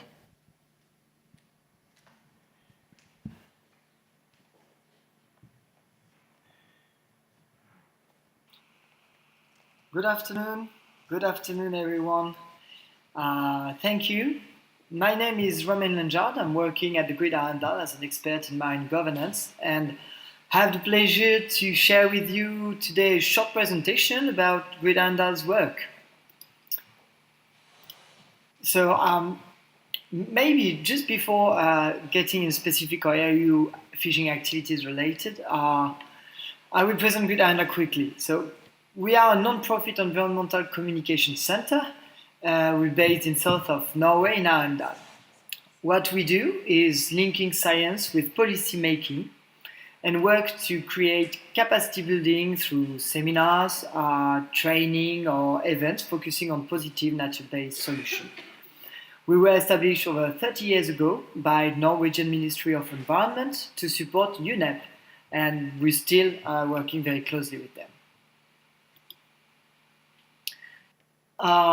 To fulfill this mission, Grit Arandel activities articulate around 4 major programs. So you have the polar and climate, we have the Western Marine Litter, the Marine Environment Program, and finally, the program I'm working with is the Transboundary Governance and Environmental Crime. We work with government across the world to develop natural resource management. Please, for more information, you always can jump on our website. I would like now to present you some initiatives supporting the fight against IUU fishing activities we're involved in. So we can start with the Reinforcing Fisheries Governance in Guinea project. It is funded by the philanthropic fund Ocean 5, led by us with the technical involvement of our partners. Some of them are in the room today, PRCM, TMT, and the Ministry of Fisheries in Guinea. So, despite the importance of the fishing sector, Guinea, like many other countries in the world, has considerable problem with IUU fishing activities. Identified challenges were weak fisheries policy, limited surveillance resource, and a lack of transparency in the sector. That is natural, and then the main objective of this project is to support local fisheries governance through revision of the fisheries legal framework, reinforcement of technological surveillance capacity, and finally, the improvement of the fisheries sector transparency itself. So, to get more concrete, some action we conducted includes the support of national fisheries, legal and regulatory framework, getting it more to comply with sub-regional international regulation, for example. We also reinforce the technical capacity in combating IUU fishing by presenting new cost-effective technologies, improving what's already present in the country. And finally, for the fisheries sector transparency, conducting some inter and intra-governmental cooperation workshop, and also supporting in data sharing, which was a very central point of discussion. The flow of information is central. Now, one note on a cost-effective technology we've been pushing forward with our partners. In many different countries, some of the main identified factors, I think you're going to agree on with that, are difficulties with limited resource and some human capacities. So even if originally developed for military use, drones have now evolved into a very versatile tool, presenting important opportunities for monitoring, control, and surveillance. And that's what we've been trying to push forward. Indeed, when you look at drones, it's enabled an enhanced surveillance coverage, it's very rapid response deployment, and it's very efficient in terms of data collection. All this is crucial element to combat IUU fishing activities. Even if some limit must be considered, of course, like the autonomy or the limited range of action for now, embracing drones technology definitely presents advantages and opportunities for developing countries. So, of course, the drone technology is coming in completion with what is already in place in the countries. So, it's integrated itself in the surveillance framework and fill gaps, if I may say. So you can use it in programmed mission like patrol, for example, on a dedicated area, or for limitation or duration during night, for example. Or you can also use it as a reactive mission in collaboration with other systems. For example, you can get potential illegal activities flagged through remote sensing technologies, AIS, VMS, for example. And then this information is transferred to some decision makers who will decide to dispatch the drones or not to verify the information and collect evidences. In this field of work, Greta Endal and its partners, TMT and Atlant Space, developed FishGuard Initiative in 2018 to provide smart technology solutions to prevent illegal fishing in coastal and small island developing states. So this cooperative venture was initiated following a direct request from the government of the Republic of Seychelles to help identify a cost-efficient and innovative solution to monitor their waters. So with the partners, we conducted an inter-agency meeting. It's allowed to identify the relevant technologies and organizational framework. We put it in place pilot sites. We calibrated UAVs, including the artificial intelligence to support some automatic mission. And we trained the local personnel. At the end of this project, the local personnel were able to conduct autonomous mission with this technology. More recently, and in completion to FishGuard Initiative, under again the Reinforcing Fisheries Governance in Guinea project, we pushed this solution forward and collaborated with the Guinean authorities. This allowed us, among other things, to validate this tool as a very relevant in the context of developing states, seeing a lot of enthusiasm about using this technology. We also were able to advocate and break some false belief, proving that this technology can work even in developing countries. As a matter of fact, it is already there and being used on a daily basis. We now have developed a procedure manual with TNT and a concept note for the effective put in place of UAV surveillance unit, and we're looking forward for this next step. Finally, maybe the last example of project we're involved in currently is in Guinea-Bissau with the project Blue Bijagos, led by the PRCM. The objective of this project is the creation of new mine protected areas, also the put in place of a connectivity corridor for biodiversity. And finally, all this aiming at improving, of course, the local community's livelihood. So in this venture, Greta Endal is focusing on the reinforcement of blue capacity building and also in the enhancement of monitoring and surveillance capacities of local actors. To conclude, today and for the near future, we are looking forward to keep supporting fisheries governance. What we would like is to test and implement those solutions and expand to other countries, starting with East Africa. Our plan is to tailor to specific country needs and use the lesson learned in our other projects. Some work are already under discussion for Sierra Leone, for example, Madagascar and Mozambique with WWF, and potentially Cameroon. So more than ever, we are looking for new collaboration to be developed. A quick note specific to the UAVs technologies, we're looking forward to the next step. So thanks to the concept note we have now, we're looking forward to secure funding for upscaling from pilot to full deployment and setting up a drone base in any other location of already ongoing project or new ones. We also would like to explore new trials of drones for more autonomous activities, and maybe working in network even, and finally to engage more stakeholders around this very important and exciting technology.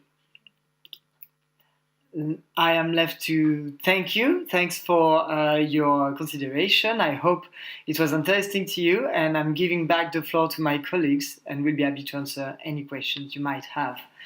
Thank you very much.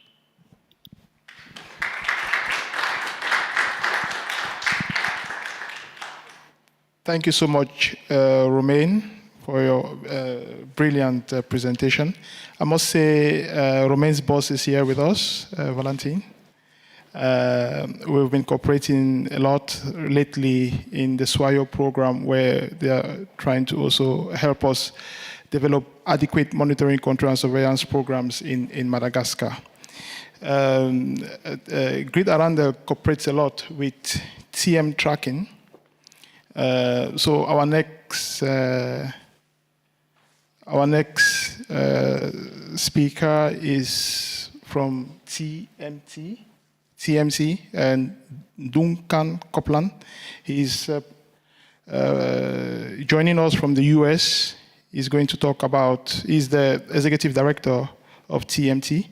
He's going to talk to us about fisheries intelligence analysis, capacity building to combat IUU fishing. So you have the floor, Duncan.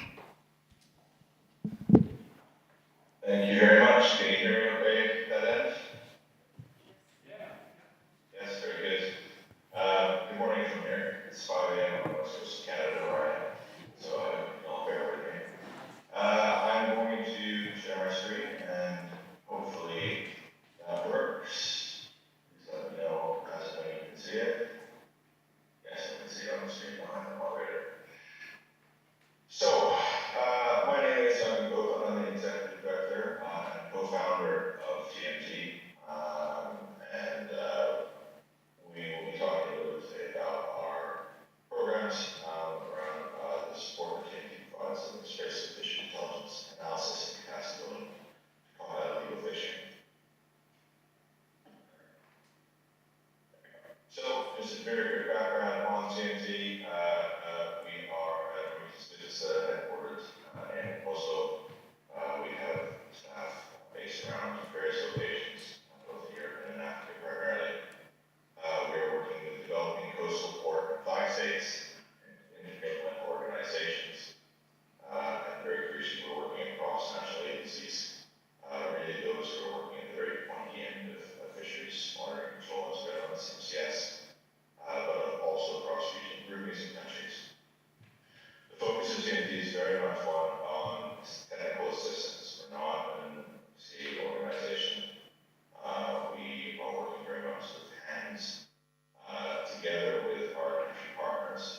We aim to be really at the forefront of state and non-state active cooperation in this space. So these really are our key intervention areas. We provide very high-level information gathering and analysis on fisheries operations. We work with partner countries on a very targeted learn-by-doing capacity building approach, focusing on the key technical skills for them to be able to use information to plan their MCS operations, conduct the risk assessments, and so on. We integrate relevant technology both into the technical systems we are providing, but also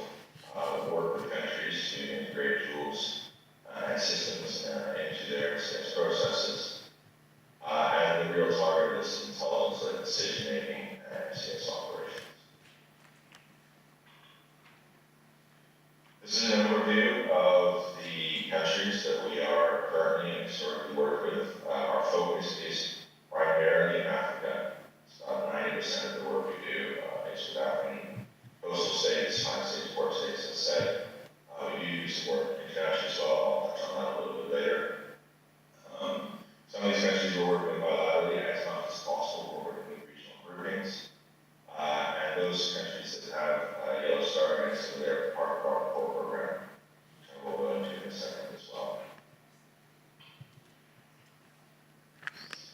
So in West and Central Africa, we have a number of regional and bilateral initiatives. I'm not going to cover them all, but just to discuss one in particular.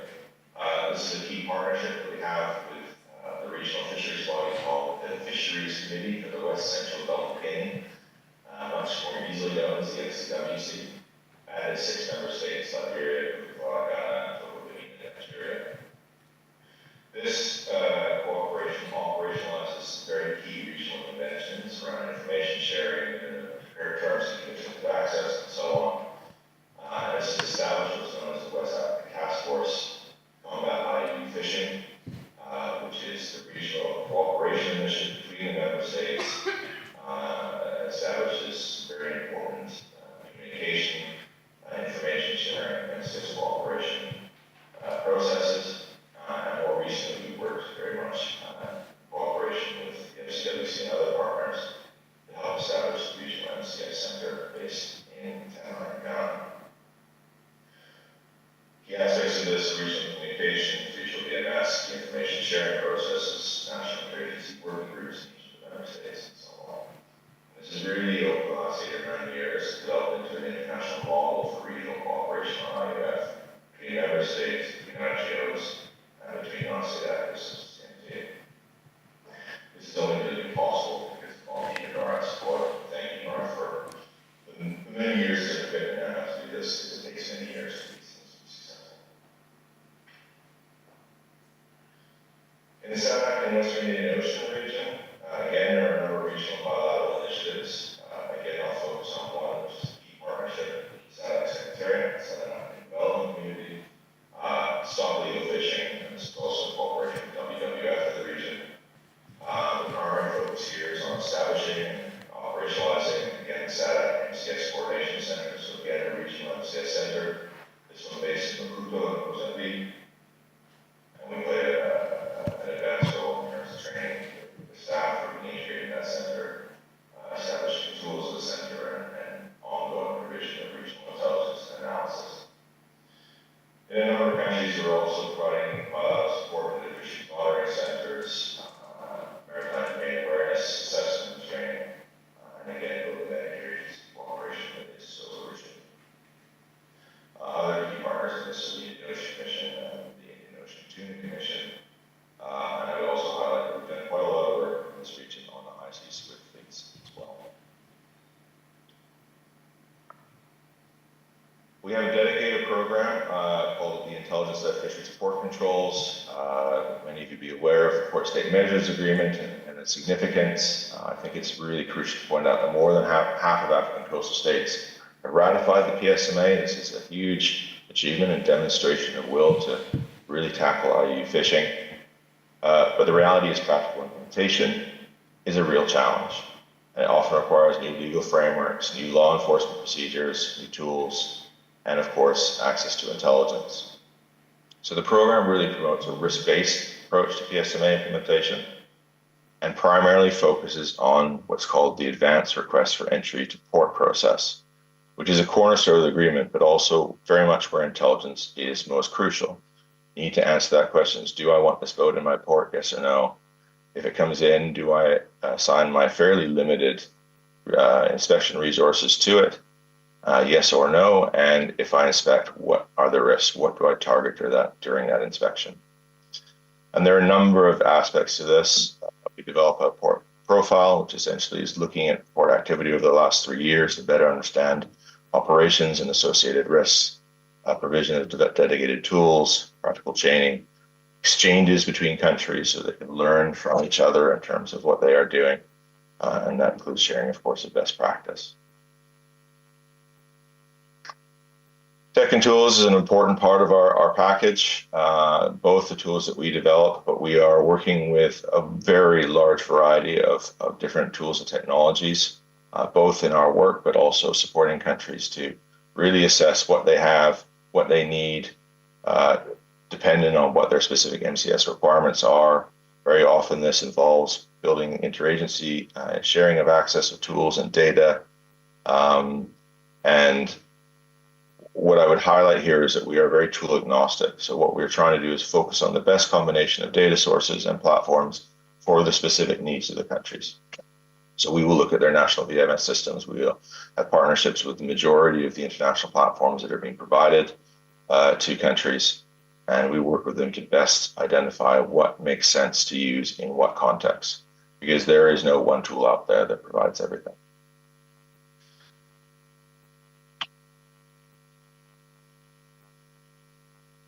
One second, there we go. Internally, we've developed something called the Fisheries Analytical Capacity Tool, this better known as FACT. This is really probably the most advanced fisheries operation information tool in the world.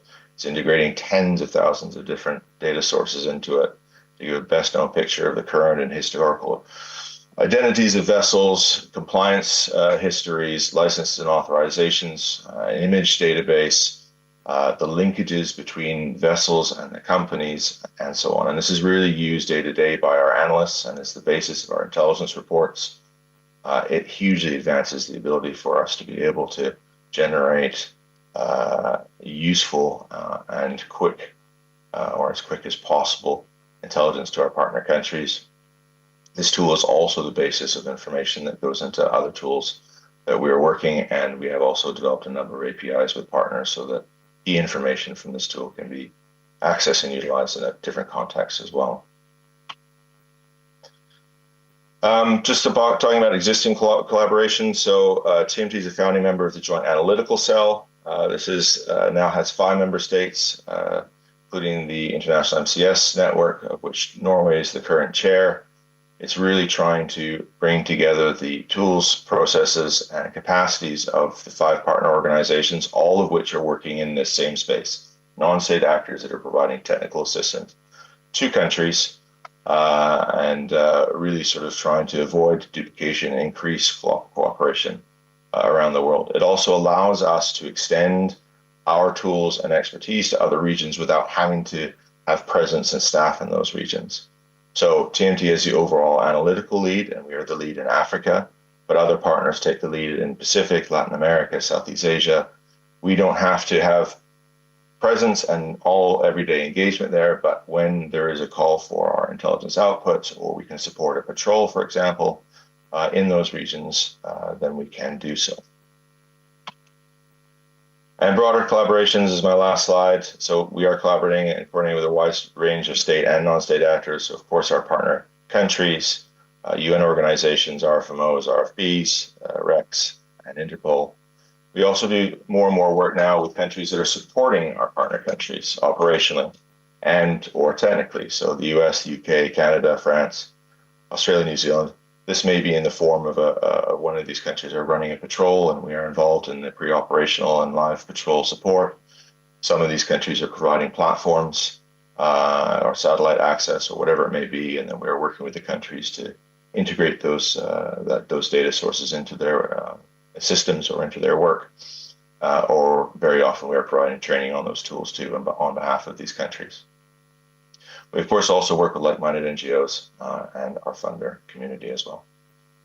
I will stop there. Thank you very much for your time. I'm sorry I'm not there in person, but I hope it's been a very useful day, and I look forward to the discussions. Thank you.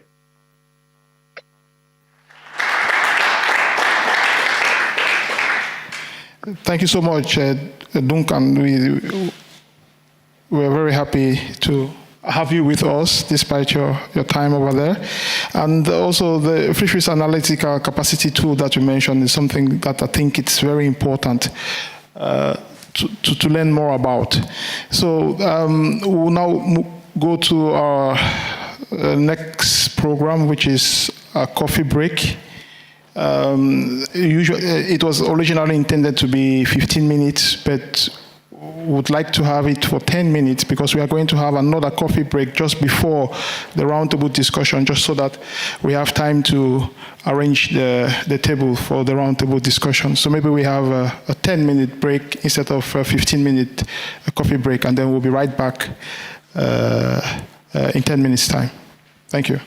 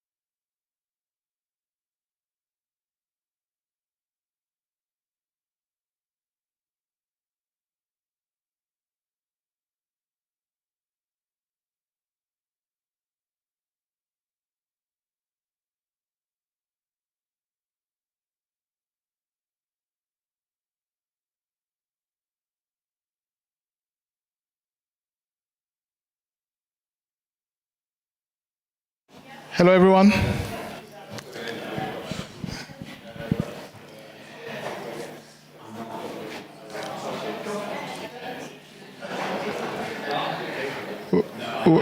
We are soon getting to the last part of our program.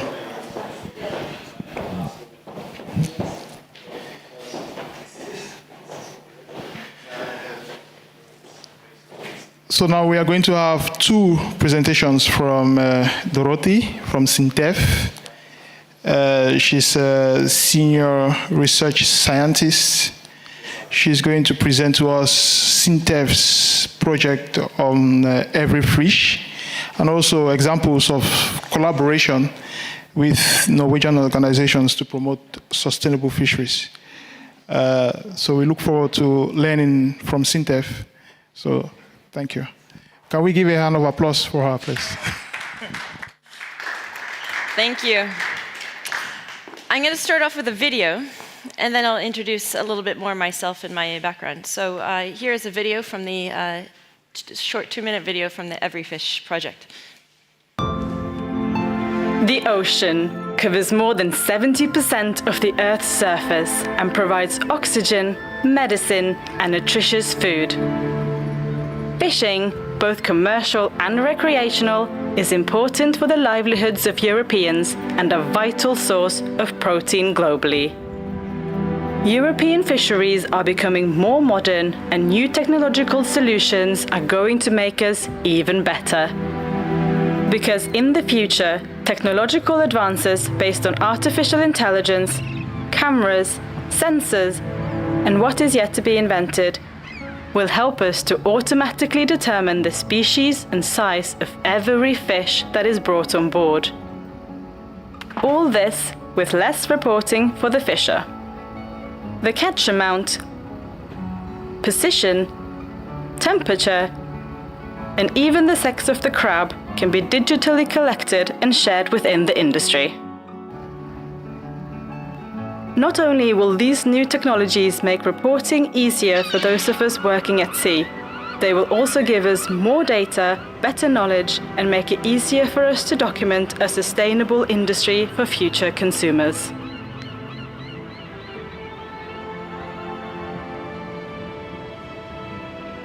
Because they are going to wonder where their fish was caught, when it was caught, and if it was caught sustainably. And then we as a fishing society can be proud and say that we fish with a clean conscience and that we take responsibility for the environment and the resources we manage. We become transparent and sustainable with less effort.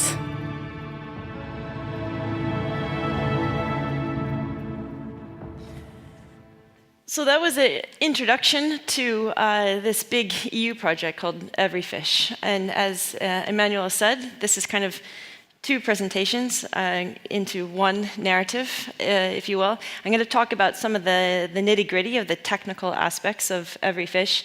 But really, the underlying narrative here is that everything that we do at SINTEF in our projects is with industry collaboration. Industry and manager collaboration. So this is within Norway, but also within Europe and internationally. So that's in our DNA.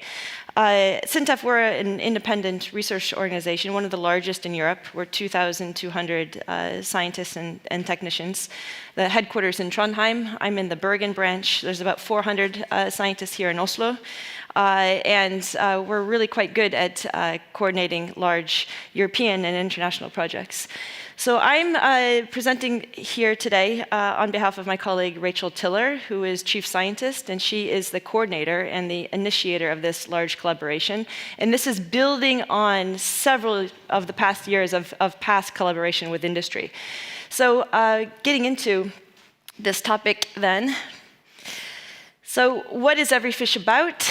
It's really the narrative of the whole day today is really about fully documented fisheries and making that an actual reality.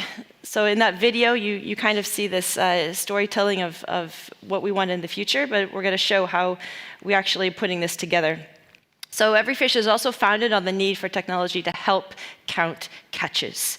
And this is building, like I said, on the Fisher researcher-manager collaboration from different previous projects. For example, R-Control Smartfish and a new project that just kicked off in Belgium, where SINTEF is partner, called OptiFish, which is getting much deeper into the AI aspects in the technology here.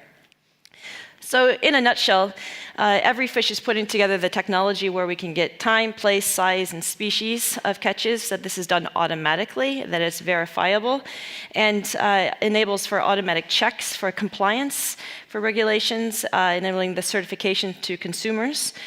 Real-time decision port for fishers, for example, if there's a real-time area closure, enabling that to actually happen, and providing data for stock assessments directly.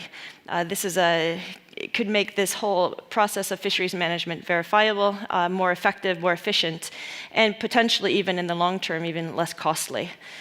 So as was Tord Monsen mentioned before from the Directorate of Fisheries, that the technology is there, so technology is not really the issue. It's really the implementation. And this is why we have to collaborate, and why, by design, with Directorate of Fisheries in Norway, with different industry members internationally within Europe, across different types of fisheries, because we can't just put all fisheries into the same basket there. So we have the technical solutions, but also the use of the data in the management, science, and industry. And that this is also kind of the data and feedback happening at a research level. So in the Every Fish Research and Innovation Action, the EU really requires innovation to happen, inventions. We have to come up with products. And this is, there's 10 products, innovation products, that are under implementation, under development in Every Fish.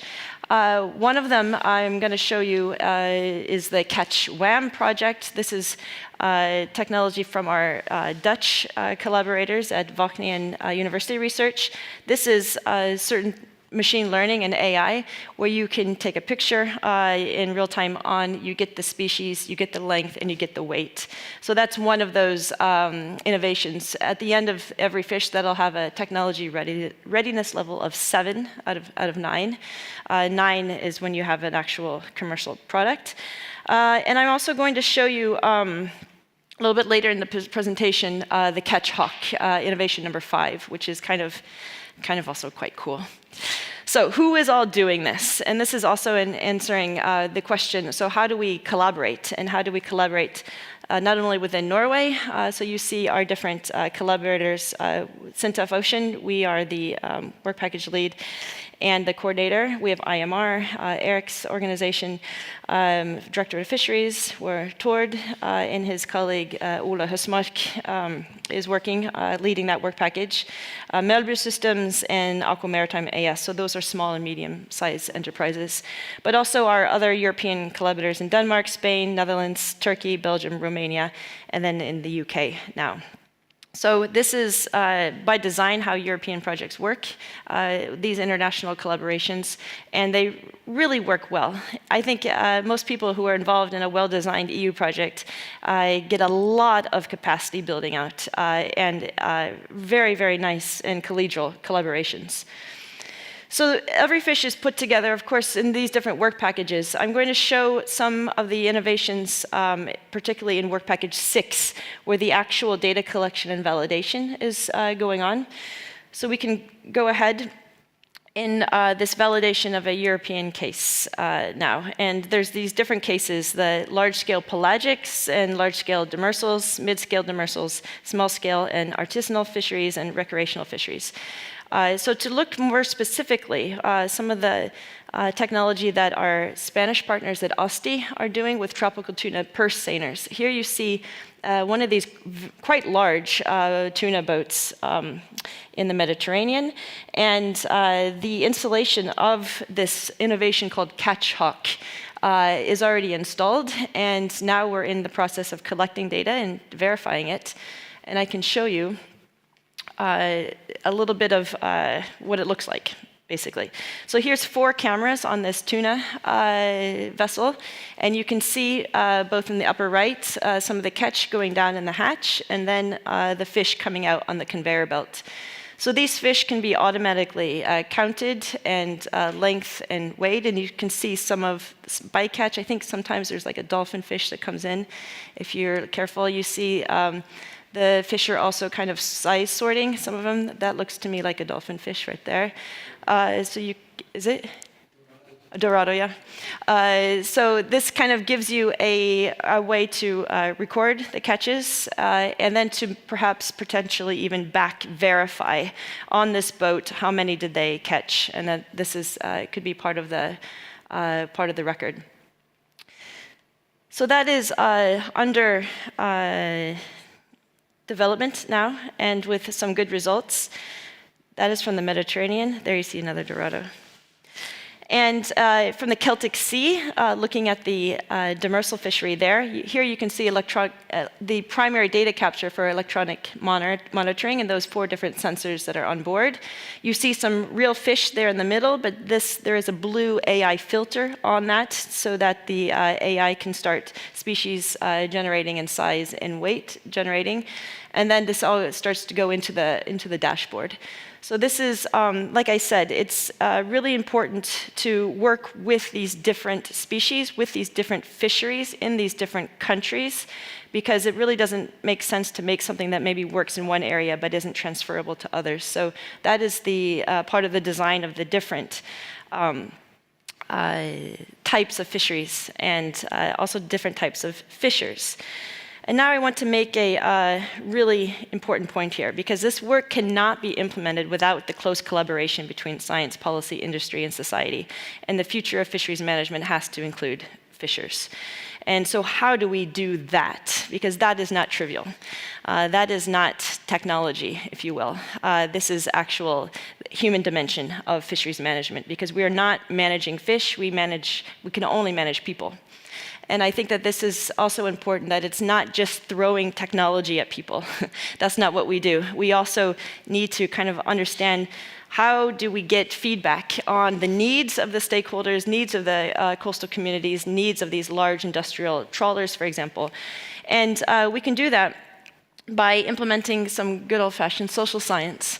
So if we really believe the future of fisheries management includes fishers, then we need methods that actually can elucidate what are their concerns, what are their thoughts, what are their issues, and also kind of getting ahead of the game and thinking behaviorally, behavioral economics, how can we nudge also for compliance? So we have these workshops. This is Ina Alquist, one of our colleagues with a social science background at Sintef Ocean. She's from Tromsø and is in the Sintef office in Tromsø in northern Norway. And relatively recently was the first workshop with 19 different fishing representatives. And the question here that we asked those fishermen in this 5-hour workshop was, what will enable the implementation of automatic catch registration on board fishing vessels? So asking them, what are the drivers from their perspective, the enabling drivers that we need to consider in developing this technology? And so the fishers that were there, they had concerns including the uncertainties in catch data. They have issues with electronic reporting systems. And of course, I think we can understand and empathize with this discomfort of surveillance, of somebody always watching you. That cannot be ignored, and that is an issue. So, however, they had a positive outlook toward the Everyfish technology if they can see how it reduces uncertainties. Fishermen don't like it when quotas go up and down like roller coasters, right? So if we, with better data, if we can have a better forecast, then they're all for that. That we can minimize the negative impact of fishing in, for example, special areas where we want to preserve the environment, and improving reporting accuracy. Because I think most fishers want accurate data, but if their neighbor fisherman is inaccurate, then what is helping that, or what's their incentive to be accurate? So this fairness and this transparency aspects here. So at the end of this, mapping out this mental model of these different drivers of the aspects that they're concerned about, we get a very satisfied social scientist here, Ina, who we did this in Tromsø, but this is also being replicated at with our partners in the Danish fisheries demo, Turkey, Spain, I think I'm forgetting one. But that these stakeholder integration workshops are happening in all the demo sites. So this is just the Norwegian example. And so my final point I want to make here is that the future of fisheries management includes fishers, but also includes social scientists. Because the implementation, the governance, the policy, also the, as I said, human dimensions of the technology are very important for success of sustainable fisheries. So that is a little bit about Every Fish. At SINTEF, we work for technology for a better society. I think we agree that a better society includes sustainable fishing and sustainable exploitation of our oceans. And then we have our new project, OptiFish, which I haven't talked about now, but we have that is also supporting Every Fish. And then if you want to connect on LinkedIn, we're always happy to further discussion at SINTEF. Thank you very much.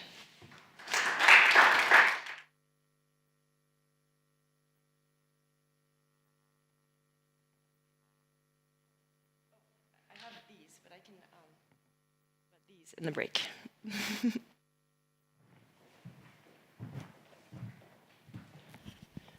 Thank you so much, Dorothy, for your brilliant presentation, and especially emphasizing the need for the inclusion of the human element. As we all know, fisheries management has nothing to do with the management of fisheries, but everything to do with the management of human activity that has an impact on the fisheries. So the human element is also very important. But this does not, of course, mean that the ecological element is not also important. That is also important. But then, without the human element, we cannot have any meaningful results. And even the technological capacity that we've talked about here cannot work without the inclusion of the human element. So thank you so much for this presentation. So now we're going to go for a short break. 5-minute break before we go into the roundtable discussion.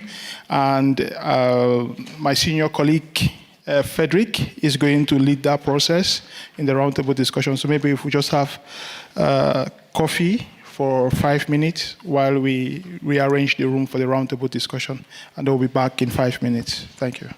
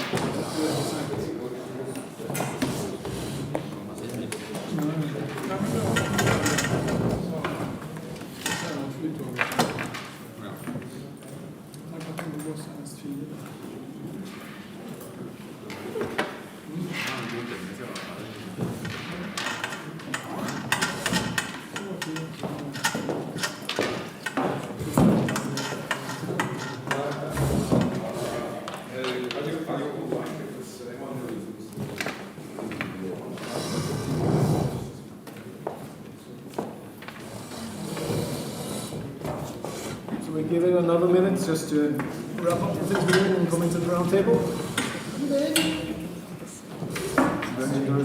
Wrapping up. That's good.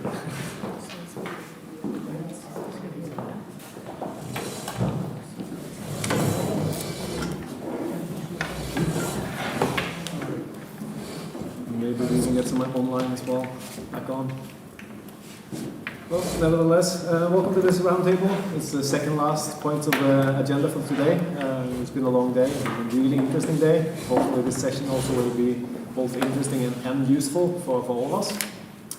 As you've probably seen in the agenda, the roundtable, or the agenda for the roundtable discussions is how we can, how can institutions in Norway promote collaboration amongst ourselves in the fight against IUU internationally.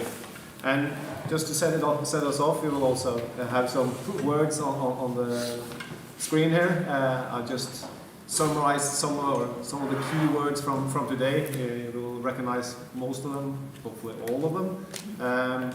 So enforcement and compliance, of course, real-time monitoring, monitoring, control and surveillance in an even broader scale, technology, networking, capacity building, lack of political will and support, and of course, bake a cake. So how do we bake this cake, and how do we make sure that it's a cake that everybody can take a part of making, and of course, eating as well? That's the clue. And to do so, the first question that we have set aside, and that I would like us to come with some thinking around and input to, is how can all the good work that we individually do be coordinated to increase the results for each and every one of us, for the civil society and the coastal communities, and ultimately our common ocean health. And how I would like us to do this is that I simply pass the word around so that we can share some initial thinking in this. We will have a couple of note takers from WWF to my right here, both Karen and Liv will take some notes, and we will share those notes afterwards. Maybe there's some action points in those notes, who knows, but at least that we can have a summary of our common thinking and something to build on based on the thinking that we do now.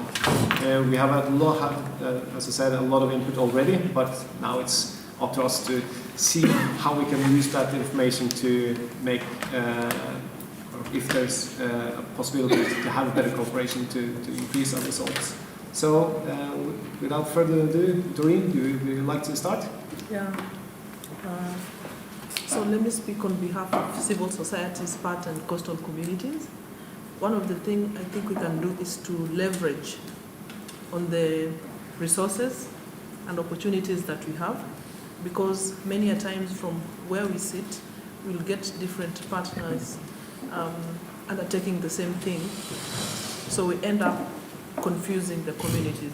So I'll do a training, you'll do a training, you'll do a training, like doing the same thing and different strategies. So we end up in a state of confusion. So I think it will be good if we leverage on the resources and opportunities that we have, so that we maximize on what is it that we are doing in terms of good governance in the sector. Those are my initial thoughts. Good. And those three, next. Yeah. You just pass it around. Yeah, sure. Yeah. I think there's 2 points I want to make. Well, of course, I totally agree with Doreen. From the perspective of the SDGs, I think that there is a lot of unlocked potential, and the SDGs were named many times today. SDG 14, and of course, we're all committed to that. But I think we forget the systemic power of how all of the 169 targets of the SDGs actually are kind of designed to all be pieces of the puzzle for sustainable development. And this is a common language that we have. It's a language that our policymakers and I think all of our countries that we represent want to promote. So we realize, though, that we need more competency working with the SDGs. I personally got very annoyed when Norwegian aquaculture says, oh, we're SDG 2, no hunger, and SDG 14. Those are our SDGs. And I'm thinking, Norwegian salmon is not feeding the world. It's feeding a certain section of the world. How can they make this? And it kind of irritated me. And so then I wanted to do something. And I also, when you go through the targets explain the goals much better than just the headliners, but we only show the headliners. So in this box, we basically just printed all 169 targets, and then we have a systematic protocol where for projects or for technologies or for different stakeholders, we sort the targets one by one. It's a 90-minute exercise where which of these targets are relevant for my project or my business or whatever entity, my community, which ones are partly relevant and which ones aren't. And we see that when we do this, we've done this in 30 different workshops for different technologies. We also use it internally at SINTEF. We see where the potential to develop indicators that really mean something, the quantitative or qualitative indicators is there. And then we start talking about the same language, right, where we can talk also not just at a local level, but we can talk right up to the prime minister level. So we find that we only have several years left to work within this framework, and who knows what happens in 2030. But this is a geopolitical miracle that we have this framework. But I think that to coordinate the work and increase the results, we should be working at this target and local, regional indicators. Good input. Next. Thank you. Yeah, I'm very glad for this initiative. It's been a great increase in awareness around IUU and crimes in the fisheries sector, and a lot of actors involved now. So I think it's very important that we gather and try to find areas of collaboration and synergies. At the same time, I think we need a common understanding of the problem, and that's I find quite challenging in this area. We're talking about IUU and crimes in the fisheries sector. It's environmental crime, it's economic crime, it's mainly it's management and lacking management probably.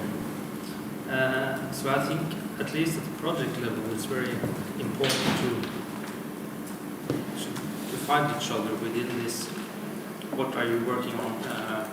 In particular, are you because we have specialists within economic crimes, we have within fisheries management and enforcement control, and then suddenly we're talking about human trafficking, we're talking about human rights abuse. It's maybe, well, we know sometimes this is interlinked, but still, if to find targeted actions, we need to be more precise in where we go, and that's very important when you go to the project level. Good input. So, I think we have heard lots of good ideas and possibilities that could be followed during this day. What I'm thinking is that we are always talking about IUU fishing as a very general term, and I think that is making it a bit difficult also to maybe design the measures or identify the measures that is relevant for Norway to assist on and to work together with other countries on developing. So what I would like to understand maybe a bit better or more specifically is that because IUU fisheries can be a lot of things. It can happen in the small scale fisheries for those are the artisanal fishers. It could be in the industrial fleet, and it could be in the foreign fleet that's fishing in waters. So I think you need in some way to be a bit specific on what kind of IUU activity or the illegal activity that you are approaching, to make sure that we manage to identify what it is. And also there's identify both the need and also to prioritize between what we can assist with. And we should also remember we're always talking about IUU, but IUU consists of 3 letters: illegal and unreported, that is maybe is touching more on what is the industry doing, and unregulated is what is the government doing to manage the fisheries. So then again, we need maybe to specify the problem more to be able to design it, because assisting other countries or sharing experience, it takes time and cost for Norway also, so we also need to prioritize between where we should provide that assistance. So therefore we need some kind of priority also from your side or from the other side to understand better what is the specific needs,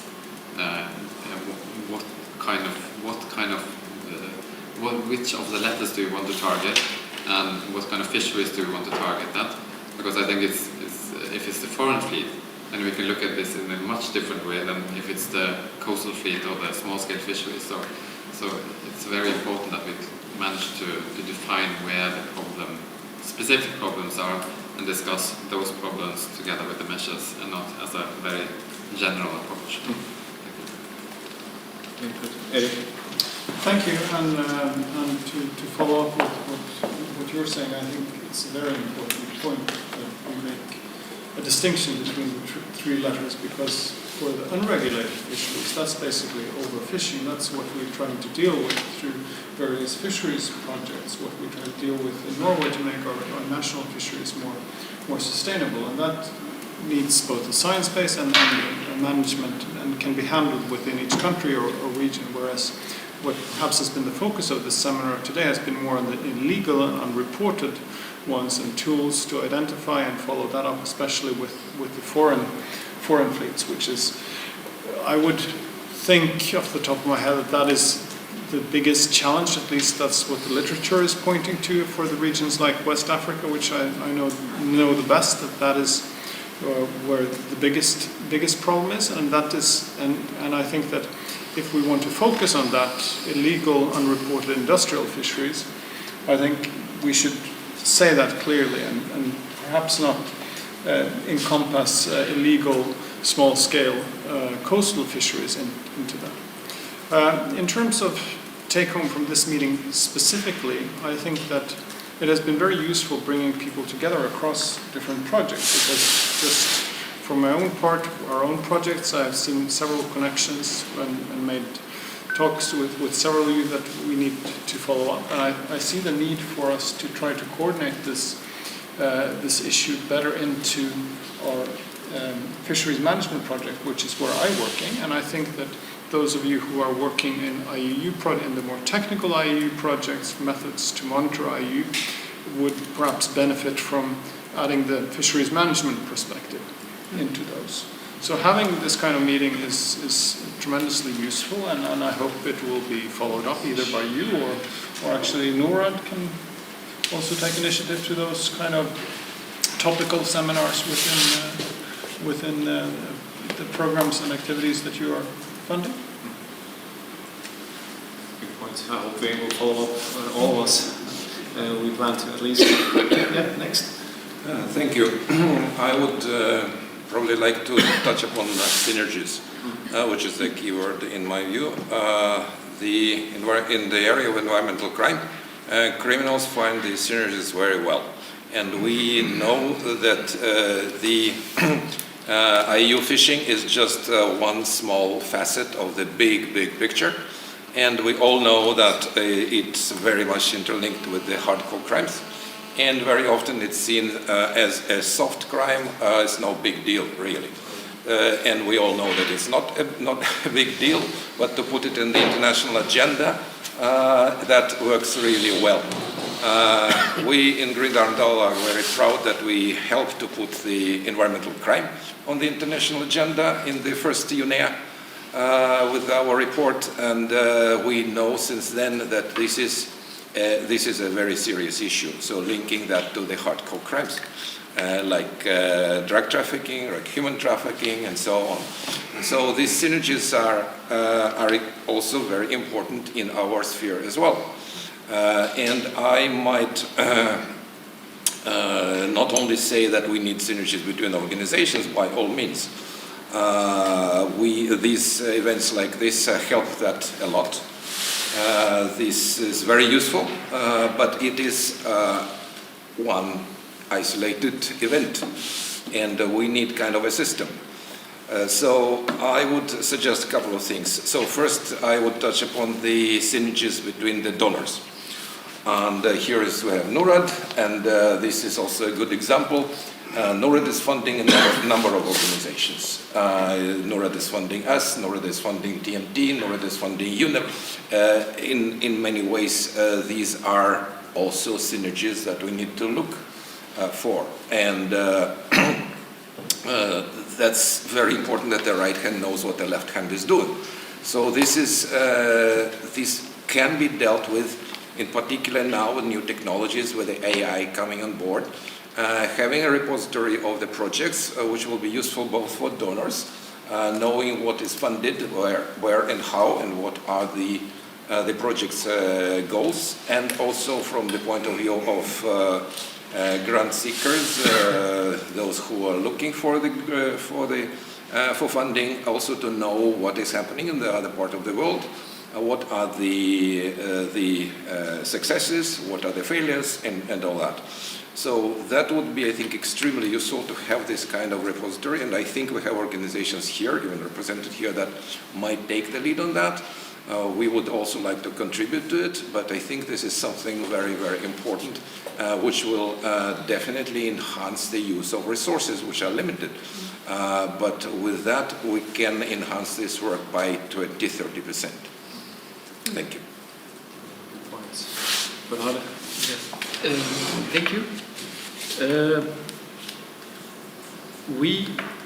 What I take away from our meeting is the networking, and that was its main purpose, was to network, and we used as South Africa the opportunity to highlight some of our issues which are key and right at the top of our list. In the limited time, Emmanuel, that we had, we presented those, and we also highlighted the point that we've we've almost had a little bit of a reverse strategy by looking at our challenges in a different way, other than how we've done it previous years.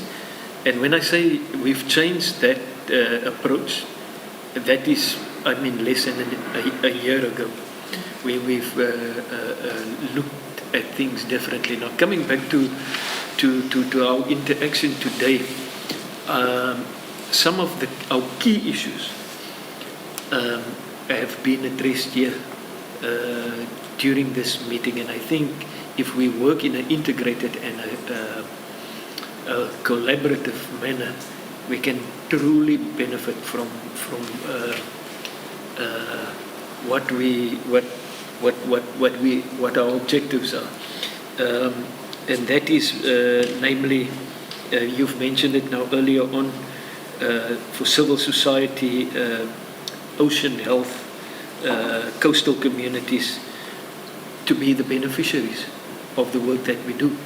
Now, in terms of when we spoke about technology, I was and with the emphasis on networking, I was pleasantly surprised. You know, we actually looking at UAVs, you know, but to a lesser extent, to our disappointment, we saw that there's only talks about East and West Africa.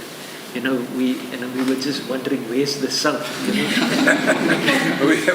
we definitely can talk about it. Yeah, because you know, I can tell you, we in our processes at home, we have to submit a procurement plan, we have to budget, and right at the top is our UAV, and what we're now in the stage of experimenting.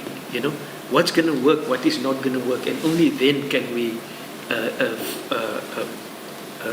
outlay with full deployments. But here, through our networking today, we've learned that you've done all the trial and error. You've built the wheel already. You know, so we need to not only now network. We've done the networking. Now we need to get closer to implementing UAVs in our marine, and specifically we're looking at its application both inshore as well as offshore. You know, from one of our patrol vessels, like you've displayed in your presentation, and then for example, in the beginning we were very excited to hear about NORAD's in terms of donor funding, their plans for the next 5 years. I didn't get much of that, but I found all the other answers in between, you know, like the UAVs, the proper real-time monitoring. That is like also almost right at the top of our priorities, to bring our monitoring to a point where it's real-time. Because when a landing takes place, approximately 700 kilometers from Cape Town, the data is consolidated in Cape Town, 700 kilometers away. It can take up to weeks for that data to physically get there. And we want that data to arrive minutes after it's been recorded, you know. So that is as simple as it is. And I'm not even talking about camera data here back. I'm just looking at the number and to find ways and means. Now we've got, in South Africa, we've got our own system, but through our networking to learn how can we use our internal system to make these things work. I mean, you've gone through the challenges just based on your presentation, and that's what we're basically taking away. This is a networking seminar, and prior to we've arrived a couple of days ago, Sunday to be exact, but when we started networking already, you know, and things is actually working already before we actually started to network. We're networking, you know, so I'm excited for today and what's going to follow after today. Thanks so much. I'll jump you, Danny. Sorry for that. We have six persons from Double Affairs, so we cannot cover all of them. chance. No. I'll be very quick because also I feel very humble today in a room of experts. I've only been here for a couple of months, and Emmanuel's given me a bit of a crash course in IUU fishing, but today has definitely taken me a lot deeper. So yeah, I guess, but maybe there's a kind of advantage in coming into a new space and being able to listen and be inspired today. And I guess the point that I'll make around sort of how can be or how I reflect on today and kind of bringing things together is maybe a little bit of a counterintuitive one, given the kind of the delicacy and the severity of the challenge. But actually what I've heard today and seen in the presentations is a lot of positive and kind of aspirational cases, successes, opportunities, solutions to what is a big global challenge, local challenge, and that I think is or my main takeaway and something that I think kind of binds today, and that links a little bit to the work that I'm hoping to do more with Emmanuel, with Doreen and the teams on the ground, which is kind of making the positive case that actually finance and private finance in particular can play a role in scaling the solutions and scaling some of these opportunities that we've talked about today. And I think there's a great opportunity there if the finance and investment is done best when it's accompanied by an ecosystem. So expertise, the science, the community voice, policy direction going in all together. And what I'll take away in my work on this, and hope to collaborate with some of you as I learn more on it, is that there's kind of positive cases that we can get private sector and private finance interested in to come and take some of these solutions to scale. So no, thank you all for the learning today, and I hope to continue that. Sue? Thank you very much. I'll be brief.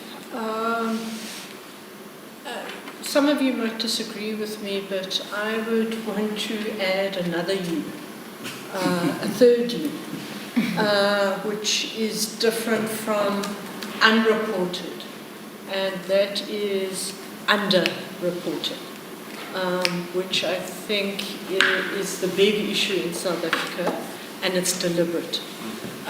It's intentional, and it's meant to mislead. And I would want to make a distinction between unreported and underreported. Then the second point to make, what struck me, so the question is, how do we network and collaborate to improve impact or our ability to address IUU fishing? And what struck me was the presentation from Thord, that there is an interrelationship, a circular relationship between science and scientific data and analysis, between regulation, the third one, monitoring, control and surveillance, and then the fourth one is reporting. And unless we, whoever we are, wherever we sit in the chain, whether it's NGOs or government or the private sector or the fishing industry, unless we focus on all of those, we're gonna miss the ball. So that's my take on it. Message. I mean, like what you say, I mean, I've first of all been very impressed with much of the breadth of the work that's going on in the sphere today. It's actually been fascinating to hear about some of it in a bit more detail. But it's also it's the breadth of the issue. I always just IUU. It's just a label. And that obscures the fact that it's a plethora of issues at different scales, totally different technologies, totally different solutions, totally different contexts. And I think my one takeaway is to try and remember that a bit more often when we're talking about IUU. But I think what I'd like to almost think we could be better at is and maybe using a framework like yours, Tord, in terms of what are we actually working on that we can work on with others together on a particular piece of IUU, rather than thinking, well, you work on IUU, we work on IUU, let's work together. It's like, well, what we do and what you do maybe is at the opposite ends of the table. So if we can get closer together on the areas where we do work, and sometimes we need help on that, and I would probably throw the same challenge your way, Christopher, in terms of you have a good picture of who you fund in many of the places many of us work that we don't have. Try and somehow share or help us understand a bit better that, okay, if we're working on this in the context of Madagascar, for example, who else might you be supporting? Who's there? Or who's there in South Africa where we are as well? And see how we bring things together. But around the clarity that we're not all working on the same thing, because we're not. We're working on the same big framework, but on different bits of it. For me, that would actually help a lot of the cooperation with that clarity. Good. Emmanuel? Yeah, so I'm just going to echo your words, Fitz. I think we need to really identify common areas, who is doing what, where and how, before we start thinking about developing synergies. Because I know that we all have the same objective, which is to combat IUU fishing, but that's a big objective. It means a lot of things. So we need to narrow it down and then try to see how we can cooperate on common grounds. And then that's not ending. We also need regular interactions between actors, private actors, state actors. We need to come together like this all the time. We are very busy. We have different activities that we do, but we need to do that because that helps us to also understand what are the recent issues, who is doing what, and what are the recent challenges so that we can learn together. So, but if we meet once in every 5 years, it won't help us. So we need regular interactions so that we can, and also genuine interactions. So that when we meet, we talk about genuine issues. We try to really have the genuine ability to cooperate with others. That's also very helpful in advancing the common good of combating IUU fishing globally. So for me, my take-home message is regular interactions and genuine interactions as well. Good points. We have a new member to the round table. Thank you. I'm sorry for coming very late, but my colleague, I'm Jan Eriksen, working in NORAD, but my colleague Christopher has been here, so I'm sure that I will. He has represented NORAD well, so I will listen from him afterwards from the discussions. No worries. Thanks. I think most have been said from WWF sides. I will dive into the second question instead. And we have been touching upon this, but a crucial question here is, and I hope the short answer is yes, but it's more relevant how and when and in what kind of format. But is there an interest for a better coordination between our joint work to combat IUU fishing? But more importantly, so maybe because I think the answer is yes on the first one. How do we do it? Doreen, would you like to kick us off? I think partly how we do it we've already said, but I'll nevertheless talk about it. We need to know who is doing what. But before knowing who is doing what, we identify that common thing that binds us. We know it's IUU, but we've said we need to break it down and understand what really do we mean. But with that understanding, then we need to know who is doing what. Then what are these common areas that we can collaborate? That could be in form of a study. I don't know, it will be maybe a study or an analysis, just to have that picture. Then with that, we will be able to identify the pathways that can help us to be better coordinated. So for me, I think that would be the starting point. And if I could just give an example, many of the CSOs that we work with, or many of the partners that we work with, they could be doing something from different partners, but the same thing. So you'll get 5 institutions doing the same thing. So it's a bit confusing. But if we know who is doing what, then for instance, tomorrow if it's NORAD coming in, we'll not support that initiative. but we'll build up on what is already happening, see what is it that can be scaled up, and build up from there. So for me, the starting point would be to have like an analysis, just to understand who is doing what, where, how, and who is the target for that specific intervention. For me, I think that would be a good starting point on how to do it. Dorothy, something to add on? Yeah, I would definitely echo that. So this meeting was very helpful to see who's doing what. I think it would be also an added value to have a similar meeting, but with actual fishermen from different areas, for them to give their views. Because for a Norwegian fisherman to talk to a Kenyan, South African fisherman, I think that there is a huge added value there. And also, I think it's in our interest that the fishermen talk about what we're doing as well amongst them, to get them on board. I think that would increase the impact, and word of mouth also, that you should work with these guys because this is getting results. So Sintef is an absolutely committed partner. It's working on this presentation and getting some information from the Smart Fish project, the R Control. I was also blown away about how much work has actually been done the past 6-7 years as far as the technology. So you just don't snap your fingers and this technology comes. This has been a long process, and I think it's time to kind of like on board different organizations and different networking with what is actually possible.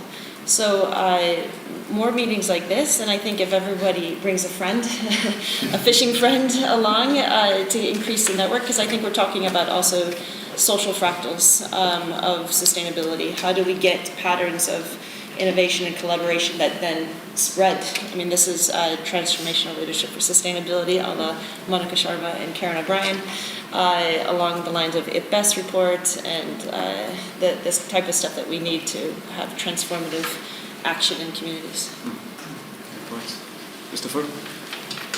Yes, I agree, and as we talked about, we need to break it down. I think that's several have mentioned that, including the previous round for me, and when you see also included the industry and the fishermen, I think it's very important. And we must not forget that we talk about from the small scale beach fisher to large international industrial companies. The small scale fisherman is the most environmental, climate friendly food producer that exists. We know there are large scale actors distant fishing border through shell companies, through tax havens. It's totally different approaches if you want to regulate the small scale fishermen or if you want to catch the big fish. So that's different projects, even though you can argue everything is together. So I think it's very important to have that in mind. And when it comes to Nora, and we have, as mentioned by several here, we have many different projects. One of the reasons for the establishment of Fish for Development program 5-6 years ago was not only to increase the Norwegian contribution to fisheries development aid, it was also to have a more holistic approach and find synergies. And I think we have seen some progress because it has been for us previously this has been funded through different embassies, through different even departments, ministries, and departments inside NORAD, but now we have much more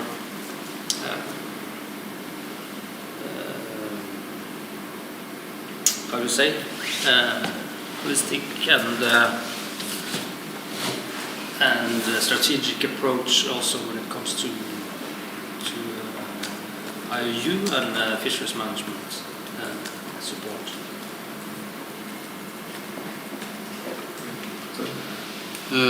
Yeah, just to follow up the previous discussion, is also back to the basic, understanding the problem to match the people that should to collaborate and also design the measures.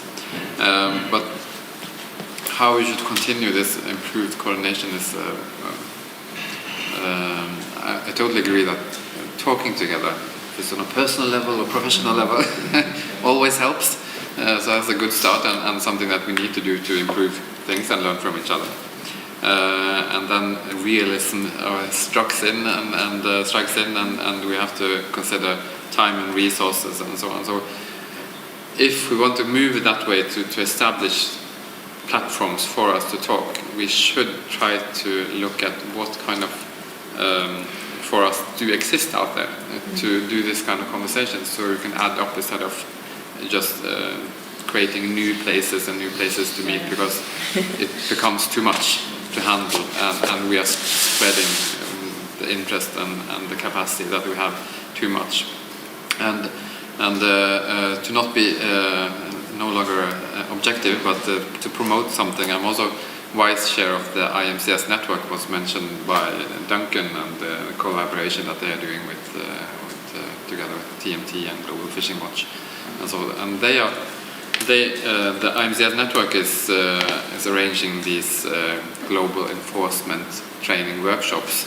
That could be a good platform for these kind of discussions also, and they are doing this, sharing information about what are different countries doing on their home ground, and how can this be transferred to others, and sharing that knowledge and experience. So just a tips then to try to find somewhere that we can build on existing structures instead of trying to make something new and new and new. So, yeah. But we need to talk together. I think most has been said, and I agree with you. What you said last, we shouldn't create new structures per se, but perhaps build upon those that are existing. In addition to the IMCS network, I think one structure we definitely should try to work with to try to coordinate this better, not just nationally and internationally, is internationally through FAO, which is the author of the Port State Authority measure, if I remember correctly. And I'd also like to highlight the possibility of lifting this issue to an even higher level. Next year is the UN Ocean Conference in Nice. It's a potential for us to advocate to our government to bring this issue to the table as a commitment. And there is also a science conference the week before the UN Ocean Conference, which will also be in Nice and hosted by France. And they are in the process of preparing the science program. And it will be matching the challenges for the ocean decade. And if that goes ahead, I would guess that there is room for the IUU fishing as a topic there, but we will have to check the pages for the ocean conference, the science conference prior to the ocean conference. I heard another key word here from Christopher, which is basically holistic. So I think we should really look at the holistic approach and look at the whole chain. If you're talking about cooperation and increasing the impact of the whole work, we need to look at the whole chain, starting from surveillance and ending up with law enforcement. For example, for this estimated forum today, I was missing, honestly, the law enforcement representatives in the room, which would be highly important to close the chain. So what we know that we are addressing this animal piece by piece, like an elephant from the tail to the trunk, and it is not working well, because we all know that you can have a very, very good component of community involvement or surveillance, but once it is not the whole chain addressed, it is not working some link is weakest. And the weakest link here is law enforcement, I'm sorry to say that. So what is happening in the end of the chain? So I think that cooperation should be enhanced from the holistic standpoint, and having all the actors around the table brought together and be willing to cooperate. What I can say from my experience starting this kind of projects in small countries, like we started with in Seychelles. It was fantastic. We were able, with a small country really, but it was fantastic to bring all the stakeholders around the table in the same room at the same time, from the start to the end, with law enforcement, with coast guards, with the fisheries directorate, with everyone, and that works. So here, in a larger scale, we have to try to aim to the same goal, to have all stakeholders. Now it is possible that you have virtual communication. So now it is not a big deal. You don't have to sit all around the table. But these virtual conferences with all stakeholders involved are extremely useful and will increase impact by all means. Thank you. May I have because I think this is very important. And another way to look at the whole value chain is to have compliance also coming from the consumer aspect, consumer empowerment, Absolutely, right? absolutely. Because I think that is a potential, also bringing in this human dimension. I think this is something that we haven't been able to close that loop, where consumers can have power and say, well, I want this product over this product because I see where it's from. And so I think that could be an added synergy to, also, of course, we have to have law enforcement. That is a critical part, and those representatives, I think, could, we have a little bit of that in every fish, I think. Also the people that, what is that in? Metrology service. Sorry? Metrology service. Yeah, is it? Yeah, the meter, not meteorology, but the meter service. The people that, it's a complicated aspect of the control and surveillance. But I totally agree with that, and I think that consumer power is a untapped resource that now we have the technology to put that in place. Yes, my response to the question would be yes, where there is a need for better coordination. And we've heard that IUU, including an additional U, has got various facets, if I can put it like that. But it remains IUU, you know. And Emmanuel used the word, we need to be honest, and I cannot agree with him more that we need to be honest, because I can sit, I'm here in Norway, I stay here. South Africa has got an issue there. It's IUU fishing, but it's not mine. It doesn't affect us. It's an issue between South Africa and China. I'm not going to get involved. Then I'm not honest. Because if you're truly honest and you want to fight IUU fishing, because somehow it might be an issue between South Africa and another country, but somehow it's going to come back and bite me and affect me.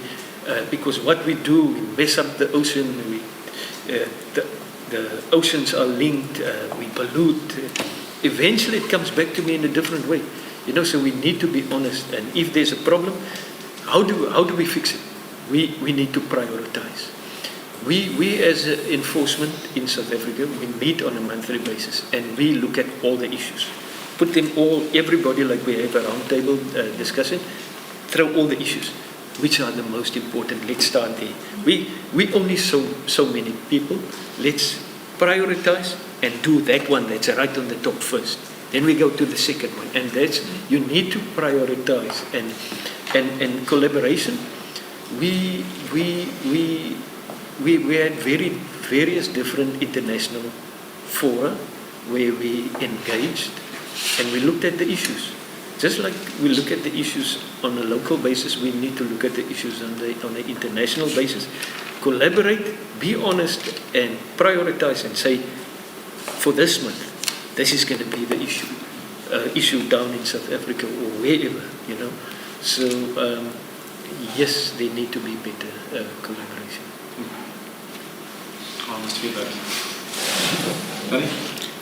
Yeah, again, I think others probably more can speak with more authority, but no, I think to answer two quick thoughts on the question. One is big fan of just organic discussion and finding connections based on need, if you like, bottom up rather than rather than top down. So just like making sure everyone is connected. I think kind of everyone around this table already is. And then just on the discussion around kind of bringing, like, who else to bring into the conversation. I think we've heard about the bringing the community element, the enforcement element as well. Just to kind of advocate for the importance of finance, particularly those willing to think about this either in how they are, maybe bigger financial institutions, how they're thinking about kind of excluding negative finance of this sort of activity. Obviously it can be very big theme, and potentially opaque as well. And also those who are kind of interested in financing kind of impactful solutions as well, and scaling up some of the innovations. So other actors to potentially bring to the discussion. Yes. Yes. Good. Before Dorothy had her second bite, I was going to make a similar point about the market, the consumer, and follow the money. Yeah. Short and I'm sweet. done. Yeah. Let's. Mine's a yes, but. Yes, and. No, it is yes, but. I think we should sort of think about it at two different levels. One is, I think, making sure that as Norwegian actors, we have an idea of what's going on, at least within our own space, in terms of which other Norwegian actors. I don't mean operating necessarily in Norway, but what are we doing sometimes, like we're supporting in Swile and China and others are supporting elsewhere, just to have an understanding of what's going on, so there is an opportunity to coordinate. Because if we don't know what's going on, can't talk to someone I don't know who's doing something, I think we should almost challenge ourselves that should be the basic level. And that could almost be done on an annual basis through something just like a day like today. Doesn't take much, keeps people interested, short, sharp, to the point. But then I think what's probably more interesting is the specific stuff. What makes sense for who in a particular context, dealing with a particular part of the problem. And for us, that might be like the Southwest Indian Ocean region, might then be working with Grid on, drone use, etc., or for surveillance, or it might be other elements, and we actually then work on those with those who are particularly interested in that topic, and then we link with others who are outside Norway and working on it as well, and if there are coordination bodies already in existence on a particular topic, great. But I think that's what we should challenge ourselves on, is trying to be specific. Spending too much time trying to get everyone in the same room, because to be blunt, if we're talking, like our initiative was, yes, IUU in general, but particularly looking at the Global South as well, in particular. So bringing Norwegian law enforcement and Norwegian fishers isn't maybe necessarily the best use of their time for that bit. But if we're looking at Europe and, trying to put into place some of the stuff you were talking about, Dorothy, yes, Norwegian fishers should be around the table, and Norwegian law enforcement for sure. But that would be then a different venue. And I think that's what we have to challenge ourselves on. When we try and deal with everyone on one issue, we potentially lose everyone because it's not necessarily relevant for everyone in the end. Good points. So for me, it's a yes as well. I think we need that. I think we need some kind of a Team Norway approach to dealing with the issue of IUU fishing. And this is because we have a lot of experience, as we've seen here. We can do this seminar for 3 days. You see 3 different actors that are going to come here. So Norway has this experience, and like if it was saying, we also need to know who is doing what, like we all agree on that. That's also very important. And then the willingness to actually cooperate should also be something that is very important to highlight, because all of us are extremely very busy. To take time off to attend meetings like this is not easy. So we need that willingness, and the same willingness that brought you here, Bernard, to Norway, because you wanted the best for your country, So I think that willingness also should be highlighted, that we need to make valuable sacrifices once in a while to actually commit, to commit in a network like this. It's not easy. You need to make some kind of a sacrifice and then do some kind of trade-off, to be able to foster some kind of a collaboration. And then going forward, afterwards, we can look at bringing in more actors, different actors. We know we have insurance companies that are also very important in dealing with IUU fishing. We have banks that are very important in dealing with IUU fishing, and other actors, fishermen that you mentioned, so all of those are, because I think first we need to have that genuine interest to commit and associate with others, making the necessary trade-offs and sacrifices to actually network. I think that's very important. And then we can look at the platform. What kind of platform do we meet regularly, every year, every after 6 months? That's also something that we need to discuss. But I think the genuine willingness to sacrifice and cooperate, I think that should be highlighted. Something to add on? No, thank you. I see Duncan has a hand up, so sorry for not including you in the first question, Duncan. I didn't see you online, but now I absolutely do. Duncan, please go ahead.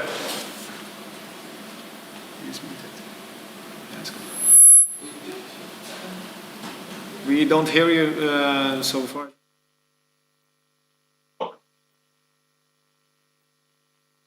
I'm not on mute. Does that make any difference? Hello, hello? No. Hear us? Can you? Can you hear me now? Yeah. Okay. Thanks. No problem. Not including me. I've got to leave in a minute for the start of the workday here, but sorry I'm not in the room. Some very interesting points, and I also say yes to much of it.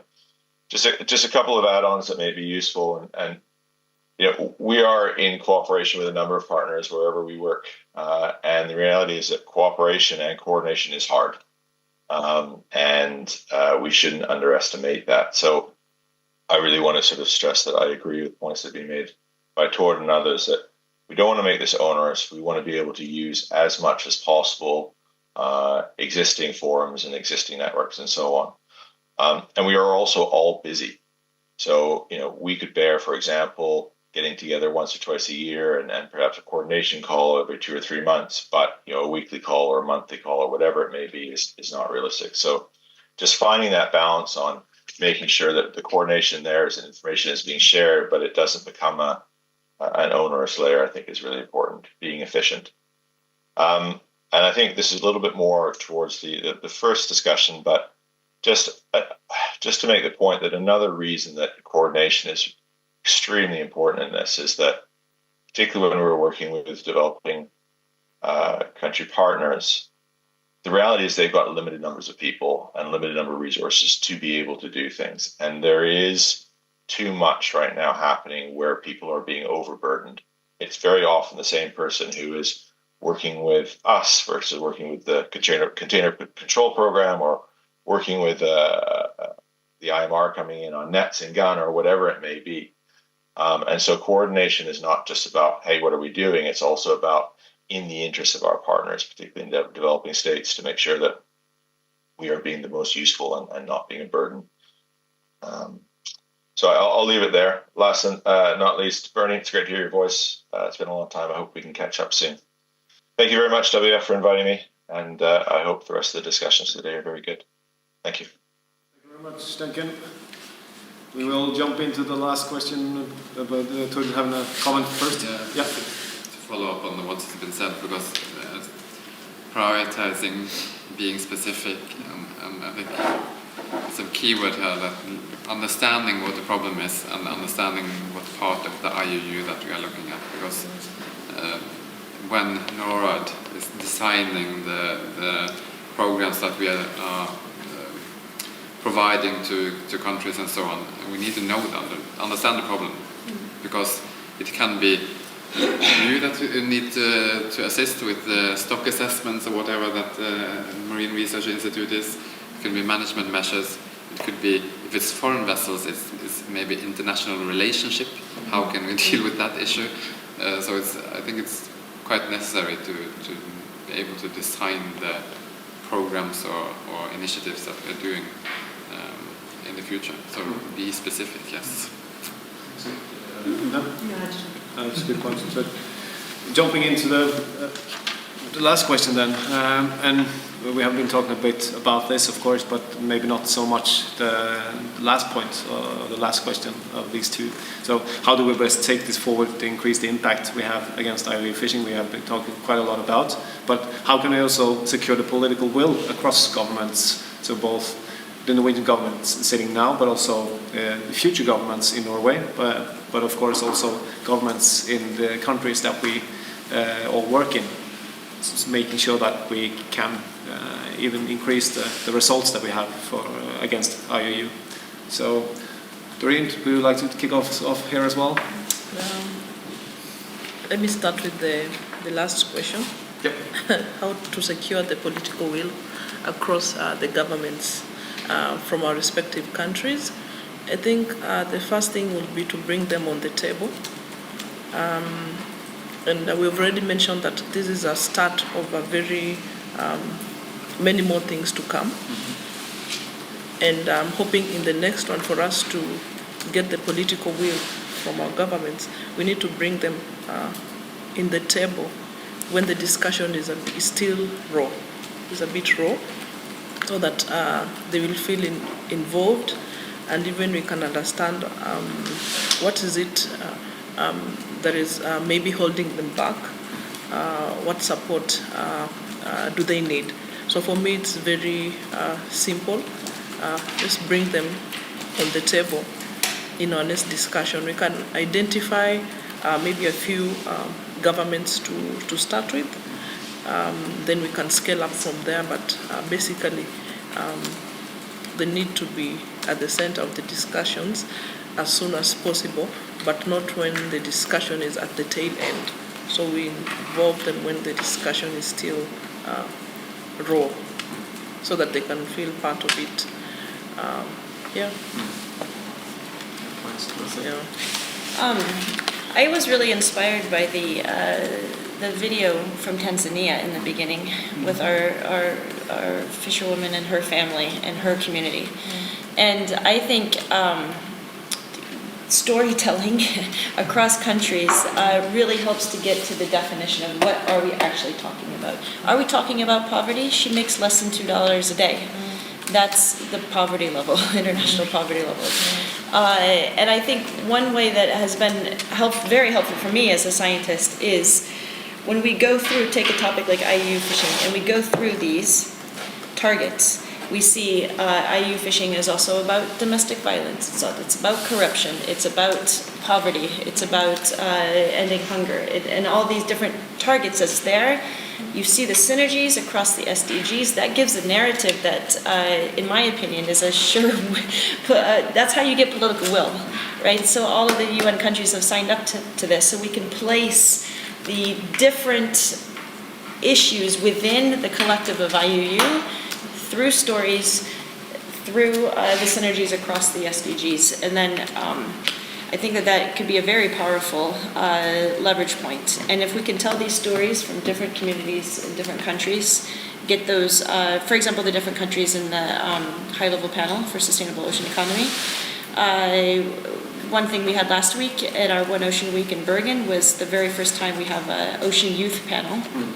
I think there were 17 countries represented there.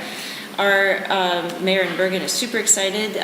Our prime minister just thought that was the best part of One Ocean Week. He's sitting on the edge of his seat, listening to the youth talking. So I think this storytelling can be very powerful, and people don't know enough about how important the ocean is for sustaining communities, sustaining our environment, combating climate change, all these issues. So I think, for me, storytelling through the lens of the SDGs can be a very important leverage point.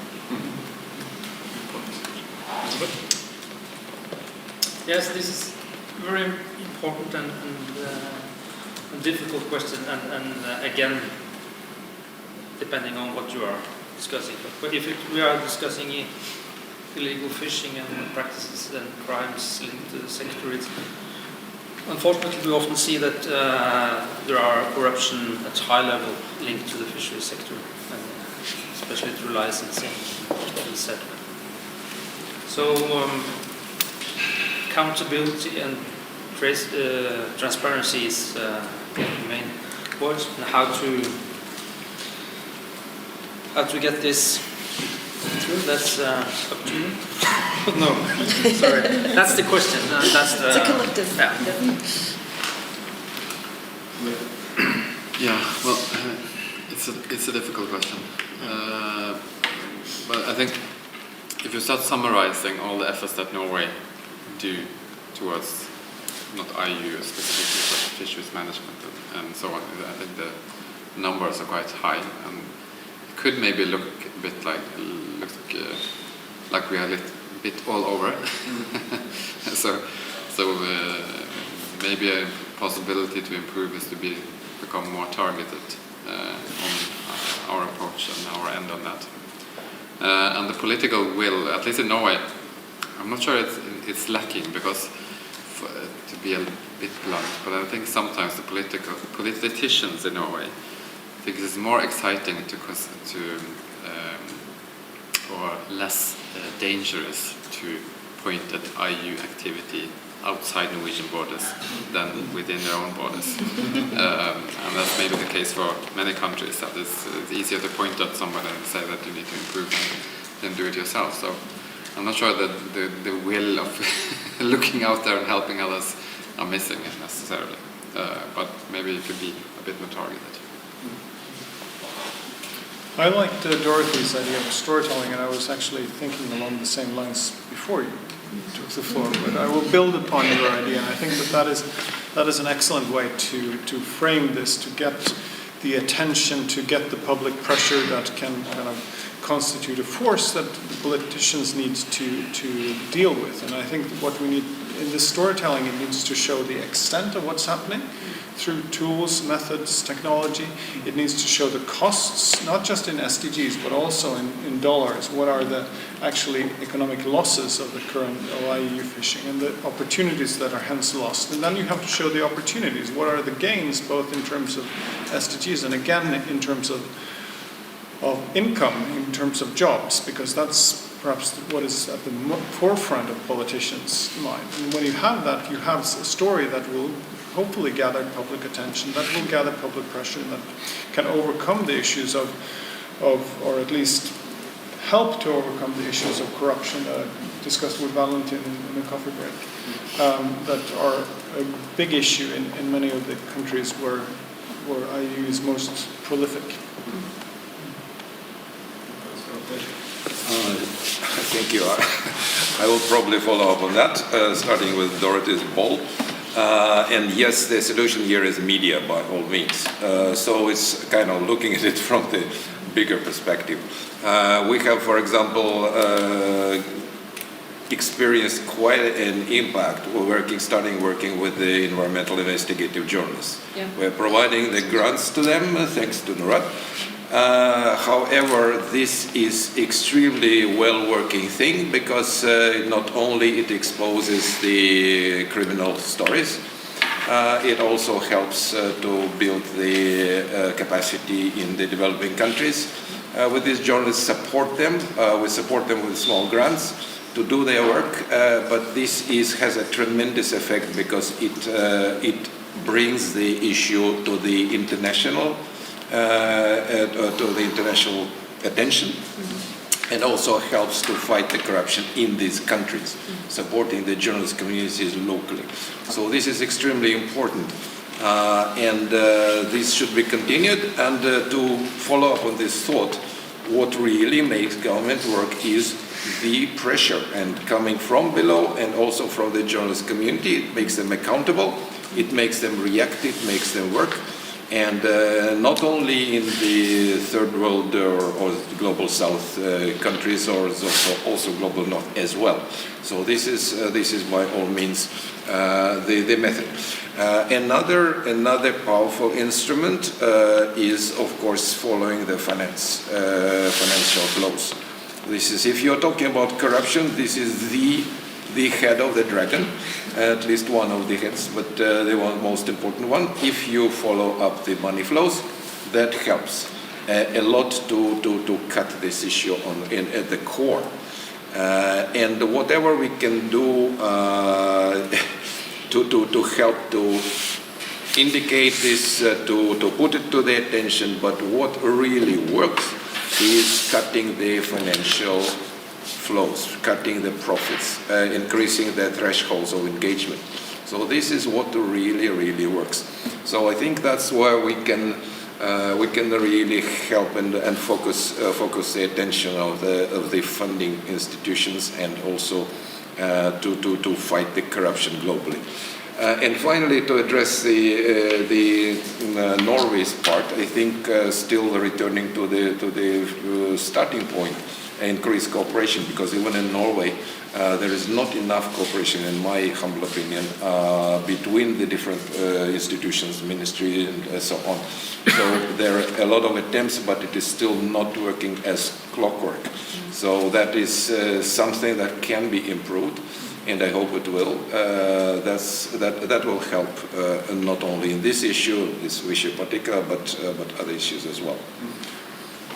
Thank you. We're on time. We have 5 minutes left, so Yeah, short, and then Danny and Sue. Yeah, just a quick one. My response on the question, both parts of it would be the same, and that is, it's been mentioned already, is just to show or to illustrate the economic losses. And Gunnar mentioned it just before he left. He said that, and his words were exactly, if you can illustrate the losses in exact numbers, that immediately grabs the politician's attention, you know. And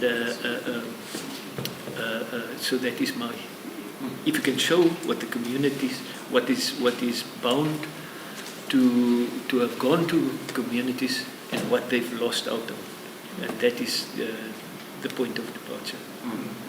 Good point. For Frederick's sake, I'll complete 2 hat-tricks, to use a football analogy. So a hat-trick for finance, bring in finance, show the opportunities here, bring in Norwegian private capital and blend that with public capital. And a hat-trick for storytelling as well, as an outsider coming in. That I've been kind of hooked by the stories today, and I think also to the question around government as well, being able to tell common stories across government is a way to build that trust. So.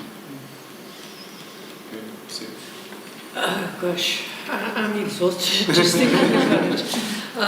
South Africa's having its national elections in a month's time, 29th of May, and in all likelihood we might have to start from scratch with educating the political arena, not just in relation to IUU, but in relation to fisheries stories in general. And so the thought is exhausting because we've come to rely on a particular principal who is very supportive, and not to have that would be very difficult. Which just makes the point that I think political education of our political principles is a continuous, ongoing story. It's never ending. It's true. I would actually just combine Dorothy Eric's and Bernard's point. Making the political case in an economic sense. Organisations like ours have for too long made it from an environmental point of view. It's an economic issue, and that's, I'm not talking about Norway now, I'm talking the countries I know best, Kenya, Tanzania and Mozambique, had no idea of the value of tuna fisheries 10 years ago. No idea. So the licenses they gave were based on, $4,000 or $5,000 will do for commercial license for tuna fishing. And then the minute you show the value of that license, the value of the fishery, the value of the take by those vessels is listed, it goes through very quickly. I think we've got to bring that storytelling together with the economic case, which, a new government, show them some figures. And we don't do it. We sort of separate finances from storytelling, and I think we've got to bring the finances into the storytelling. Quantitative storytelling. Yes. That's a good point. Emmanuel, you have 1 minute. Yeah, so I'm just going to add to the issue of storytelling. People don't support the environment. People support people. So if we want to save the environment, we have to be very good at telling the stories. And that is what is going to attract, especially linking the stories with the economic loss. Politicians don't want to lose money, for all I know. So, sorry to interrupt, but it's economic gain. Yeah. It's the gain. It's gain, what they will gain, exactly. What they will gain. So if we do some kind of a value assessment of this is what is there. So if you don't act, then you lose this. I think it goes a long way to attract the political will, and that's what we are actually trying to work on now with projects with Danny. So it's good to just highlight the story about what is missing and what can be achieved, benefited financially if there is some kind of reaction from the government. I think that will help to attract political will. Yeah. Wrap it up. No. So again, sorry I came late. What is interesting here is that we hear from civil society, we hear from academia, we hear from government, and I think it is in a way also important how to secure political will. They need the pressure, media of course, but also from the different stakeholders in society that needs in a way to push and pull from different angles in a way to try to move this further. Absolutely, I agree. So we come to an end for this roundtable discussion talk. Call it what you like. It's more, I think, it's more a talk than a discussion. But I hope you all feel injected with inspiration. I know that I do. It's been a really inspiring day. It's been a long day. It's not officially closed yet. Emmanuel will give you some information about dinner for those who would like to attend dinner after this session at 5 o'clock. For those of you that will not be joining the dinner, thank you so much for participating. Have a safe journey back home, and especially a big thanks for Sue and Bernard and Doreen taking a long journey from both Kenya and South Africa. It's been really, really fruitful to have you here, and I really look forward to continue this dialogue to fight the IOU fishing. And over to you, Emmanuel, with some information on dinner. Yeah, this is the best part. So we have dinner at 5 at Casa Pisano. It's at Tordenskiold. Yeah, so we can just walk there, right? Yeah, so we can just go together. So thank you so much for coming. Yeah, so we can go.